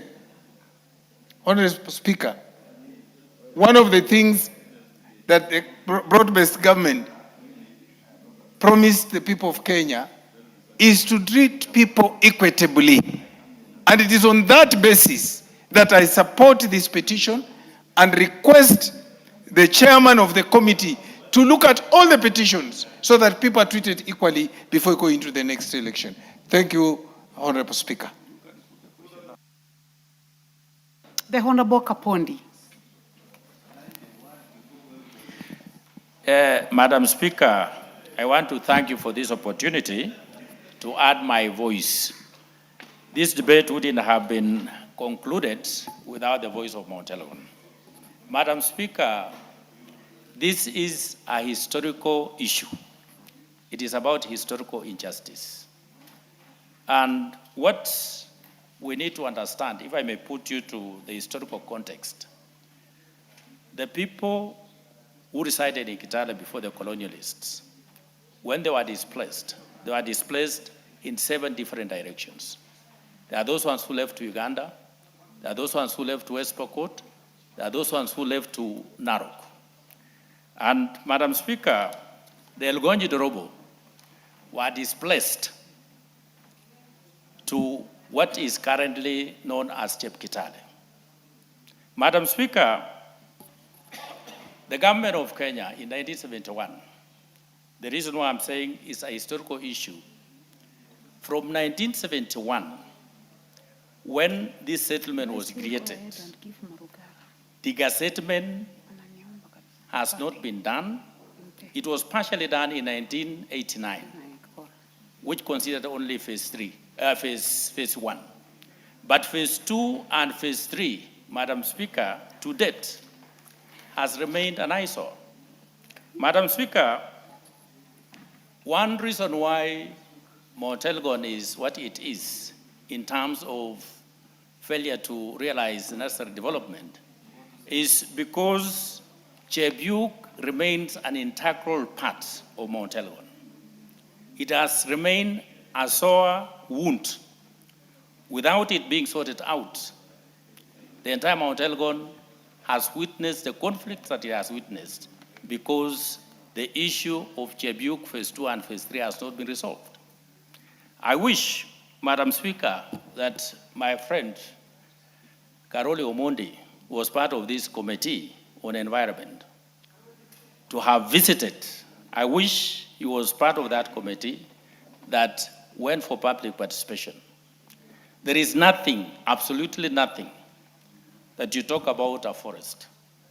It's a place that is completely settled, infrastructure is fully there, and Madam Speaker, for lack of this degazettement, these people have been living like bats. So, Madam Speaker, I want to thank this government that after successive governments tried and failed to make the necessary move so that these people get the rightful share. Madam Speaker, it is only this government that has moved forward courageously. And I want to applaud our president for taking the lead. I want to applaud this committee and the colleagues in this house that let us give the people of Chebiuk, the people of Manzini, and we give the people of Shaviringa the justice they deserve by giving them title deeds so that they can also live like other Kenyans. Otherwise, my friend Karoli, nobody doubts your intellect as one of the finest lawyers in this country, but also have a human heart and have time at least to go through reports. I remember during the finance bill, one of our colleagues talked about what is a non-existent clause. So in this report, it is clear, Madam Speaker, that there were 100 petitions that came to this house, which the ministry took over and consolidated. And that is why we have this motion before the House in the right way. So, Madam Speaker, I wish to conclude by saying that there are other areas, like in Mautuma. Talk of other areas like Kaptega, like Kiboro, where Kenyans are still suffering. They have not gotten their rights. So, Madam Speaker, as we conclude this matter, for people of Chebiuk, Manzini, and Shaviringa to get what is rightful theirs, let us also consider those ones that the petition is yet to come to this House so that we can expeditiously sort out. Thank you. The Honorable Member for the Raka. You're the last one on this. Thank you very much, Madam Speaker. Madam Speaker, before you put the question, I would wish to first and foremost support this motion. I think it's timely because it is doing justice to people who have suffered injustice for quite some time. And number two, it's good we have some legal discussion with Honorable Karoli Omondi, because he seemed to challenge the constitutionality of the motion on the basis that he read a constitutional provision. That provision deals with the constitutional petitions. What we are dealing with here is a petition under the Forest Management and Conservation Act. And it's not the only one that has provision for petitions. Under the Environmental Management and Coordination Act, there are various provisions for petitions to be taken to the High Court, to be brought to Parliament, and to be taken to the Ministry. Number three, even under the Marriage Act and the marriage laws, we have a provision for petitions. And those are totally different from public petitions under the Constitution. And finally, remember, a petition brought by a cabinet secretary is also a public petition because it is brought on behalf of the people, just the way we have public funds, public lands, and whatever else we have to have. So your ruling is correct, and we will be going with Karoli Omondi once in a while later to discuss how these petitions are constitutional and how they are supposed to be brought. I do support. Thank you, Member for Tharaka. Honorable members, the member for Kericho County rose on a point of order and stated Standing Order 95, that the mover be called upon to reply, and I would like to put this to test on whether the mover be called upon to reply. Will as many as of that opinion say aye? Aye. Will as many as of a contrary opinion say nay? The ayes have it. Mover.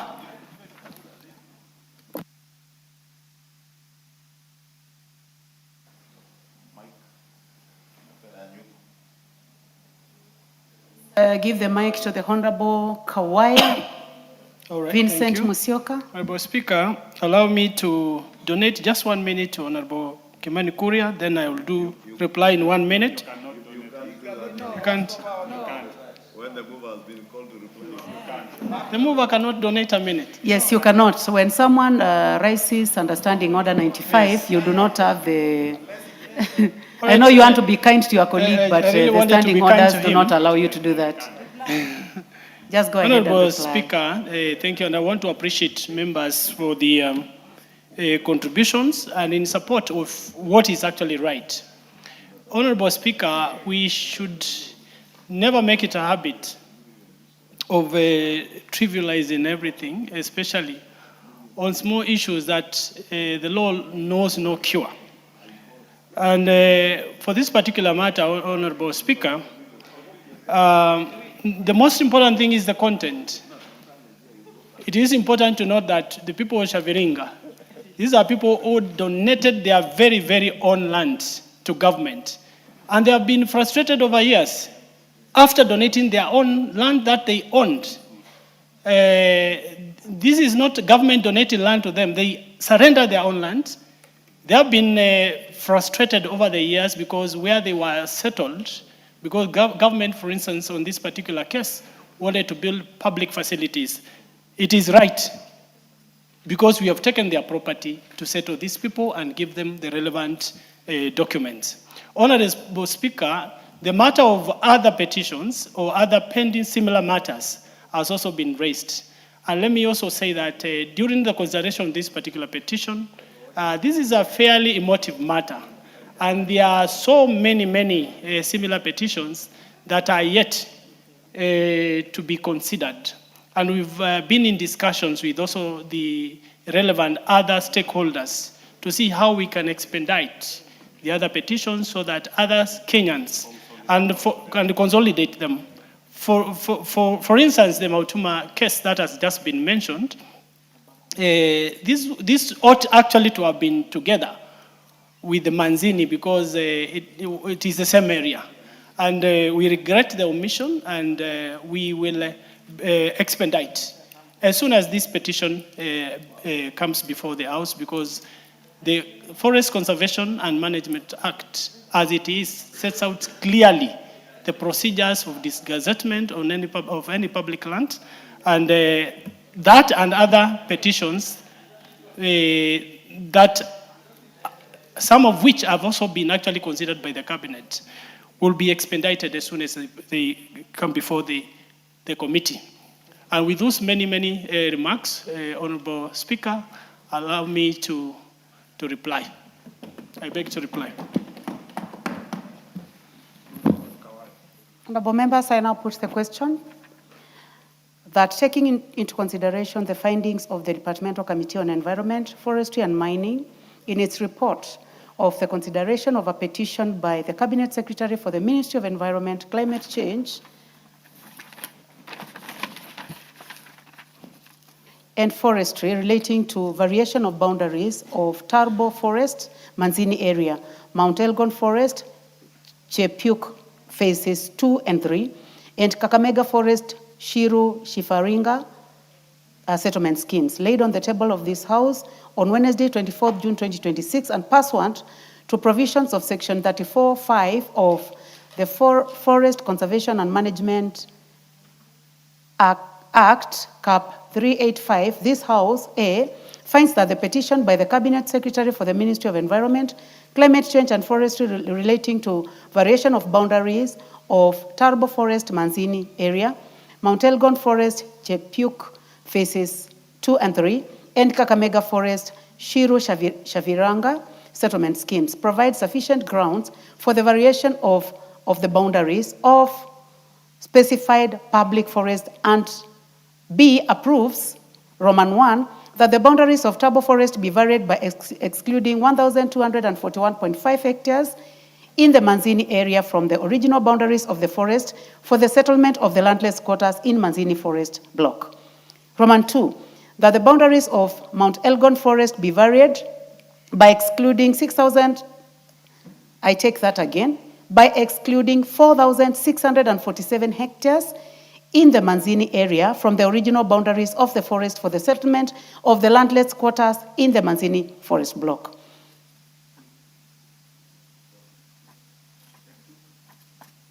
I take 2 again. Honorable members, because of the numbers and for the accuracy of this petition, I would like to repeat 2. That the boundaries of Mount Elgon Forest be varied by excluding 4,647 hectares in Chepuk area from the original boundaries of the forest for the settlement of the landless quarters in Chepuk phase 2 and phase 3, and Roman 3, that the boundaries of Kakamega Forest be varied by excluding 94.99 hectares at Shiru and 36 hectares at Shivaranga from the original boundaries of the forest as compensation of beneficiaries who surrendered land to the government to establish public institutions and government offices. Will as many as of that opinion say aye? Aye. Will as many as of a contrary opinion say nay? The ayes have it. Next order. Order number 12, the Sovereign Wealth Fund, National Assembly Bill number 7 of 2026. Second reading.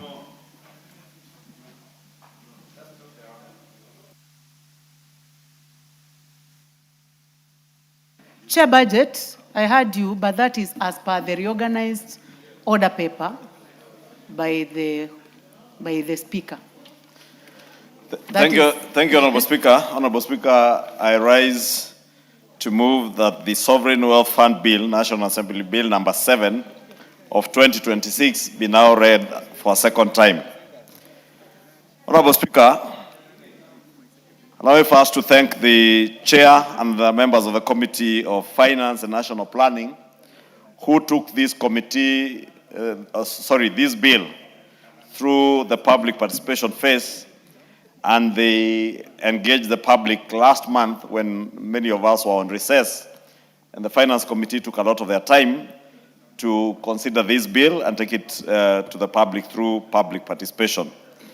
Honorable Speaker, the Finance and National Planning Committee, having conducted this very extensive public participation, received memoranda from at least 12 key institutional stakeholders and held physical hearings across the many counties that they visited as they also considered the finance bill.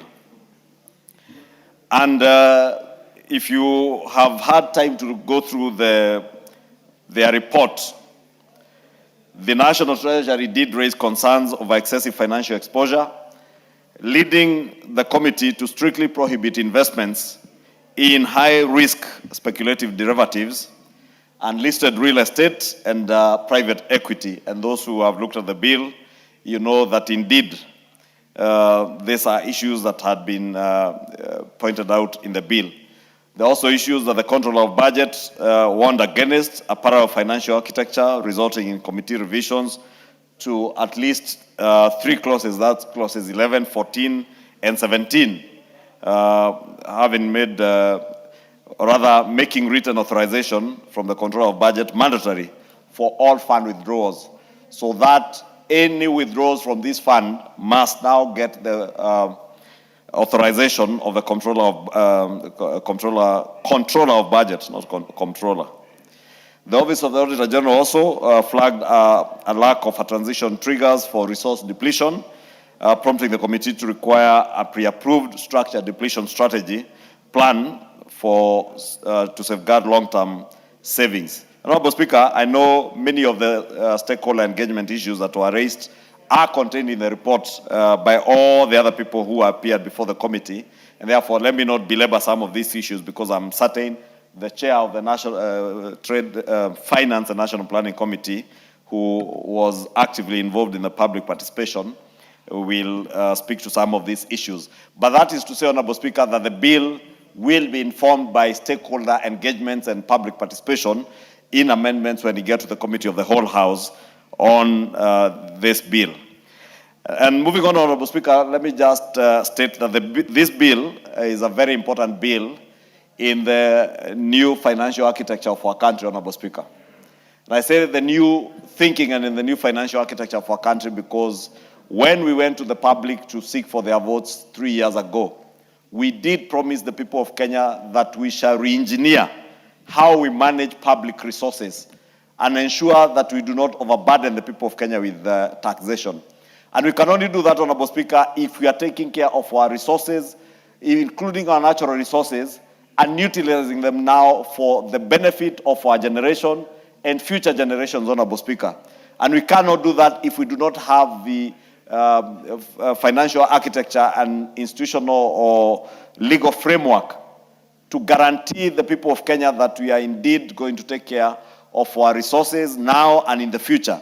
And the resources that we have today, Honorable Speaker, will not be used or utilized and depleted within 1 or 2 generations. That even our children's children and their grandchildren will come to benefit from resources that belong to our country, Honorable Speaker.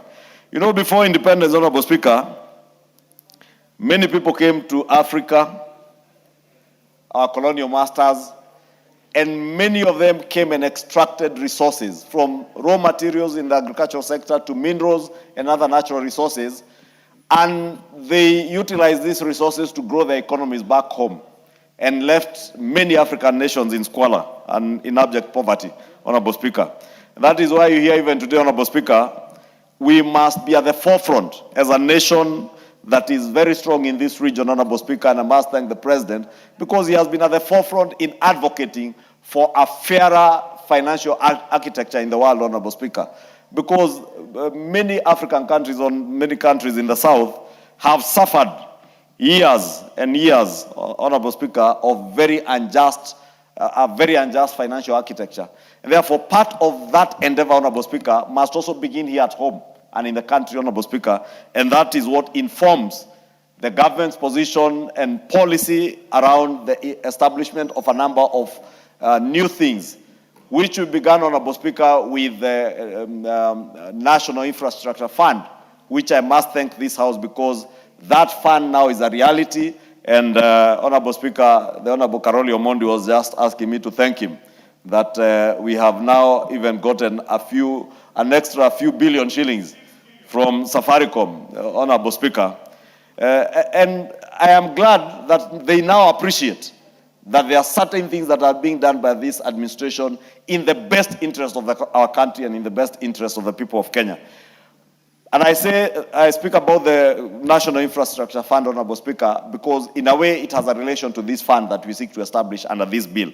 Because this bill seeks to establish the Kenya Sovereign Wealth Fund as a structured financial instrument that will be designed to safeguard our long-term economic stability and also ensure the benefits of our natural resources are preserved for the present generation, ourselves, and future generations, our children and their children, Honorable Speaker.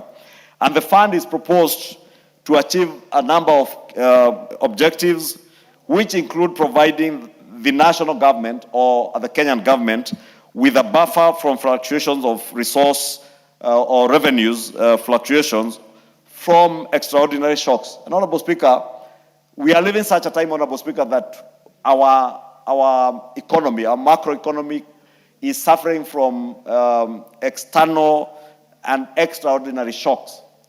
The war in the Middle East is such an extraordinary occurrence that we have no control over, but in a way, it affects our macroeconomic stability.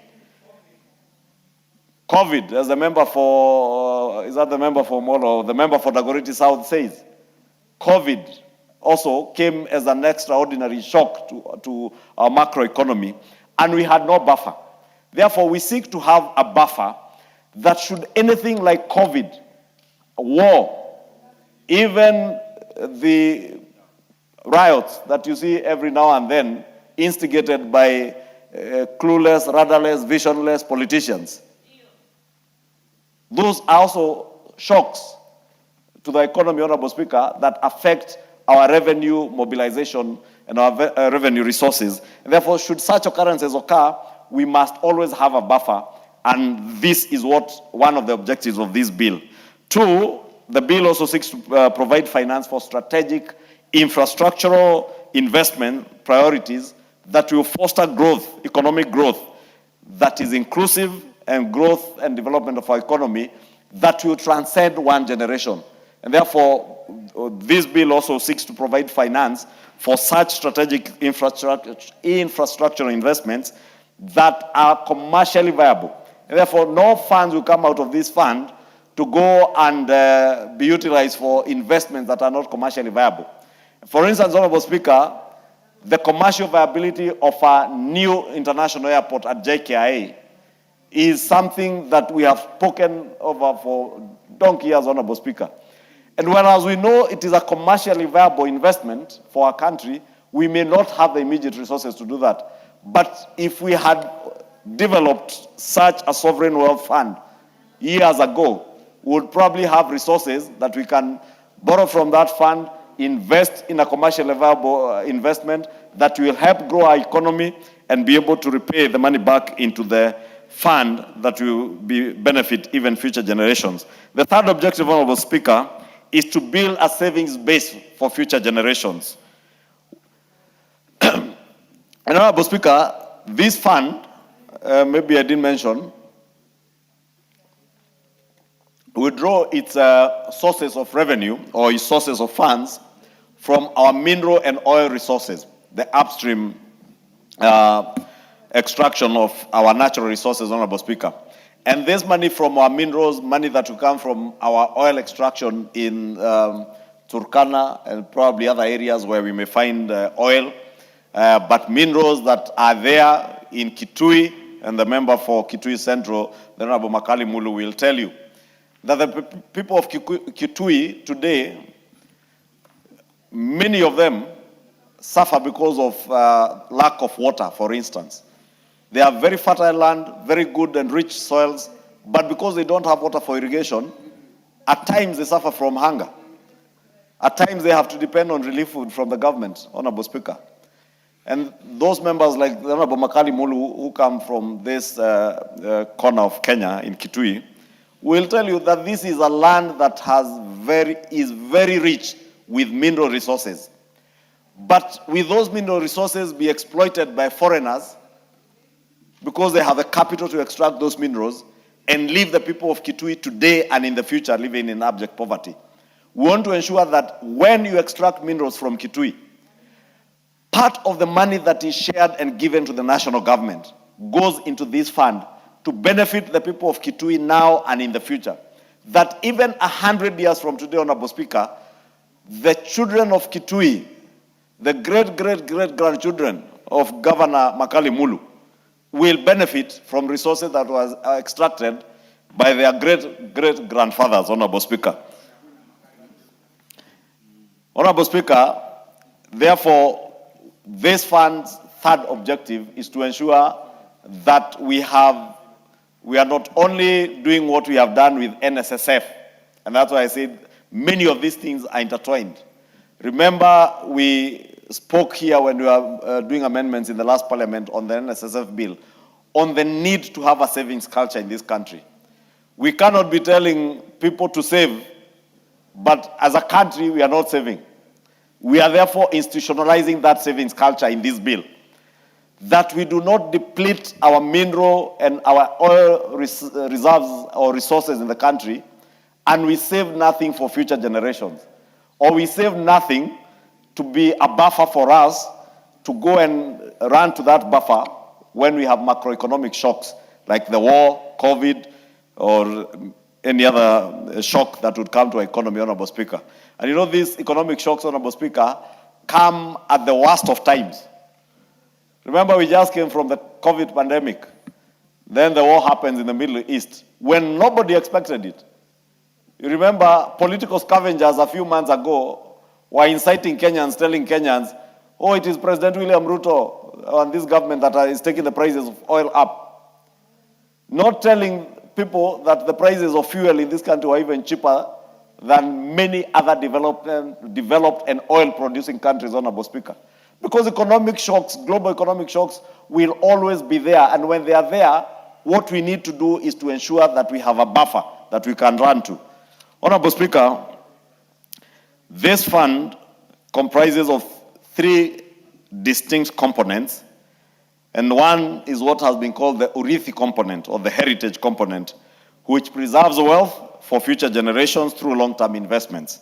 The other is the stabilization component that I was speaking to, which cushions our economy during periods of declining resource revenues or external economic shocks like the ones I mentioned, whether it is war, whether it is an epidemic like Ebola, that when those things happen and we are hit by economic shocks that will drive up inflation, we have something that a buffer that we can fall to, and that is the stabilization component. The strategic infrastructure investment component, Honorable Speaker, is what I was alluding to when I said that should we have a fund that we can draw from to invest in commercially viable projects, that will also help our economy to grow, Honorable Speaker. Honorable Speaker, this bill is a very important bill for our country, and members will see from the provisions of the bill and some of the safeguards that even the committee has spoken to on ensuring that any monies that are any of the funds, should they, before withdrawal of such monies, the controller of budget has a view or has a purview of that. Honorable Speaker, additionally, nobody will be allowed to use as collateral for any borrowing of a national government entity, a state corporation, a county government entity or county corporation or any other legal or natural person. Nobody will be allowed to use these funds as collateral for any borrowing. And therefore, Honorable Speaker, for those who have gone through the bill, you see, the only thing that can happen within the funds, any surplus funds that we have, we can use whatever surplus funds we have in this fund to liquidate or to reduce on our public debt, which, Honorable Speaker, we have again been speaking in volumes and very loudly about public debt. Yet all we do is speak about public debt, but many people do nothing about it. Honorable Speaker, you heard those who last week were pontificating here on how we are getting ourselves into debt, but they never have alternative ideas on what to do to deal with public debt. Because, Honorable Speaker, the best you can do with public debt, and globally, whether you go to Japan, whether you go to the US, whether you go to the UK, where our Prime Minister has just resigned, Honorable Speaker, there is no country that is not confronted with the question of public debt. And even us as individuals, we deal with our own debt on a daily basis. All we need to be certain about, Honorable Speaker, as a country, as individuals, is your capacity or our ability to repay on our debt. Majority Leader, just to fill you in, it is unfortunate that these members are not here to contribute to this important debate that would be giving us solutions to the issue of public debt. Honorable Speaker, it is indeed unfortunate.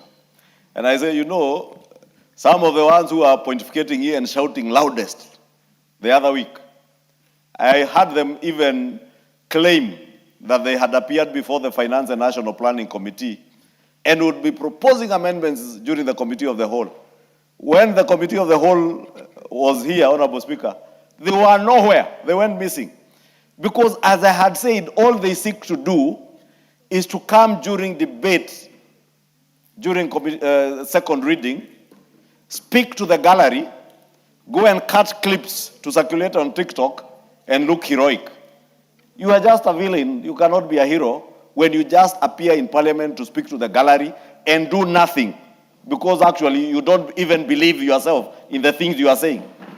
That is why people went to pontificate, because you know, oh, when I appear for public participation before the National Planning and Finance Committee, they will be live on camera, there will be cameras in the room, and I might look very intelligent in front of those cameras.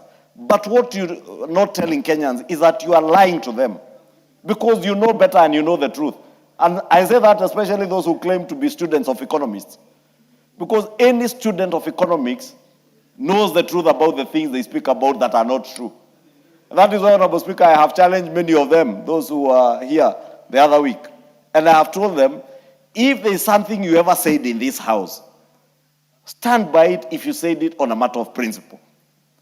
But if you are just pontificating for the sake of speaking to the gallery and speaking to cameras, Kenyans will call you out. And I thank Kenyans, because I have seen over this weekend, they have called out those who are intellectual conmen and masters of intellectual deceit. Kenyans have called them out. They have seen that they were only pontificating here, alleging that they can do things in Committee of the Whole House, yet they never file a single amendment to the Finance Act, to the Finance Bill, which is now an act of Parliament, Honorable Speaker. What is out of order? What is out of order, Honorable Gitonga? John. So, Honorable Speaker, is the Majority Leader in And order? ensure that you state to me the point of order that you are making reference to. Is the Majority Leader on order, Honorable Speaker? No, you cannot Can tell he me specify, order. Honorable I Speaker, order the you now members- to state the point of order on which you are raising, so that you relate with what is out of order. Honorable Speaker, I have seen you give many people point of orders without asking them why. Honorable Speaker, it's not right. But now I'm asking you I am- what is out I of am order saying, and to Honorable which Speaker, standing order you are referring to. Then, if there is nothing out of order, just take your seat. Proceed, Majority Leader. Thank you, Honorable Speaker. You may forgive the Honorable Member for Manyatta. He's doing his first term, so he has not taken time to familiarize himself with the standing orders. And Honorable Speaker, you have directed, and other speakers have directed, that when you seek to interject on a point of order, you must know what the provisions of the standing orders. And I would invite the member for Manyatta to just read, not to be like those who are not reading. You had a member here claim there is a clause 169 of a bill that he had not read. And he was there pontificating, Honorable Speaker. I was saying, I thank God and I thank the people of Kenya, because they are calling out people who are intellectual conmen and masters of political deceit. And I thank the people of Kenya for calling them out. And they must continue to call, even me, if I become an intellectual conman and a master of political deceit, please call me out, Kenyans. And thank you for calling out the masters of political deceit and intellectual conmen who pontificate about economic matters when they are lying to Kenyans and do nothing about it when they ought to do something about it, Honorable Speaker. I was saying that because during debate of the Finance Bill, Honorable Speaker, I had many stand here and say, I oppose this clause because of this and that. And when we challenge them, show us where those provisions are in the bill, They couldn't because they knew those provisions are not there. I thank Kenyans, Honorable Speaker, because... For the benefit of the Honorable Gitonga, you go to our standing orders, Roman 5, table of contents. It will give you everything that you want to make reference to. So if you have this book and you just go to, it's just very easy. So just go there and mention the standing order. I'll give it to you. Honorable Speaker, thank you for guiding the young member for Manyata. And I will also help him. In fact, the gadgets in front of us, Honorable Speaker, I'll be fair to you. Now have tell digital me, copies. which standing order are you making reference The gadgets in front of us the have... majority leader. Let me hear him. Honorable Speaker, I am standing on a point of order, standing order 105. Honorable Speaker, is the majority leader on order. Honorable Speaker, the members can read the standing order and see what it says. But Honorable Speaker, I want the Can you stop the majority correcting his leader. language? Just stop correcting his language. Thank you very Please much. proceed. Protect me from these members Honorable Speaker, I just don't want to lose my train of thought. I just want, Honorable Speaker, the majority leader to clarify. Did you say standing order 105? Yes.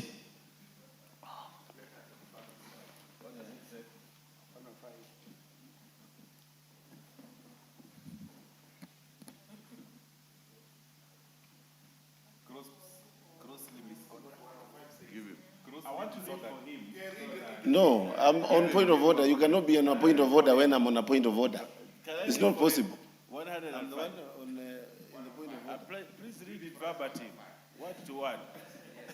Word to word, so that the people of Manyata know that. Majority, Honorable Baya, let him read the standing order. 105, word for word. Honorable Speaker. 105. My gadget is reading a different clause, Honorable Speaker. So you are completely out of order. Honorable Gitonga Mukunji, you are completely out of order. Take your seat. Majority Leader, please conclude your remarks. Honorable Speaker. Honorable Speaker, let us forgive the member for Manyata. Standing order 105 is members to remain in their places until the Speaker has left the chamber. Maybe just let me... Honorable Speaker, you know the member for Manyata is doing his first term. And as his leader of majority, I am obligated to educate him that this particular standing order number 105 speaks to when the Speaker stands from a position at the time the House adjourns. Like now the House will adjourn at 9 p.m. If you don't know, it will be 9 p.m. when the House adjourns. When the Speaker is exiting, the standing order says, members shall stand in their places until the Speaker has left the chamber. That is why the sergeant at arms stands at the door, so that you remain in your place until the Speaker exits. Honorable Speaker, you know, this House is good, and that's why I was thanking Kenyans and thanking God that God is continuing to expose these people for who they are. That those who do not read simple things as a standing order, a book that you have even guided has an index that the member would quickly go to and see what would be relevant to what he wants to raise. But away from that, we must read and understand the legislative proposals that come before the House, Honorable Speaker, because when such an important bill, Honorable Speaker, is before the House, don't even seek to interrupt debate because I have mentioned things about people who are not reading. I will continue challenging members of parliament to spend time to read, because you cannot be the best amongst the people who have elected you. Then you come here and you don't read anything. You must read and internalize and even be able to interpret what you are legislating on, because you are doing this as a very solemn duty on behalf of another 50 million Kenyans. And I said we are fortunate, 349 of us have been privileged to come and read on behalf of millions of other Kenyans. Therefore, we must spend time to read and internalize and understand the things we are doing. We can't come here and talk about clauses in a bill because we want to mislead Kenyans. And you know, Honorable Speaker, I know the member from Nyata may have wanted to interrupt me because he knew I was going to speak about this. And maybe it's time I spoke about it. Because we must never use the floor of this House to mislead Kenyans out there. We did it 2 years ago. We misinformed Kenyans. I know there are people out there who are in government who are part of the choreographed campaign to misinform, disinform Kenyans. And I have said in other forums, Honorable Speaker, these are political scavengers. They will scavenge on anything. They will scavenge on the Ebola pandemic or epidemic that was there in Congo, and even claim that Laikipia is in Mount Kenya, seeking to incite the people of Mount Kenya, Honorable Speaker. The other day I was in my constituency and I was asking the people of Kikuyu, who I represent, and I was thanking them, telling them they must maintain the dignity and the honor that the people of Kenya have given the people of the Mount Kenya for many years. The people of Mount Kenya were never known to burn down property. They were never known for that. The people of Mount Kenya were never known to burn anything, Honorable Speaker. Honorable Speaker, the people of Mount Kenya were known to be protectors of wealth, not destroyers of wealth. But because of visionless, clueless, radarless, agendaless, scavenging political leaders, Honorable Speaker, they have now turned our people to be people who are easily incited to violence. Honorable Speaker, when these political scavengers attempted to scavenge on the Ebola epidemic in the Congo, went out inciting Kenyans around the question of Ebola, saying, oh, this government wants to bring Ebola into Kenya. Whereas what the government was doing is preparing in case that pandemic came into our country to ensure that we are safe. They weren't telling people, oh, Ebola is being brought to Laikipia. And I will say, shame on you. Because you must allow every administration to protect the people of Kenya. Any government, whether it is this government or any other government, works for the people and in protecting lives and property of Kenyan people. When these political scavengers, Honorable Speaker, discovered that the Ebola was even dwindling in the Congo and may not find its way into Kenya as they had prayed and hoped, because I am sure they were praying and hoping that Ebola would find its way here so that they can use that as an agenda. Because they have been told they have no agenda, they have no vision, and even other things that they have been told they don't have. And they continue to exhibit that indeed it is true. They do not have those things they are told they do not have. Honorable Speaker, they never got tired. They attempted to scavenge on a finance bill. Unfortunately, one of them went and said that we are converting all freehold land to leasehold land and taxing Kenyans on land. When we challenged him, he took off, he never spoke about it again. The other one, the master of violence, claimed that we are increasing the rental income tax to Kenyans and claimed only people from his community are landlords. Honorable Speaker, I am a landlord.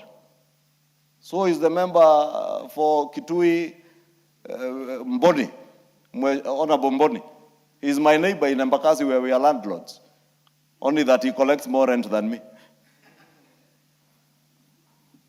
But Honorable Speaker, whereas the finance bill was protecting tenants, someone claims that we are increasing rental income tax. I am glad none other than the president yesterday put the record straight on the provisions of the finance bill. And these political scavengers have been left in shame. I know they were praying for a trigger for June 25th. I am sorry, you have not found it in Ebola. You never found it in the finance bill. I hear one of them now claiming, oh, this and that leader are the ones who are organizing. You know, Kenyans are not foolish, and they know you, and they can read through what you are doing. Honorable Speaker, are we the first country in the world to have such a sovereign wealth fund? We are not the first.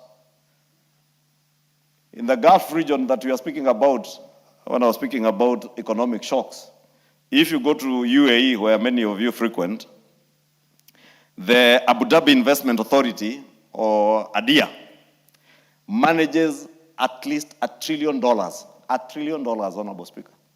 That's about 130 trillion Kenya shillings. You can imagine that is your budget of how many years? With your 4.8 trillion budget, and the Abu Dhabi Investment Authority is managing $1 trillion, which are largely drawn from their oil revenues. That is what we seek to do, Honorable Speaker.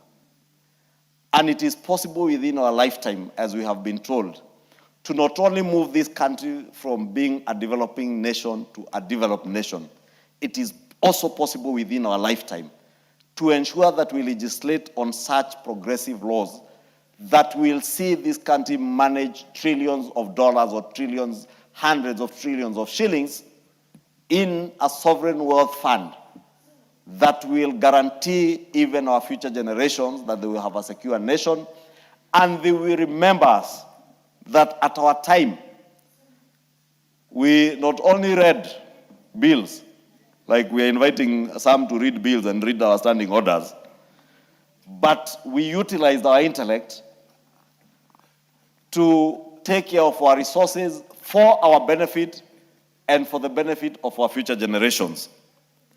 The people of Manyata, just like the people of Kikuyu, expect me and the Honorable Mukunji to legislate on their behalf in their best interest. And this is one such bill that I look forward that we will all support, because it is speaking to the issues that we all pontificate about out there in rallies.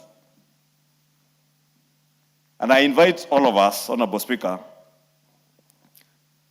to help us grow this economy, to help us safeguard the future of our children and their children, to help us deal with macroeconomic shocks, and to help this country deal with investments that are commercially viable, that we can be able to utilize such a fund from Honorable Speaker. Just to give you another example, Honorable Speaker, in Norway, the government pension fund Global invests its revenues generated from petroleum resources again. And today, this fund is the largest sovereign wealth fund in the world, managing assets exceeding $2 trillion and investing globally in companies. Very soon, our nation will be investing globally. And in fact, those who have read this bill will see that it speaks to that. That is why we are avoiding the route of speculative derivatives or even speculative investments, so that we are able to invest globally where we get the highest return and be able to grow our economy and secure it for future generations. Honorable Speaker, let me not speak about the governance and administration of this fund, because it is very well clearly spelled out. The bill establishes a board of directors responsible for governance of the fund. So it is not a fund that will be controlled by any one single person in the government, and the board is the one that will formulate the investment policies, oversee the management of the fund, appoint professional investment managers, and ensure compliance with this bill, or with the act, should this bill pass into law and become an act of parliament. And the fund also, the bill also has created many... Order, Majority Leader. What is happening with these two members walking in? The Honorable Kaluma and is the Honorable Rosabui. What is happening? Because the way you are walking into the house is completely unparliamentary. Yeah, and it's out of order. You are lucky that you are on the same side of the house. Honorable Speaker, I think it is because the Honorable Member for Homa Bay, Honorable Peter Kaluma's tie is matching very well with the beautiful dress from the member for Kisumu, Honorable Rosa Buyu, Akinyi Buyu. And they are very smart, both of them, Honorable Speaker. We have noticed them.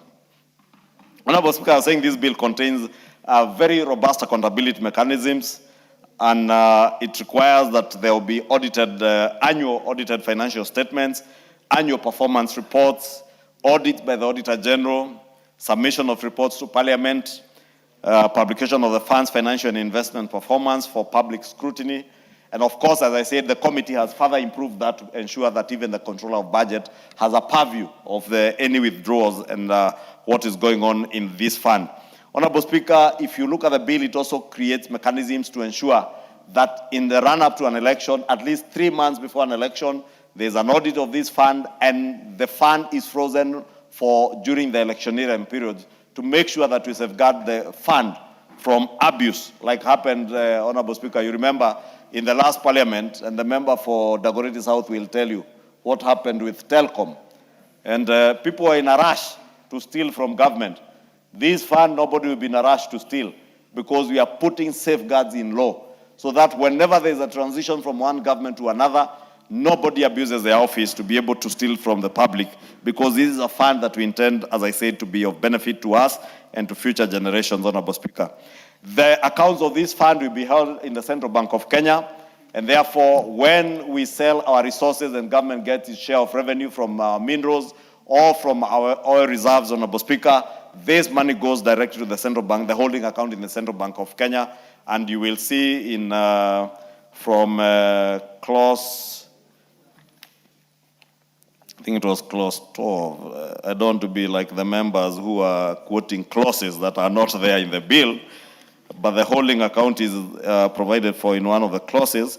If you read the cash management in clause 23 on the holding account, you'll be able to see even how within 10 days after money has come in, how it will be distributed into the 3 components of the fund. The holding account, Honorable Speaker, in clause 13. Was it clause 13, Honorable Speaker? If you just give me a minute. Yes, clause 7, sorry. That there shall be an account opened and operated at the Central Bank of Kenya for the fund to be known as a holding account. And this holding account, Honorable Speaker, shall be used for receiving, holding, and disbursing all proceeds of the fund. Therefore, whether it is from minerals in Kitui, whether it's from the gold in Marsabit, or the gold in Ikolomani, or the gold, Honorable Speaker, in Transmara, or the oil from Turkana, all these monies will be received into this holding account, and it will be maintained in Kenya shillings at the Central Bank of Kenya. And that is what we are saying, Honorable Speaker. Even the committee has appreciated and said that the controller of budget must have a purview of this account so that any withdrawals from this account is done so in a very transparent and accountable manner. Honorable Speaker, I don't want to say much because my seconder is a very, very intelligent and diligent member of parliament. When you hear me use the word intelligent and diligent and sharp, I cannot be speaking about any other member except the member for Molo, the chair of the Finance and National Planning Committee, the member for Molo, who I had occasion to join him in his constituency on Saturday, Honorable Speaker. And allow me to say this as I finish, as I beg to move and request the member for Molo to second, because I was in Molo constituency for an empowerment program with the member for parliament for Molo, the Honorable Kuria Kimani, and the Governor, Honorable Susan Kihika. And I can attest, Honorable Speaker, the people of Molo appreciate the intelligence and the brilliance of their member of parliament. And they love their member of parliament. And they are certain that he will get a 3rd term. So when those who do not read bills shout 1 term, they must know the member of Molo is going for his 3rd term. And the people of Molo appreciate his intelligence and his brilliance. In fact, I met a number of border riders in that empowerment, and they told me the work that our member of parliament is doing in exposing those who do not read, exposing those who claim to be lawyers, who cannot read and interpret the law. Because the member for Molo read the provisions of the law for a member who had alleged that she's a lawyer. and actually interpreted the law almost in vernacular for that member to understand. It's only that the member for Molo is from the Rift Valley. Otherwise, if the member for Molo was from Kirinyaga, I am certain he would have translated that law in vernacular. The only thing I heard, Honorable Speaker, is that he also accused some people of being smugglers. I hope those smugglers never smuggle things into the chambers of Parliament, Honorable Speaker. I hope those smugglers can be exposed for what they are. And thank you, the member for Molo. I beg to move and request the Honorable Kuria Kimani to second. Honorable Majority Leader, I've had the privilege of working with the member for Molo, the Honorable Kuria Kimani, and he will tell you it is not just the people of Molo who confirm he is a genius, but I've become a finance expert under his tutelage in the finance committee in less than a month. He's a very sharp guy, and we wish him well, so that he can have a third term like us who are already majority leaders having third term. Our Honorable Kuria Kimani will now second. Yeah. Honorable Speaker, I want to thank you and indeed thank the leader of Majority Party for the very kind words. And I think from the onset, even before I go through my notes on this Sovereign Wealth Fund bill, to thank the leader of Majority Party for having come to my constituency on Saturday. We had a very, very good full-day engagement with our people. We told them the truth about the work we're doing here. And Honorable Speaker, we have a very alert Kenyans. We have got very, very alert Kenyans. And they were able to call out to us and tell us they follow our debates in Parliament, that they see and they are calling out those people who are doing the misinformation and disinformation. I was very happy, especially in how we carried out the debate on the finance bill, Honorable Speaker. And Honorable Speaker, I will also want to take this time to urge our young members of Parliament, especially our young members of Parliament having their first term. Honorable Kaluma, Honorable Speaker, sorry, I'm used to calling you Honorable Kaluma when you're in the committee. Now I'm forgetting. I need to refer you as Mr. Speaker. When we were elected to serve our first term in 2017, I can point examples of the Honorable Muridhania here, the Honorable Chair for JLAC here, the Honorable Atandi there, the Honorable KJ here, myself, and many other first yes, and leader here, the first-time members of Parliament, for last Parliament, we were very active. In this House, we were very, very active. We hardly missed our sessions, and because, Honorable Speaker, we couldn't catch the Speaker's eye at first, because then we had the legendary likes of Jimmy Angwenyi, we had Dr. Nyikal there, we had Dr. Makalimul there, so this, Dr. of course, Honorable Kaluma there. So the Speaker will always notice those veteran members of Parliament, and the Honorable Kimani Ichung'wah here. So what we used to do is we would sit and wait until it was the close of the House and make our contributions. Until now, the Speaker will notice and say this person understands how to debate. I'll remember, Honorable Speaker, I think that's when I realized I also enjoy making contributions on matters of finance. And every Speaker on the chair would give me a chance, even before it is late in the evening, to contribute on matters of finance. So I want to encourage these young members of Parliament. It's good you want to be re-elected. It's good you want to make those public statements there, but you may not be able to hone your skills as a legislator.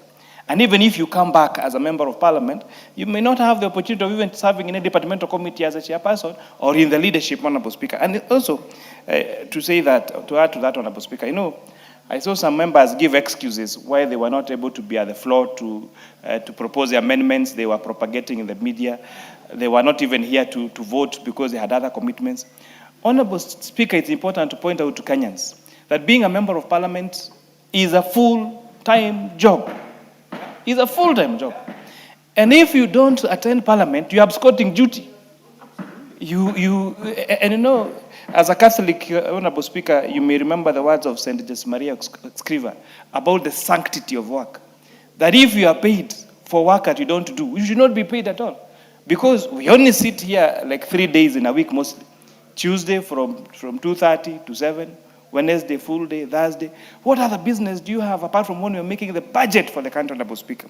But it's important that Kenyans have been able to see the hypocrisy, the conmanship, as the leader of majority has called it, and they are being called to be responsible citizens. Honorable Speaker, we are in a position of privilege, and the substantive Speaker will always tell us this. We cannot be members complaining to the public, the same public that sent us to Parliament, that when Mama Mboga is discussing that in the market, when the bishop is discussing matters of finance bill and other matters in the church, you are also discussing the same in church or in funerals and absconding your duty to come to Parliament, Honorable Speaker. So I think it's very important that we put that to aspect. But over to the substantive matter of the Sovereign Wealth Fund Bill, Sovereign Wealth Fund Bill number 7 of 2026. Norway, Honorable Speaker, the story of Norway is where I will begin from. And the story starts from 1969, when they discovered oil in their sea called Ecofisic. This was their first oil field, and they started producing oil in 1971. But that is not even the heart of this story.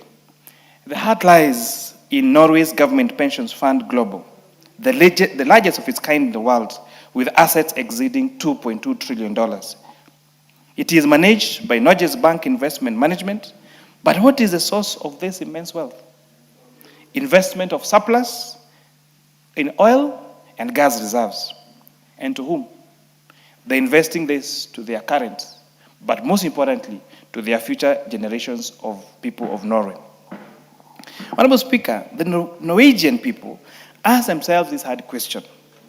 We have been blessed with surplus of oil and gas. What do we do to ensure that this wealth helps us and our future generations instead of becoming a resource curse, or what we call in economics the paradox of plenty? How do we grow? Honorable Speaker, let me speak to the word I just said, the phrase I just said, the paradox of the plenty. It's also known as the resource curse. This is a counterintuitive phenomenon whereby countries rich in natural minerals often experience lower economic growth, weaker institutions, greater inequality, and poorer development outcomes than resource-scarce nations. Observers noted this, and in the early 18th century, noted this as early as the 18th century, and they coined, and this gained rigorous academic attention in the 90s. A key mechanism in what is referred to as the Dutch disease, where a resource boom drives up the national currency, making other exports like agriculture, manufacturing, and competitive. Honorable Speaker, these two concepts, the paradox of the plenty and the Dutch disease, is when a country gets resources, and let's give you, for example, we get a very rich oil from Turkana. Then all of a sudden, we have a lot of resources from these minerals. So of course, all the attention of people will go to this particular sector because it's very profitable. And you say oils, you just mine, and those are resources. Therefore, they will stop investment in other sectors, like manufacturing, like business. You'll find, even for example, the people of Turkana, when I was following debate on this Turkana, the Turkana oil story, the people of Turkana County were saying, now we have oil. We don't have to do business. We do not have to farm. We do not have to do anything. So that concept is what you call the paradox of the plenty. You'll expect that once you have plenty, then you will succeed, but it ends up being the opposite, Honorable Speaker. And this is what led to, if you read the history of the Dutch disease, to what now refers to as the Dutch disease. Honorable Speaker, we did not travel far for cautionary tales. Look at Nigeria, our sister nation. They have the largest oil reserves in Africa and one of the world's top exporters. For decades, oil has dominated exports and government revenues. Yet millions in Nigeria remain trapped in poverty. The Niger Delta bears the scars of environmental degradation and unrest. Agriculture and manufacturing have atrophied. Institutions have grappled with corruption and allied rent-seeking. Or consider, even closer home, the Democratic Republic of Congo. They are endowed with over 70% of the world's cobalt, which is very critical for global green energy transition. They are blessed with vast coltan deposits, which are very essential for manufacturing of electronics. They have copper, they have gold, and they have diamonds. But what has happened? Instead of prosperity, these riches have often fueled conflict, instability, and the capture of narrow interest, leaving one of the planet's most resource-rich nations almost among the poorest. What a paradox. What a resource curse. Honorable Speaker, this is the paradox of plenty in stark relief. Abundance that breeds scarcity, wealth that weakens rather than strengthens a nation. So without proper safeguards, such riches, compounded by Dutch disease, can spread through the body polic like dengue fever, sapping institutional vitality, fueling division and conflict, and depriving current and future generations, even as the ground yields its treasures. Honorable Speaker, by answering this question wisely, Norway developed a model. They developed a vehicle. They developed a blueprint. And this has become a success and a lesson to the rest of the world. Honorable Speaker, we asked the same question, that is the question we asked before us today. It is tucked in the pages of this bill, words with profound call to us and to the future. Legislative sentences that are not just mere words, but are the map to our prosperity as a nation. These clauses and parts in this legislative vehicle will hold significant meaning in the welfare of our country. Honorable Speaker, the 61 clauses contained in the bill should not confound anyone in this House as to what a sovereign wealth fund is or is clothed in difficulty. Its promise is simple. If we were to have oil, which we do, if we will have to have minerals, which we do, if we were to discover natural resources hidden as they are, in which we do, what legal instrument should we have to ensure that these resources are utilized and invested in a way to grow it and bequeath it to our children and our children's children? Honorable Speaker, who is supposed to manage these funds? How will the fund be invested? What safeguards should we have to ensure that there are proper controls on its withdrawals? How do we preserve the fund? What lessons can we learn from other countries? And this is precisely what this bill is seeking to do, to provide a legal framework for effective administration and effective management of mineral revenues, petroleum revenues, and other resources. Honorable Speaker, before I proceed further, one may ask, what is a sovereign wealth fund? Well, in 2005, Andrew Rozanov coined the term, and the simplest definition of the term is that they are government-owned investment funds with investments in foreign financial assets. Just like an individual, the government would invest in foreign financial assets and, most importantly, make money.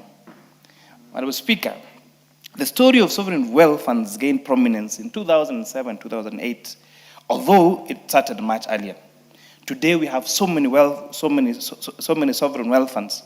For example, from Botswana's Pula Fund. And by the way, Botswana's Pula Fund, Pula is a Botswanan currency, but I also learned in Setswana, it means the rain. We can talk about Australia Future Fund, or China's China Investment Corporation, or Singapore's Temasek Holdings Limited, or to the government of Singapore Investment Corporation. I cannot even exhaust the whole list. Honorable Speaker, of course at the beginning, there was a lot of suspicion to what sovereign wealth funds were, and fears of receipt countries on whether sovereign wealth funds could be utilized for political ends. However, misunderstanding has been declared, and in place, we now have what we call the Santiago Principles. And these are principles agreed upon by countries and by sovereign funds across the world that has voluntary membership, self-assessment, and they have specific principles on how these funds should be managed. One of those principles, Honorable Speaker, is what may not be so interesting to members of this House, but is avoidance of political influence, Honorable Speaker, in terms of management of these particular funds. There is a sound, Honorable Wanjala, the Honorable Raphael Wanjala.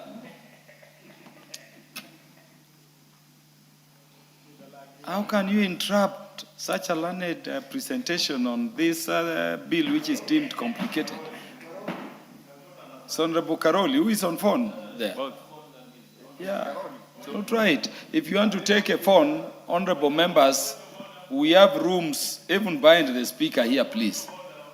There is nothing out of order. Yeah, continue.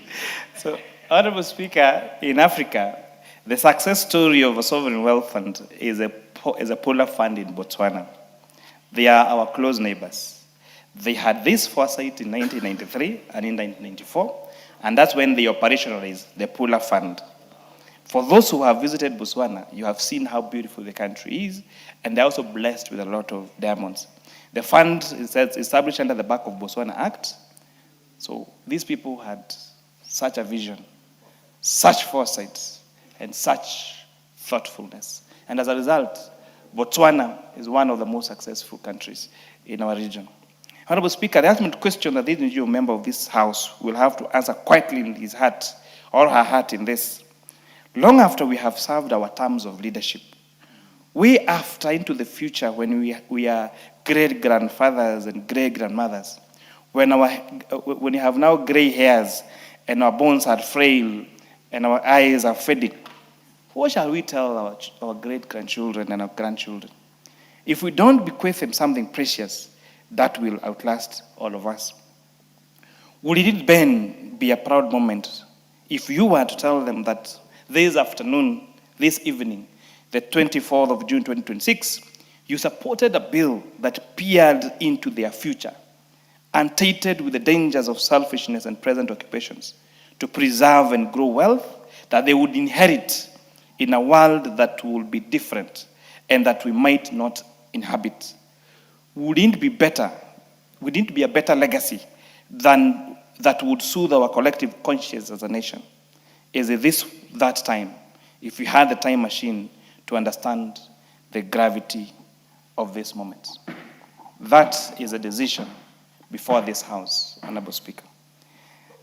And as I finish, Honorable Speaker, tomorrow is a very important day in our Republic.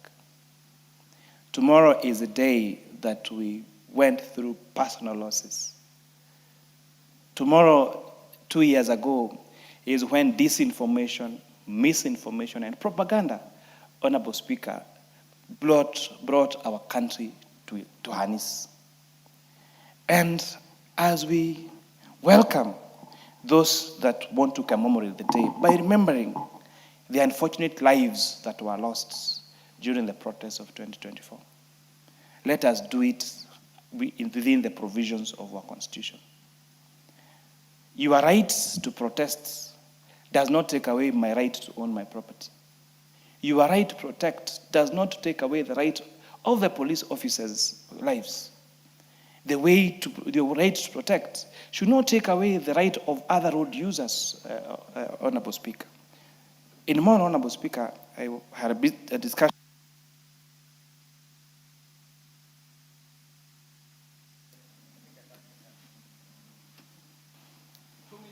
Is the time for Honorable Kuria Kimani up? No. Yeah. As we commemorate, I was saying I had a discussion with the members of the business community in Molo on Saturday, and we had a candid conversation.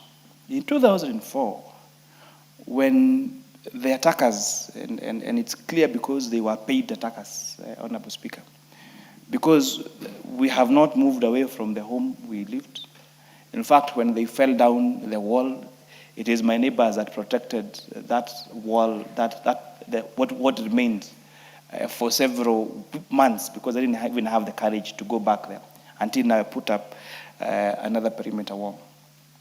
The business community told me that they thought it was because I was being attacked because of the finance bill, because I was chair of the finance committee.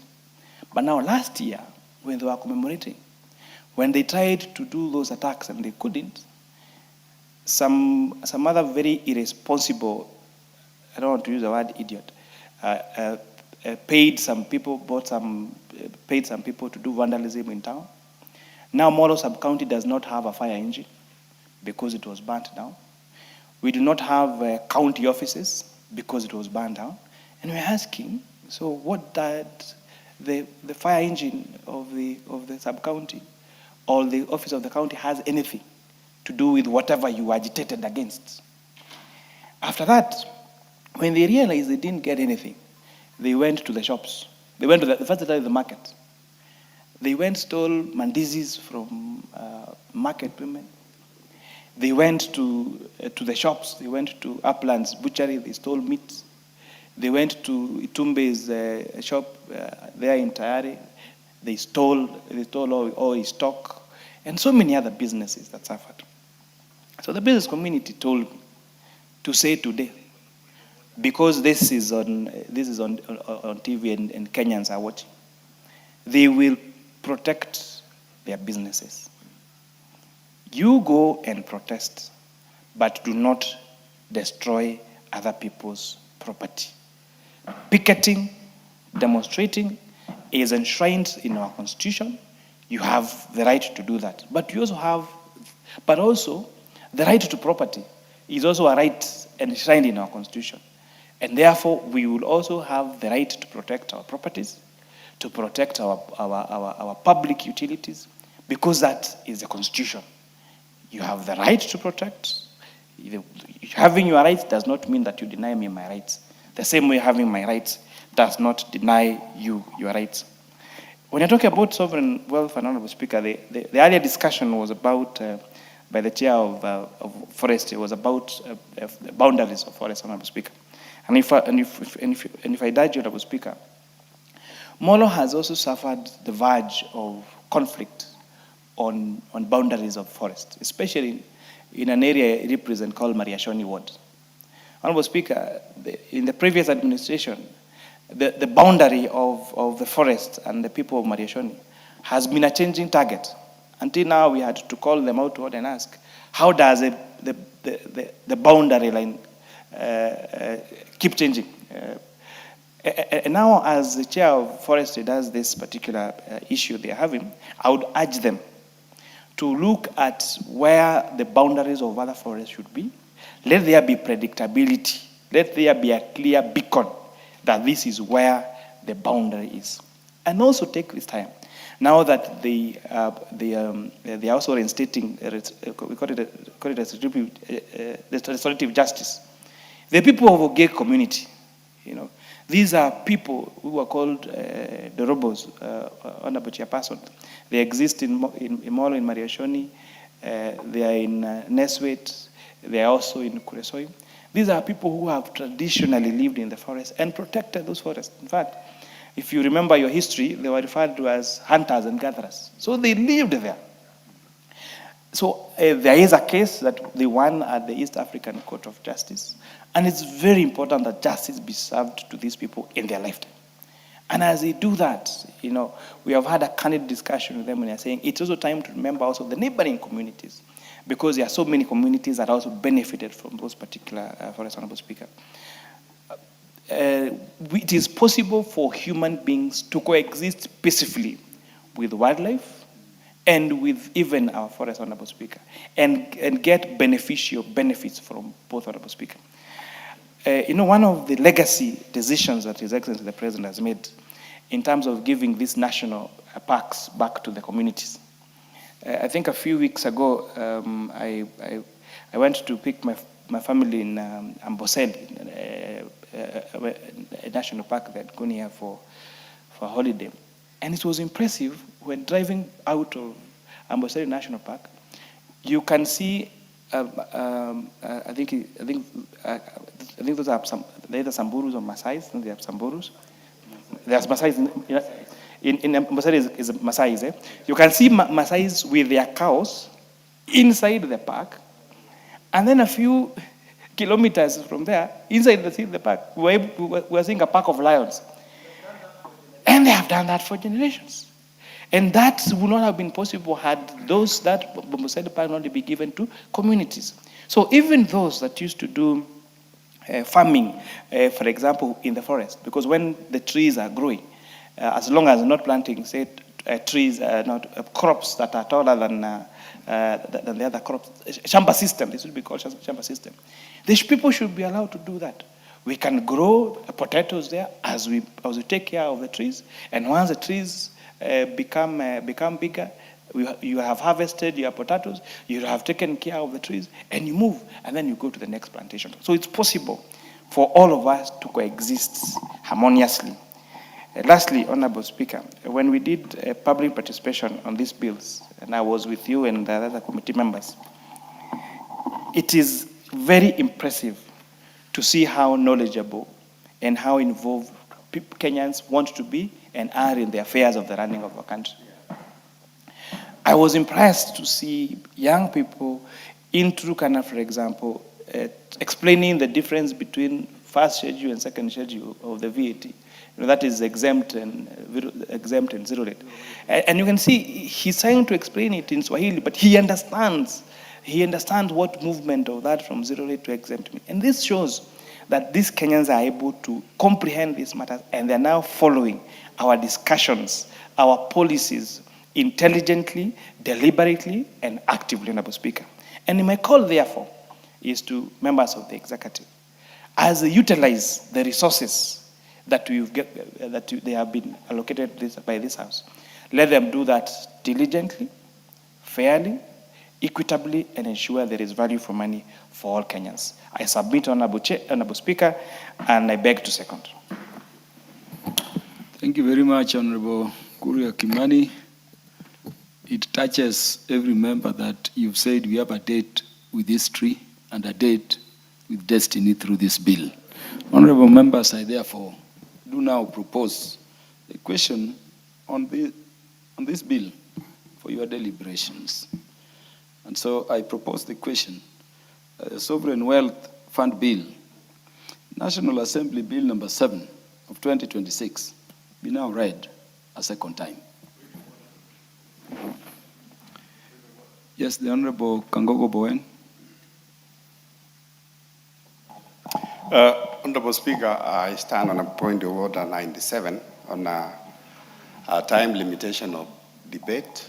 And Honorable Speaker, I would suggest that as we discuss this bill, which our Honorable Majority Leaders really spoken about it, and also the able Chair of Finance has given us the insight all of what the bill about, that we have every member contribute 3 minutes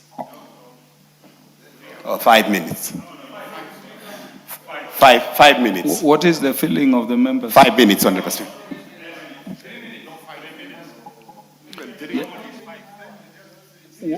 Why don't we, honorable members, agree on 5, but for those who can compress, do we agree on that? Yes. So do we agree, or I put the question? Yeah, so it is agreed, honorable members, that we are going to limit contributions by each member henceforth to 5 minutes. Will as many as are of that opinion say aye? Aye. Will as many as are of the contrary opinion say nay? Yeah, so the House has decided, and so it shall be. And so the Honorable John Kiarie will be followed by the Honorable Gitonga Murugara as we come. That will ensure that actually those of us who are in the House who want to speak will speak.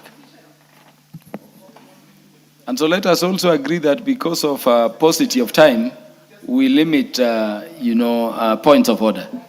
Mr. Speaker, this is a historic piece of legislation that has come before us. And I must commend the mover of this bill, the leader of majority, and the seconder, the Honorable Chair for Finance, Mr. Speaker, for bringing to the House the Kenya Sovereign Wealth Fund, which, if we pass, is going to be an illustrious bill for this House in the 13th Parliament, Mr. Speaker. Mr. Speaker, two things stand out for me. For starters, Mr. Speaker, it must be important for generations to learn the African wisdom that you do not eat the fruit and eat its seeds.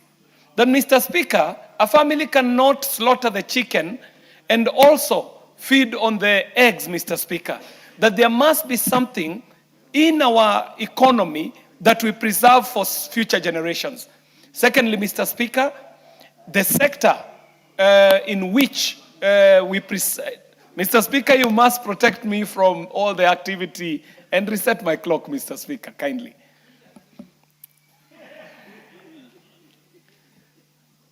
Mr. Speaker, I seek your protection. Thank you very much. Mr. Speaker, I was saying that there are two things that stand out for me. And one is that we as a country must decide that we will have to come to a place in our economy where we are not like those people who will eat the fruit and eat the seed, Mr. Speaker. That we cannot afford to be the people who eat the chicken and also eat the eggs that it lays, Mr. Speaker. That there must be something that we preserve for future generations in our economy, Mr. Speaker. Mr. Speaker, we have also, as a country, observed the dangers of misappropriation of national resources if we do not superintend over them with good pieces of law and good legislation. Mr. Speaker, we have a bill before us that seeks to provide the government with a buffer that is able to ring-fence around the revenue shocks that we get in times like those we saw in the year 2024 when we had COVID, Mr. Speaker, and also in times of global economic shakeups, Mr. Speaker. Mr. Speaker, there is also a need for us to be able to provide for the financing of strategic infrastructural development projects in our country, Mr. Speaker. And if not for anything else, Mr. Speaker, we as a House, our generation, must support this sovereign fund bill, Mr. Speaker, for these reasons, Mr. Speaker. Mr. Speaker, reading through the bill, I do see Urithi, the heritage component of this sovereign wealth fund, Mr. Speaker, where this generation can walk in the direction that the chair for finance was telling us, of places like Norway, where you visit and find that out of their fuel resources, they are able to put a resource that serves not only the living generation, but for generations to come, Mr. Speaker. Mr. Speaker, we must have a fund that stabilizes and cushions our economy in times of shakeups, Mr. Speaker. And thirdly, Mr. Speaker, this presents itself as a strategic infrastructure funding component, Mr. Speaker, where we find ourselves having to even borrow internally, Mr. Speaker, in a smart way, Mr. Speaker, where if we have a resource, rather than using that resource, we can use it as seed money that can be used in the projects that we need and the public goods that need to be delivered, Mr. Speaker. Mr. Speaker, reading this bill, I'm seeing the safeguards that have been inbuilt in the bill, Mr. Speaker. The place of the controller of budgets, Mr. Speaker. I do commend the committee for being able to look into the future and see what happened in the runner-up to the elections, the last elections, Mr. Speaker, when Telcom was raided and sold at a time when the country was busy going into electioneering process. So these safeguards, Mr. Speaker, are normal, are safeguards that are something that I support in this bill. Finally, Mr. Speaker, I must end by saying that we have completed the finance bill. There are people calling up young people to go out and destroy property. Mr. Speaker, we the people of Dagoretti South suffered the heavy brunt of the protests, Mr. Speaker.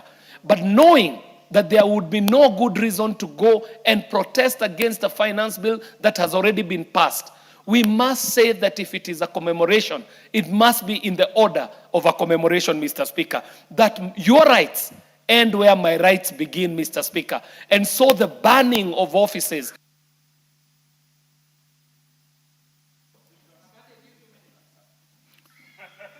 One minute only. so that Honorable KJ can conclude. I thank you very much, Mr. Speaker. And what I was saying is that as we go into the commemoration of the happenings of June 2024, we must remind ourselves that as a country, we cannot be getting out and destroying the infrastructure that we have invested in. It was sad when people mobilized, politically mobilized people to go and burn down a police station where we neighbor Kikuyu constituency. When people mobilized young, unknowing Kenyans to go and burn down the constituency office, Mr. Speaker, knowing full well that these are public resources, and to rebuild them, we must go back to our budgets, and we shall be visiting the same budget to be able to restore the things that were destroyed in these finance bill protests, Mr. Speaker. We do stand to remember those who may have lost their lives, Mr. Speaker, not only in 2024, but in protests that have gone before, Mr. Speaker, because we know that there have been protests before the 2024 protests, and these protests cannot be special. We must remember. Yes, the Honorable Gitonga Mugara, the Chair Justice. Thank you very much. Thank you very much, Honorable Speaker. Honorable Speaker, as I rise to support this very important bill, I must start by saying that I even love the title given to the bill, that it creates sovereign wealth. Sovereigns in history were monarchies. Republics took over the title sovereign when they gained their independence. And now that Kenya is an independent republic, we have every right to take the sovereign title. Mr. Speaker, in 1884, the sovereigns of Europe met in a German city, which is Berlin.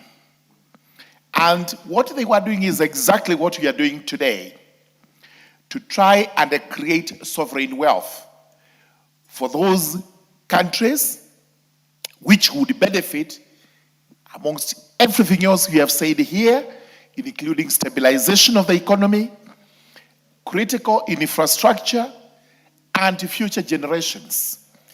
They were actually partitioning and dividing Africa between themselves purely for these purposes. Not because they loved our continent, not that they loved our own people. They were actually doing it for their own gain, creating sovereign wealth.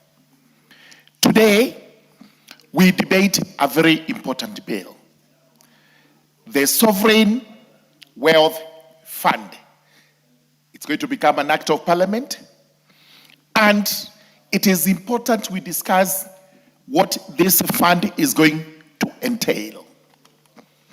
First and foremost is stabilization. Stabilization means when the country is faced with hardships, including at times foreign exchange, this fund will be stepping in to ensure that the country does not sink deep. A very important component, because you've seen countries sometimes unable to manage themselves and they go down the drain. Number two, strategic infrastructure. There comes a time the country comes up with what is believed to be so strategic that you may not have any money to fund that. Instead of every day we run to lenders, some of whom are unscrupulous. They're not conscionable when they are lending us their money. It is, I give you a pound for another pound of flesh. This is a fund that is actually going to help the country develop such infrastructure. And now future generations, as these sovereigns were doing that time, it was purely for their own children so that they would be cushioned against poverty, not giving a damn what happened to Africa or what would happen to Africans. Mr. Speaker, we may not have a lot of endowment like the countries we have actually cited in our examples as we cite where this law is applied. But the little we have must be for ourselves as we live today. We must also bear in mind that we have children and the children's children who will be there tomorrow and who needs protection. This is foresight. And thank you, everybody. The bill is by the lead of majority. It has emanated from the cabinet. It's going to be implemented by our president, Dr. William Ruto, and his deputy, Professor Kithure Kindiki. And I like the accolades that were given to our chair, finance. We should extend them to the chair budget, who is seated over there. We've always called him an expert. This is another expert, and definitely the president and his deputy are experts. As for tomorrow, we must stand by what the Constitution provides. Everyone has a right to picket, but we remind them, their rights end where our rights begin. To our police officers, tomorrow, if anybody comes out into the streets to demonstrate, please give them security. But give Honorable Murugara 1 minute. But please do not destroy property, do not cause injury, do not make anyone to suffer loss of life. Because we've said where your rights end, my rights begin. Defenses to what anybody does in breach of the law include self-defense, where I feel threatened. Number 2, defense to property, where I feel my property is threatened. We do not want to go that route. We call for peace. We call for understanding. Let the young people for whom we are making this law today just exercise their constitutional rights in a manner which is careful, knowing that tomorrow they will be where we are and their children will be where they are. I do support. Thank you, Honorable Murugara, for the wise words. Is Honorable Atandi requesting to speak to this now or later?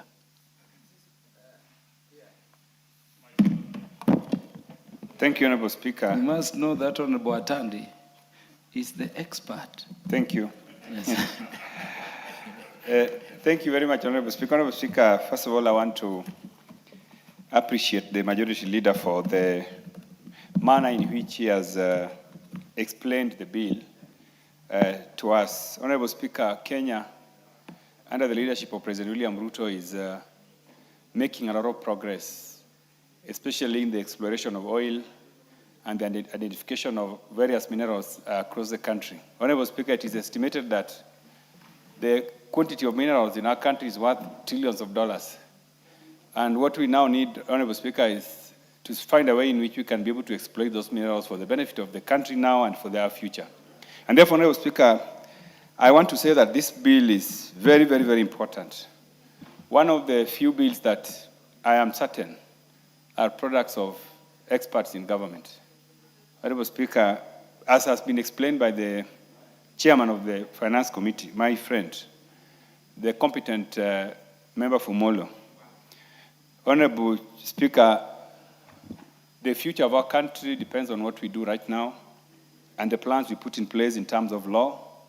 And then, Speaker, for the future of our children, the resources that we are going to gain from the investments in minerals and oil exploration must be well utilized.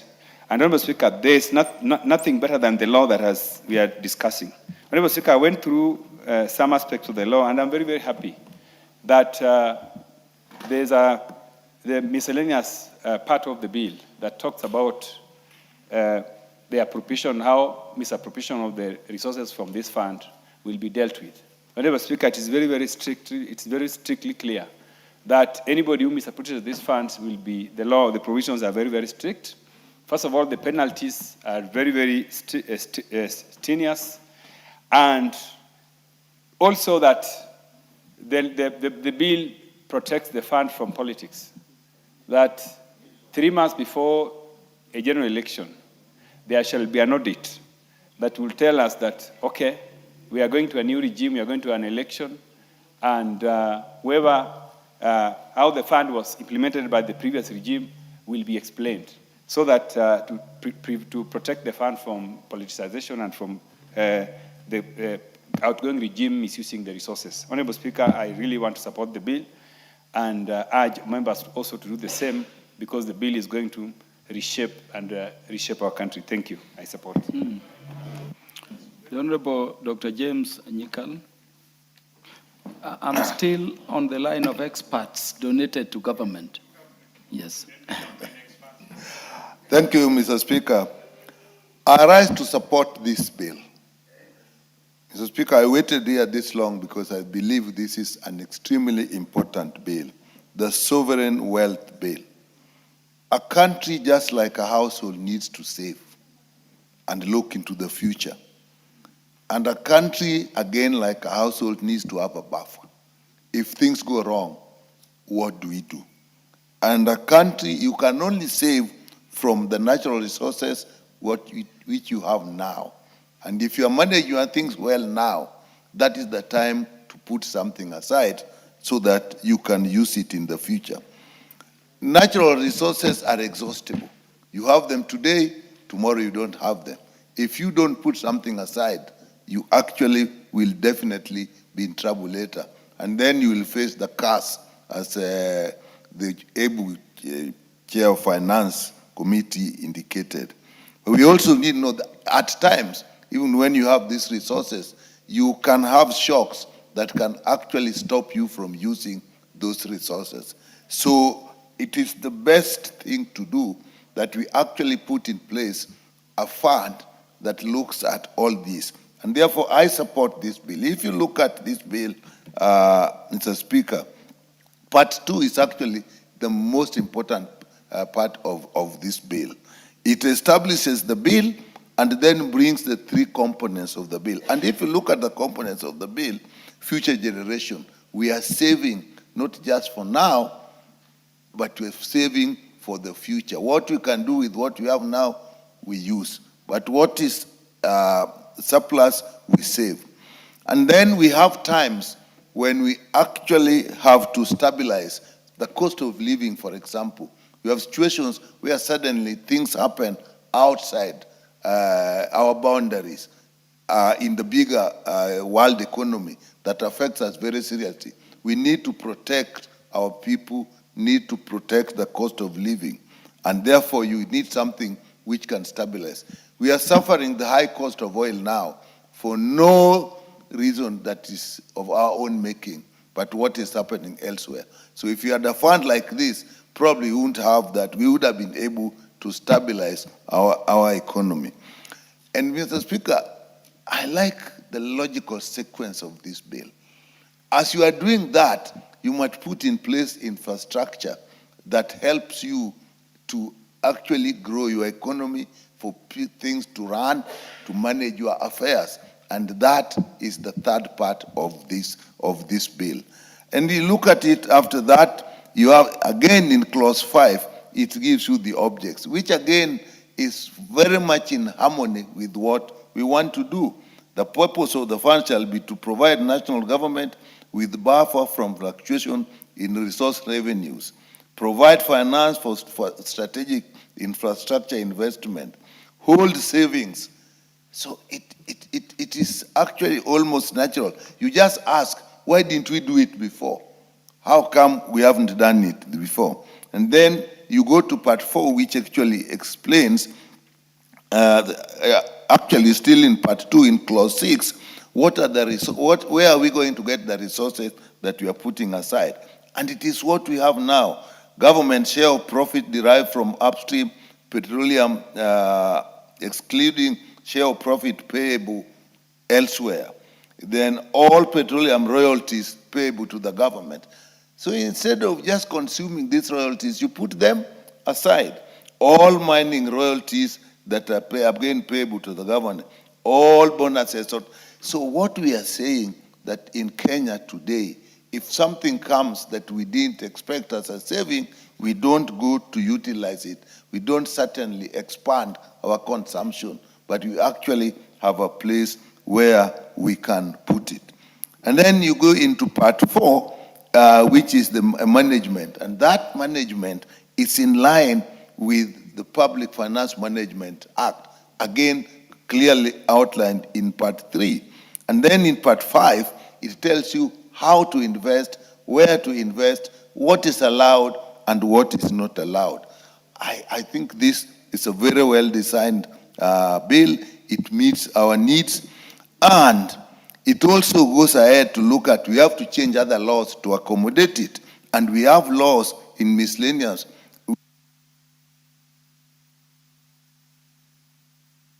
Thank you.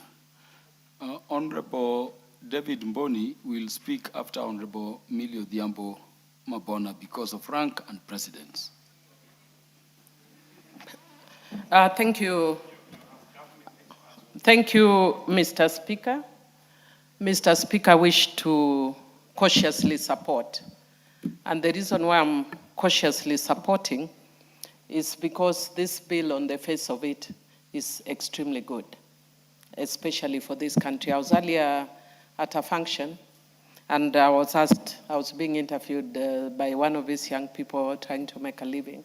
And they asked me, what do I think Kenya really needs? And what we need is hope, especially for the young people and for the future. And so when you have a bill that is looking at investing in our future, it's actually what the country needs.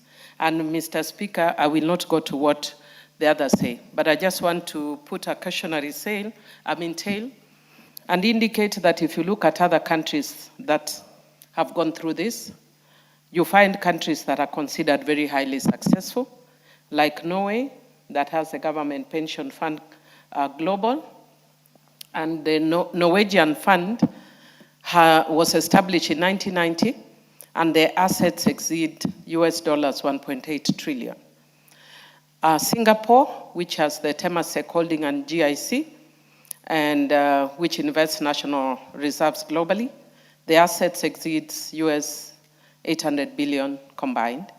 Botswana has a Pula fund, established in 1994, has helped stabilize the economy and preserve wealth for future generations. Then we have Nigeria Sovereign Investment Authority, created in 2011, and considered fairly successful as well. But we also have mixed successes in Chile and Kazakhstan. But then, and I think we can borrow very largely from these countries, and from these countries, one of the things you see very clearly is that they have independent and professional management. Then we have strong parliamentary oversight and public transparency. I know that there are people who have raised the issue of constitutional conflict with the consolidated fund, for instance. And should somebody go to court, we leave that for the courts to determine. But then there's a very big role for Parliament to ensure proper oversight. Then there's clear rules on deposits and withdrawals. There's limited political interference, investment of surplus or natural resource revenues rather than borrowed funds, and long-term saving objectives benefiting the future generations. And this is where I have my cautionary tale. That Kenya, if you look at Kenya, and you look at the countries I've mentioned, the countries that we appear more comparable to is, of course, Singapore, Botswana, and Nigeria, that have a stabilization functions, infrastructure investment window, and future generation saving components. However, we also have Malaysia that has not done very well, which would be considered a notable failure. And Kenya needs to be careful to learn from Malaysia, which was intended as a strategic sovereign investment fund for their fund, but it became embroiled in one of the world's largest corruption scandals. Billions of dollars were allegedly misappropriated, and it demonstrates how weak oversight can undermine such funds. And the reason why I said I'm very cautiously optimistic is because we know that Kenya, one of the things that bedevils us is the issue of corruption. So when we set up something so noble So good. I think even since I came to Parliament, this is one of the best bills I've seen. But will we be able to stay true to the objectives and aims of this bill when it becomes law? Or is it a cash cow that people will be using to enrich themselves? And we have oversight mechanisms, but we don't give regard to them. We were talking earlier about counties, and we can see how people are looting our counties dry. But because of political correctness, we just turn, if you could please give me a minute, we turn a blind eye to people looting the counties dry. Will not this be another case? So that's why I'm saying it's an excellent idea, but I'm very worried that unless we deal with corruption, we might go the same route as Malaysia. And finally, I would just want to encourage our police that tomorrow, should people come out, just be human, really. Just be human. Do your work, don't kill, don't shoot. Give Honorable Millie 1 minute. Thank you. Don't shoot, don't kill. And I'll be speaking as a former expert demonstrator. And if I was shot and I was killed, I wouldn't be here in this parliament today. So I would want to encourage caution and responsibility on both sides. Those who are demonstrating, should you come out, please don't destroy, don't hurt other people and don't destroy property. But should people come out as police, be civil, be human, don't shoot people, don't kill people. We are all Kenyans. Why are we killing each other? Thank you, and I support cautiously. The Honorable David Boni had gotten my recognition. Thank you, Mr. Speaker. As a member of Finance Committee, I support the bill. And Speaker, this bill addresses the concerns which were raised by Kenyans when we are doing public participation on the sale of Safaricom shares. Because the issue was, if you sell everything, what are you going to leave for future generation? And I think this bill now addresses that. Mr. Speaker, there are very many various funds which have been very successful. The Norway Government Pension Fund, which controls, which has a market value of 2 billion shillings, 2 trillion US dollars, which is around 260 trillion. That can fund our budget for over 50 years and pay all the loans. Mr. Speaker, the bill has some clauses which we also need to look at. The first one being the clause 5, which addresses the purpose of the bill. And one of the proposed purpose of the bill is to cushion the country from extraordinary shocks. And the Speaker, we have to think about what is extraordinary shocks. And to me, these extraordinary shocks should be the shocks which are related to macroeconomic stability. Issues to do with exchange rate, issues to do with oil shocks, issues to do with interest rates and inflation, so that at least we are addressing the macroeconomic stability. Because if we leave it open, even the drought issues will come in, which should be addressed elsewhere. Mr. Speaker, clause 6 of the bill proposes the sources of revenue for the fund, which is proposed share of government share of petroleum and royalties, both from petroleum and gases. But, Speaker, it's very important we also include a percentage or a portion of sale of government shares in some of these enterprises, so that in the future we have we have funds for the future. And this actually was proposed by the stakeholders during participation. Mr. Speaker, the issue of stabilization. This is a clause 11.7. It is proposing that the maximum of 10 billion and in excess of that 10 billion to address the issue of stabilization any excess should go to public debt. I think that issue of public debt, which should be approved by the Parliament and Parliament and its Cabinet Secretary, should not come in here. The funds should not be used for public participation, for public debt. Mr. Speaker, the issue of strategic infrastructure, this clause 12, this is basically borrowing from the National Infrastructure Fund. So the issue of strategic infrastructure should be the infrastructure which is going to be used for the purpose of the minerals. If it's a pipeline, should be the pipeline. Refineries or transportation, railway, which should be used for transportation. Because if you leave it open, and the National Environmental Fund is addressing that. Therefore, we don't even need to have it there, but we need to structure that. Mr. Speaker, clause 42 is restricting investment to speculative derivatives and listed real estate private equity. When you look at the fund for Norway fund has invested in 7,200 companies across the globe. They control 1.5% of listed companies in Kenya, in the world. Therefore, we need to open that so that even here, the fund can invest in, for example,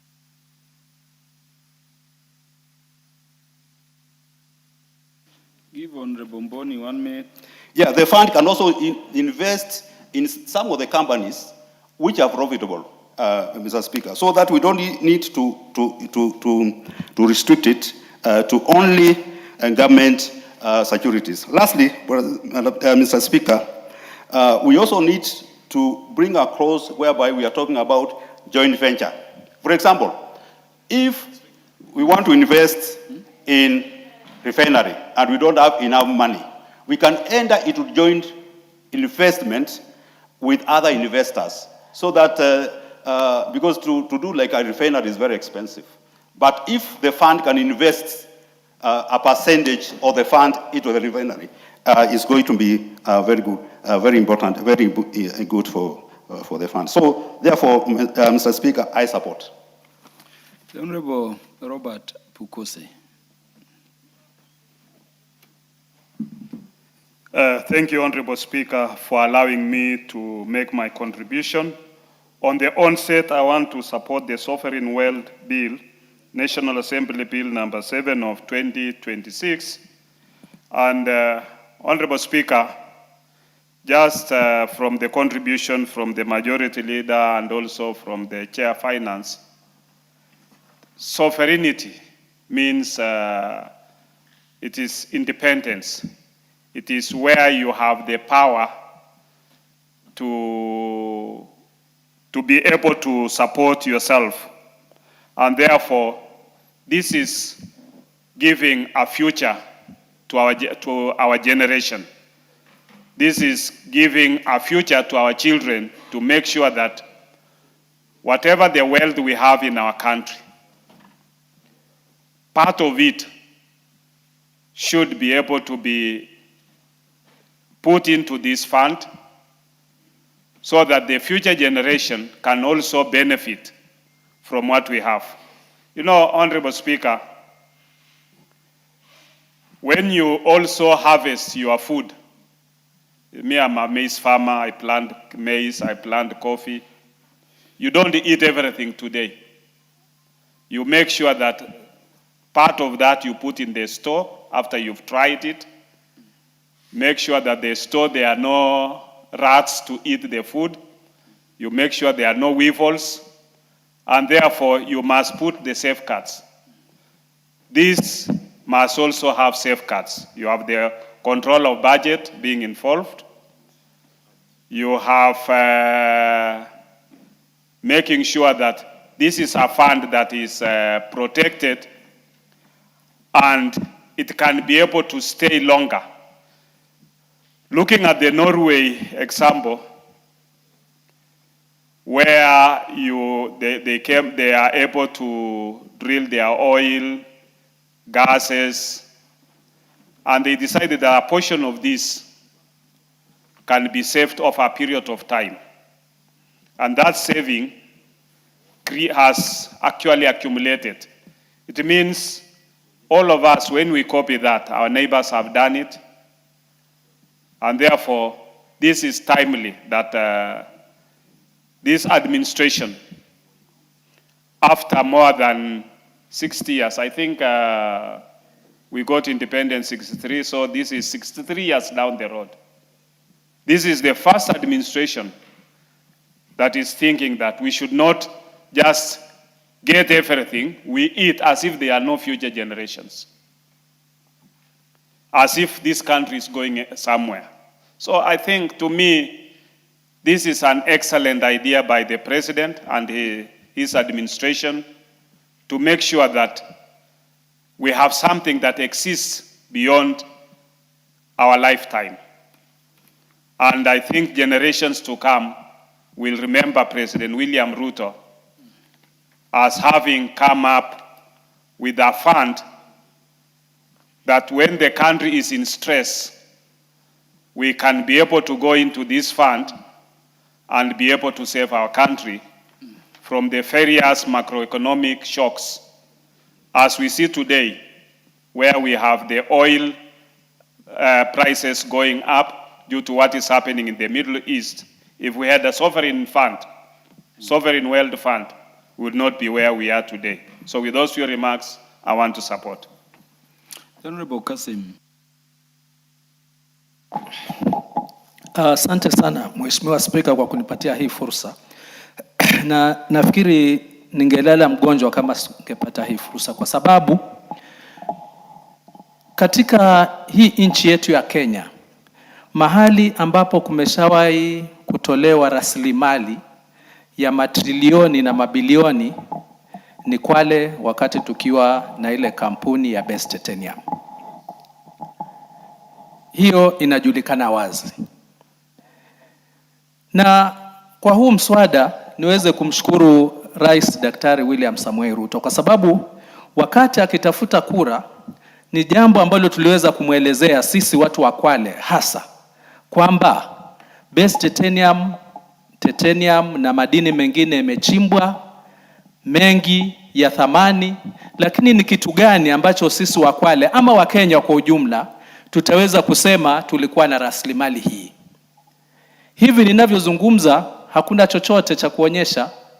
Best Titanium ilichimba kwa miaka 10, ikachukua rasilimali yetu, ikaenda.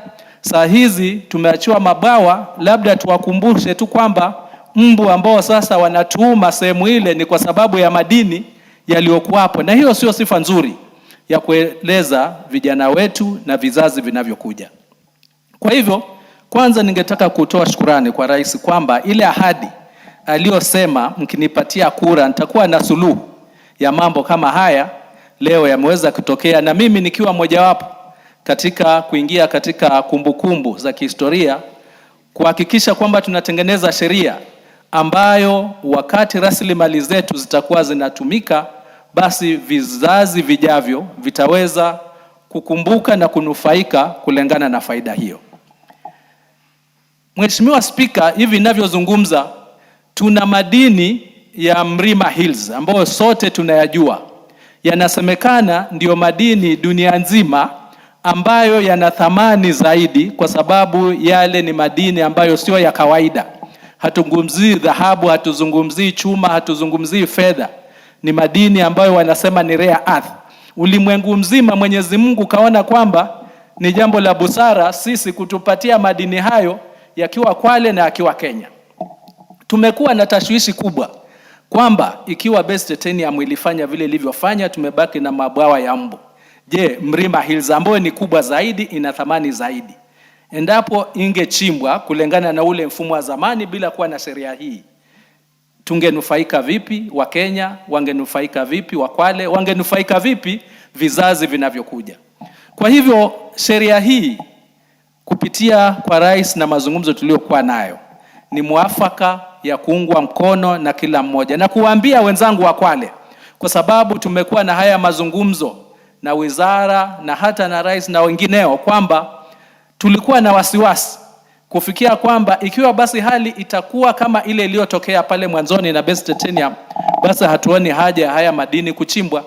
Lakini ningetaka niwaambie Wakenya na Wakwale kwamba historia inatengenezwa leo. Kuna sheria ambayo tunaiunda, ambayo inaundwa kwamba tusiwe na wasiwasi tena, tusiwe na shaka tena kwamba endapo madini yetu ya mlima ya Kwale yatachimbwa yatapotea kama vile ilivyopotea rasilimali yetu ya Base Titanium. Niongezee hapa ya kwamba wakati tunachimbiwa madini, kuna sheria ile ya madini, the Mining Act, ambayo pia iko kisheria.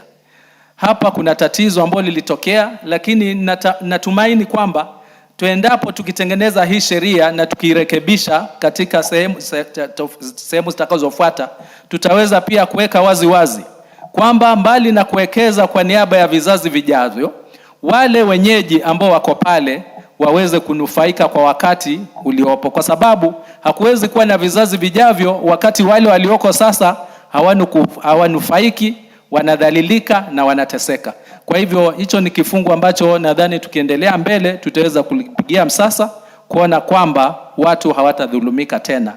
Nasimama na kuiunga mkono hoja hii, sio kwa mikono peke yake, nitaongezea na miguu kwa ile furaha nilionayo kwamba hatutadhulumika tena sisi ambao tutakuwa na rasilimali kama hizo. Asante Mheshimiwa Spika.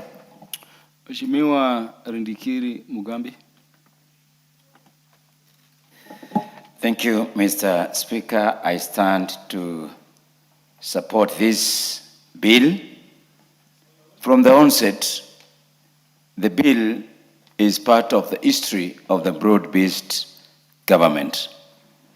Mr. Speaker, we have seen great things being implemented during this time. Infrastructure fund, the finance policy, the debt management policy, things that have never been done before. This bill is part of the new thinking of fiscal maturity of our country. And I want to thank the mover and the seconder, because for the first time, Kenya now has started positioning itself as a financial hub. The thinking that many countries thought before is now happening in Kenya. And we really need to be proud of this 13th Parliament. Mr. Speaker, I know many critics will start coming and saying we have infrastructure fund. I want to tell them from the onset, there's a difference between the infrastructure fund and the sovereign fund. We are encouraging savings. We are encouraging investment for today and for the future. Mr. Speaker, I don't want to belabor so much because we have established the benefit of having the sovereign fund. Mr. Speaker, we have relied so much on debt, and now this is creating a long-term avenue for us to finance our economies going forward. Mr. Speaker, the young people who went on demonstration 2024 is because they were saying there is nothing that the government is doing for the young people of this country. Mr. Speaker, I want to tell the young people out there that this is one of the things that the government is doing for the future of this country. And therefore, if they are listening, we are establishing a solution for the future. And that's the benefit of having this bill. This bill has answered one question which has always been coming as a problem, and that is governance. Mr. Speaker, this bill has brought in the issue of good governance, and I want to tell Kenyans with confidence, there is now ring-fenced. This fund is ring-fenced. because the issues of governance have been addressed. The issue of accountability and transparency have been addressed by this bill. This bill has brought in the clear responsibilities of professional management. And Mr. Speaker, it is very clear that now the political interferences have been blocked from this. So I want to thank the majority leader for coming in handy, and I plead again with the young people tomorrow. Timao has been a center of demonstrations of late. I want to advise them, it is very easy to destroy what we have built over the years. Please, as you serve your master who is forcing you to go to the street, remember, if you destroy a load that have been put, you have created a disruption of the economies of this country.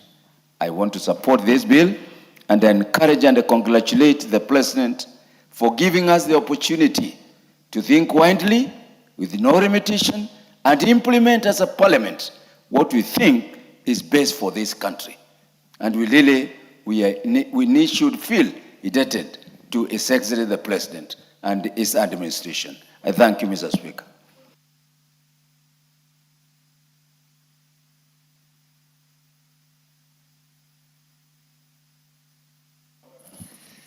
Thank you, Honorable Speaker. Honorable Speaker, I think... You know they were producing petroleum the other day. Yes. Yes, Honorable Owen Bai. Honorable Speaker, I want to, after he finishes, that we call the mover to reply. Looking at the time, and we have some very fundamental matter to do, which we must conclude before 9. And this bill will definitely come to committee of the whole, and we will say the things we want to say now during the committee of the whole. And therefore, okay. we must finish Kara. Honorable John, try compressing your... We must finish Kara. We don't have... Speaker, thank you so much. Honorable Speaker, John Namuit, can you do less than 3 minutes? Yeah. Speaker, I want to thank you from the onset. I want to register my support to this bill. And this is one of the best bills that this 13th Parliament and this government of Dr. William Ruto, President of Kenya, will always be remembered for. Honorable Speaker, being a oil-producing county, which we will be launching the first one to Mombasa very soon in December or January 2027, Honorable Speaker, allow me to say that the counties or the areas that are producing minerals or any other extractive will be the ones to first support this bill by the point that development through this bill will be realized from the onset. In the Petroleum Act, for example, there is a 25% and a 75%, 25 for the community, for the county and the community, and then 75 for the country. Honorable Speaker, this bill is an assurance that whatever is going to be set aside as a revenue from these oil reserves, oil revenue, will be used or utilized to develop these counties or these areas where oil comes from. And number two, I will want to support the journey to Singapore now through this bill, because this bill will help us to save and create investments that will enable us journey towards that. Number three, the issue of intergenerational equity and savings for the future is realized also through this bill. When you get to countries like Canada, where oil is produced, for that case, Alberta, you will find the natives or the First Nations of Alberta, the Aborigines. They actually appreciate that the country takes care of their welfare in terms of ensuring that they get royalties from this. And through this bill, Honorable Speaker, I want to say I support, and it is one of the best that has come. It must have even happened like yesterday. Thank you. The Honorable Karoli Omondi in under 3 minutes. Honorable Speaker, it's very unfair. We sit here for 4 hours waiting to debate this, and then you want to take it away from us. Honorable Speaker, I rise up under Standing Order number 35 and draw your attention to the fact that there's no quorum in the House. It's not being stupid. You must respect us. There's no quorum in the House.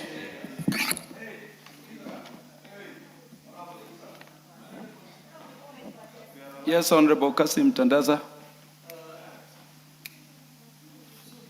There must be respect. Honorable Speaker, is the honorable member, because I don't want to use some derogatory language, to call honorable members the term that he has actually used. I'm even afraid of using it against just mentioning that we are stupid. Is that what you said? And you are proud of that? You want your electorates to know that you are calling your fellow colleagues stupid? And you are also in this house, honorable member? Is he in order? Thank you. Honorable Kasim Tandaza, sit down. The Honorable Karoli Omondi, did you use the words stop being stupid in reference to members? Honorable Speaker, I said I rise under Standing Order number 35 to draw your attention to the fact that there's no quorum in the House. No, that is fine. And I said, you have to respect us. We are not stupid. That's what I said. Get the Hansard. Get the Hansard. Get the Hansard. And yes, that's what I said. What is the answer?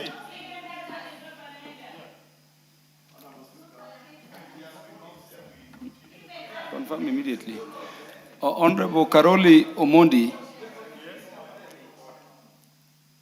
you know you made those words just when you are recognized to make your contributions. I want to caution again. If you said stop being stupid, or you used the word stupid in reference either to the Speaker or to the House, withdraw it before it is checked, because it is being checked. Honorable Speaker, just check. I said we are not. I did not say the Speaker of the House. That's what I said. Because we are being treated here, we sit here up to this time, the whole afternoon. Yes, if you want me to withdraw the word stupid, I've withdrawn it. You cannot lament. Okay, I've withdrawn the word stupid. Honorable Speaker, I rise under Standing Order number 35 to draw your attention to the fact that there's no quorum in the House.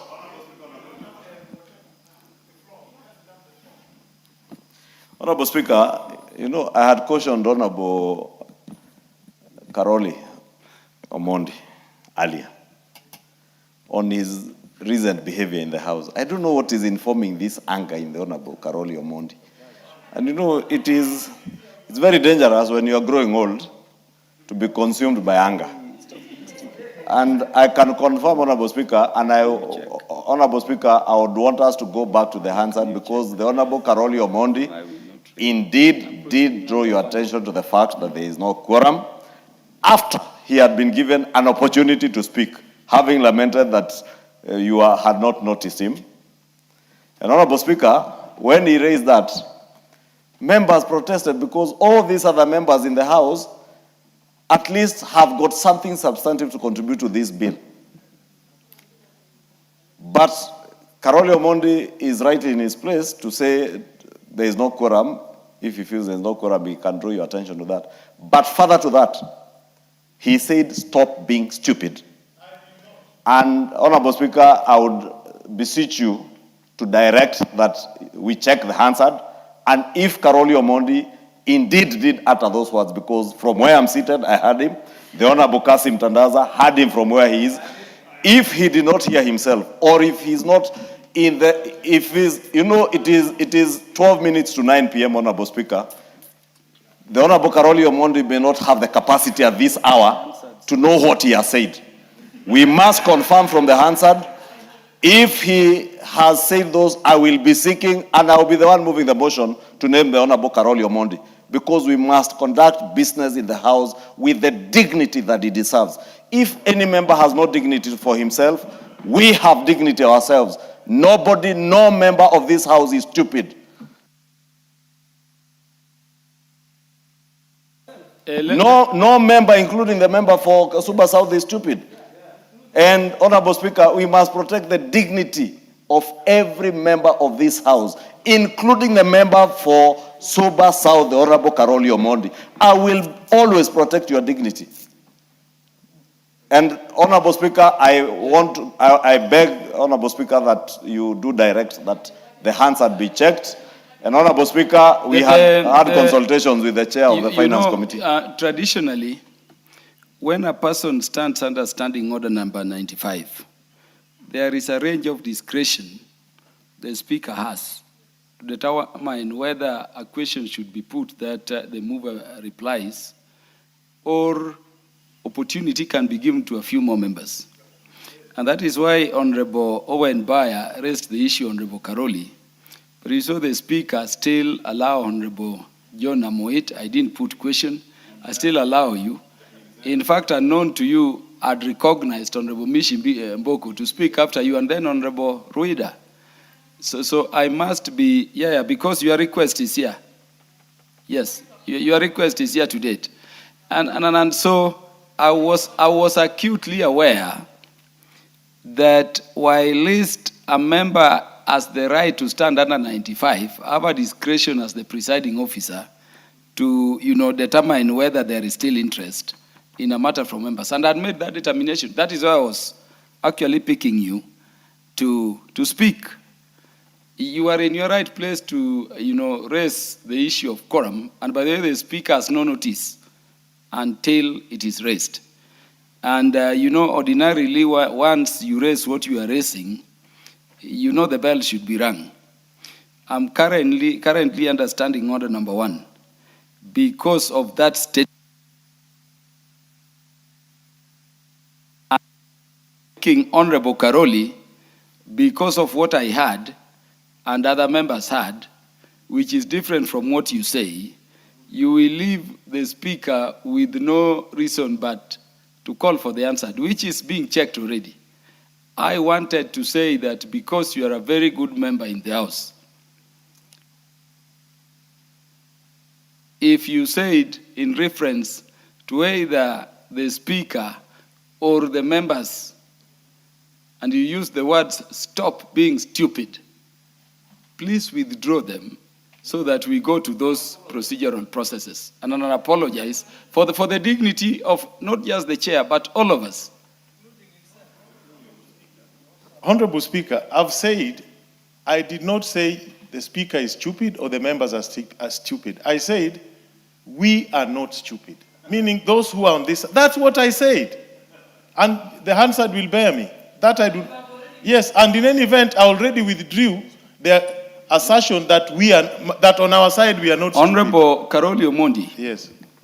It is being confirmed to me that what I had, what Honorable Kasim had, what several members across the aisles had, that you said stop being stupid, is what is on the answered.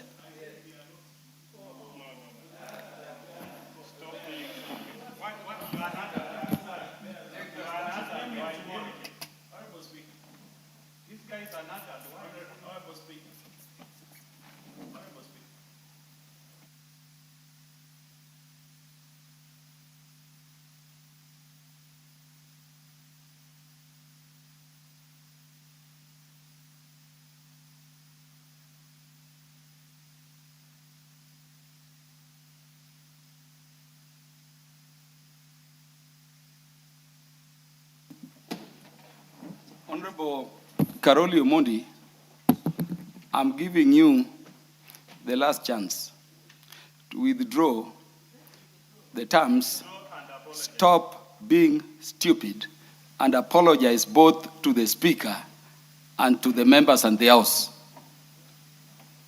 Honorable Speaker, I have no problem withdrawing those words. No. And and I have no problem apologizing to the Speaker and to the members. Because as far as I know, what I said was, we are not stupid. But if that is what you recorded, I withdraw and apologize. Nonetheless, I rise up under Standing Order number 35 and once again draw your attention to the fact that there is no quorum in the House. Honorable Karoli Omondi. Yes. The Speaker does not record anything. I'm telling you, the answer says, can you make an unequivocal withdrawal and apology? No. Honorable Speaker, I have already withdrawn and apologized. And one more time, I will withdraw and apologize, okay? But I've said that. I withdraw and apologize. And one more time, I rise under Standing Order number 35 to draw your attention to the fact that there's no quorum in the House.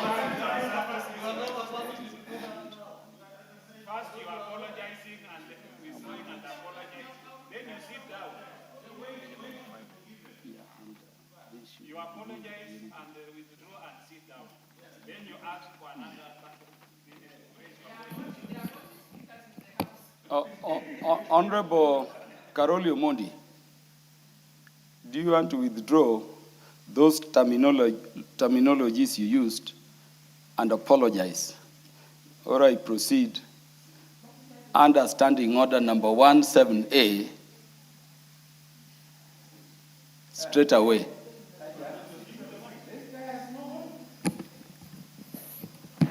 I withdraw and apologize. And under Standing Order number 35, I again draw your attention. Honorable Karoli. Honorable Karoli, I'm going to deal with you now under Standing Order number 107A. 107A. And just for clarity, let me read it to you. A member commits an act of gross disorderly conduct if the member defies a ruling or direction of the Speaker or chairperson of committees, declines to explain or retract use of unparliamentary words, or declines to offer apologies despite having been ordered to do so by the Speaker, demonstrates or makes disruptive utterances against the suspension of a member, attempts to or causes to use disorder or whatever nature during an address by a visiting dignitary.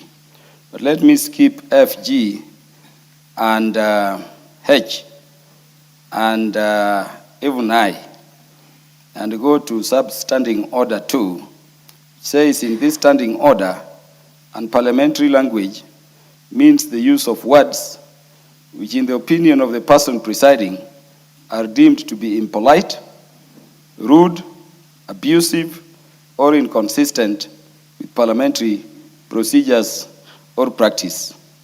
Standing Order 3, the Speaker may call a member whose conduct is grossly disorderly to order and shall order the member to withdraw immediately from the precincts of the Assembly for a minimum of 5 days and a maximum of 28 days, including the day of suspension. I called upon you, notifying you of the use of the word "stop being stupid" in reference to both the Speaker and the House, and I requested you do so severally, with clarity and unequivocally, and you did refuse. I will, this being the first time I'm meting out this punishment, suspend you from the House for a period of 5 days. I'll give you the minimum 5 days so that it is a caution to all of us. And let me make the members understand that when you dishonor the House, rules of procedure become secondary to the powers of the procedure under Standing Order number 1. Honorable Karoli, you are accordingly ordered to exit the precincts, and you will be out of the service of the House for 5 days and I'll do so immediately. As you exit, I direct that the quorum bell be rung.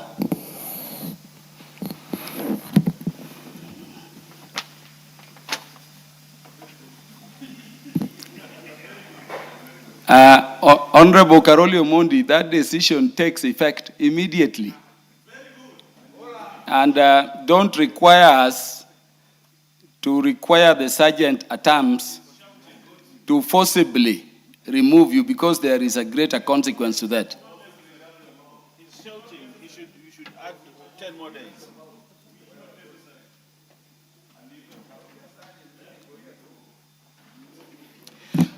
Honorable Karoli, do I order the sergeants?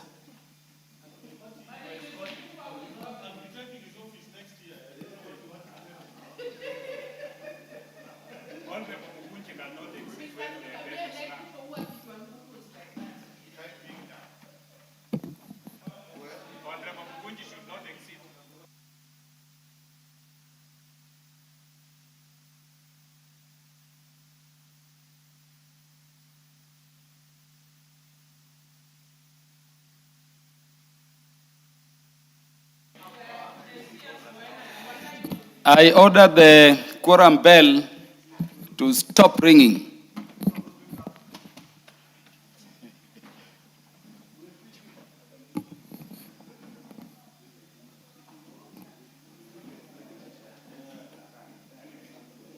Honorable Mukunji, order, we are adjourning the House. Honorable members, and the time being 9 p.m., this House stands adjourned until Thursday, the 25th day of June 2026 at 2:30 p.m.